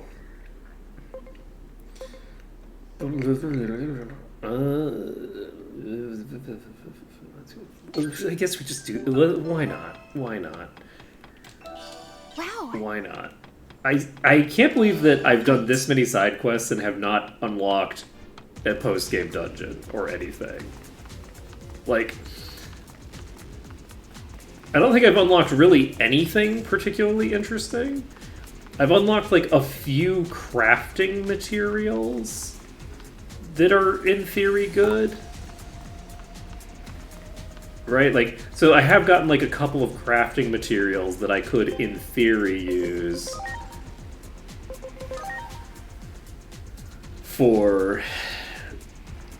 to make something interesting.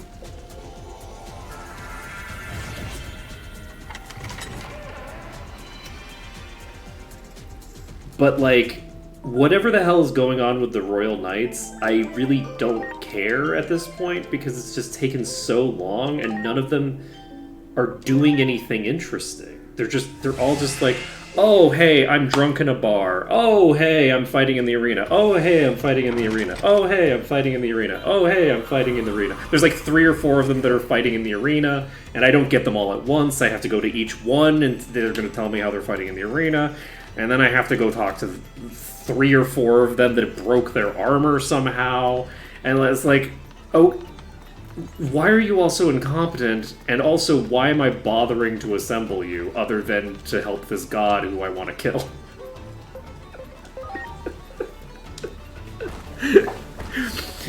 Like, it feels like it's supposed to be culminating in something, but what am I culminating in? What is the culmination going to be? But I just don't know that there's gonna be... I don't know that there's gonna be an interesting culmination, but hopefully, we'll see. Okay.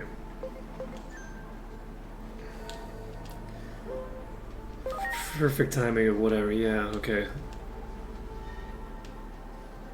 Haven't I already fought most of you?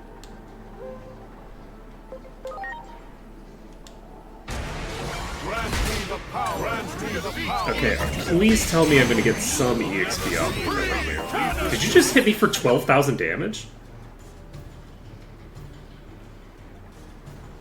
Did you just smile him on for 12,000 damage? Wait a second. I'm counting on you. What the fuck just happened? Preparations complete.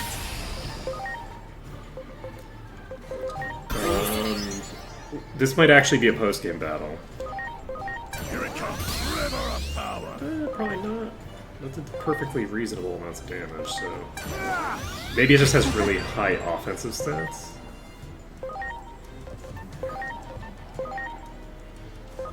Cheer book. Lightning pile. Grant me the power. It is time to breathe. Leave this to me. I'm in trouble. Please. I'm in danger! Grant me the power. I'm in danger!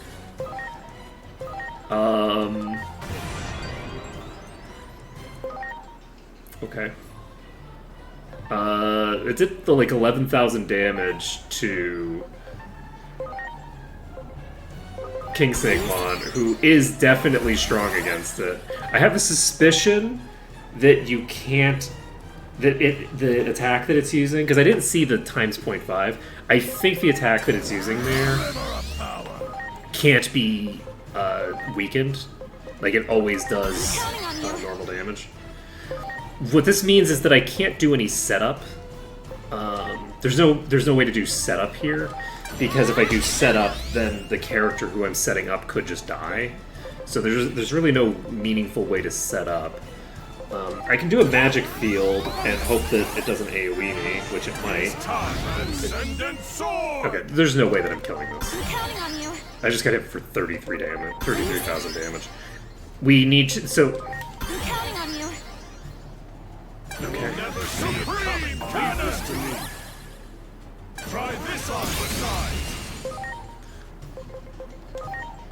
Now, strike from the 7 stars.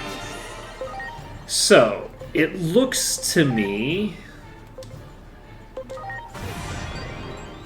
You will never see it coming. Cannon! Leave this to me. I'm counting on you. You will never see it coming. Cannon! Leave this to me. There! Hit the mark! Okay, you're immune to that. I shouldn't keep reviving, if we're being honest. There's no way that I'm pulling this out. Try this on for size. You will never see it coming. Cannon! Okay. So we're gonna go ahead and load to here. Okay, so we've actually unlocked the post-game fights. Like, these are actual post-game fights. Like, obviously these are post-game fights. If I'm taking, like, 11,000 damage on a character that's elementally strong against them, and it's dealing that much damage with AoEs, this is like an order of magnitude stronger than everything that came before it. Which is a good sign. This is a good sign. This means that there has to be somewhere in the game scaffolding that will get us to the point where these are reasonable enemies to fight. Unfortunately, we didn't get any experience whatsoever from any of the things that we were fighting just now, which means that I don't know how we're going to get there. We also did not unlock any dungeons or anything else that would give me an angle on leveling up, right? Like, at some point I would like to start exploring the space with Digivolution, and I'll have to figure out how to make that happen. So, let's see here, because it's 1:57. I'm going to be ending in a couple of minutes. Let's take a look at our missions. I don't want to do this. I don't care. I am going to check if the card game is relevant at some point. We'll talk to Punimon at some point. But I think that of the things that are going to get us a dungeon or something unlocked,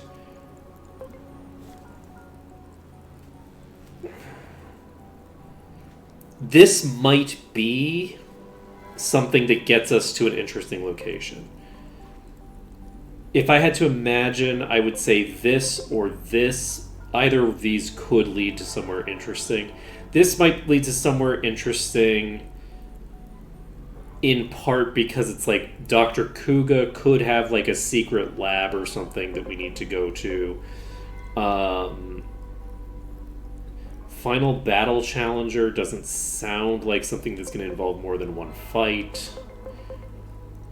Premonitions of Love, I'll take a look at that eventually. I need to figure out what I'm doing with that. I'll need to basically evolve something into a Baelzamon.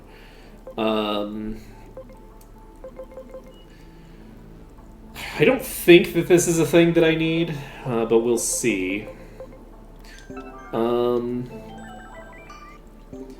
I also need at some point to spend some of my anomaly points. We can get up to a agent rank of 9 right now, most likely. And I'll have to figure out if that unlocks any quests or anything, which we can actually just save the game and check. That's actually easy to check right now. So if I just go over to Agent, I've saved the game. I can now just spend points to get myself up to rank 9, and then I can reload once I've done it if I don't get any new quests. Because I do not want to have the stat bonuses in these things until I have confirmed whether it makes it harder for me to get my stats up.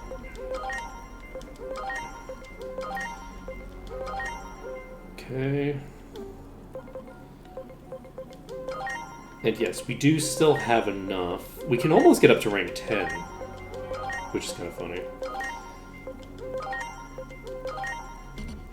It's such a bizarre system, actually. Like, having 4 near identical talent trees that are based off of personality.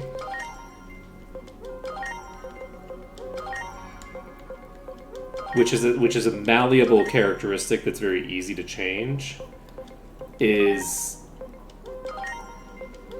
incredibly bizarre.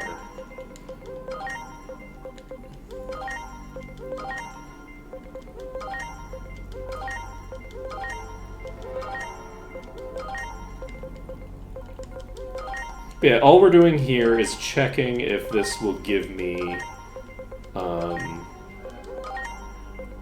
what I want. I was kind of hopeful that I would eventually, like, unlock new types of things. Okay, so do we get a quest from this? We're gonna go in here, and then we're gonna exit out immediately and see if entering and exiting this place gives us a text message. No text message. Go to the back alley.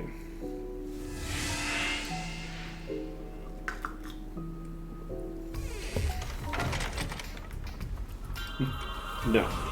We do not get anything out of that. So, I'm going to exit the game. We're not saving the fact that we did that because I don't think I need to do that, and it will make it more difficult for me to test some stuff later. I don't know whether that's going to screw me over or not. I can't tell.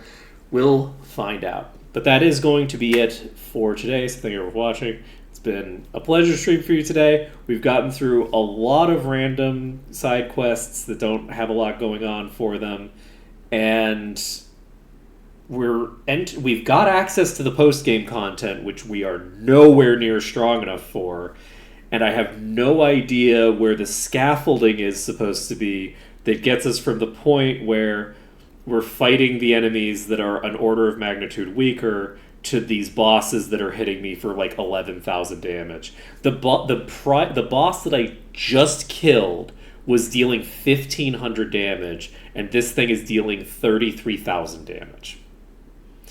So we'll see. Tomorrow?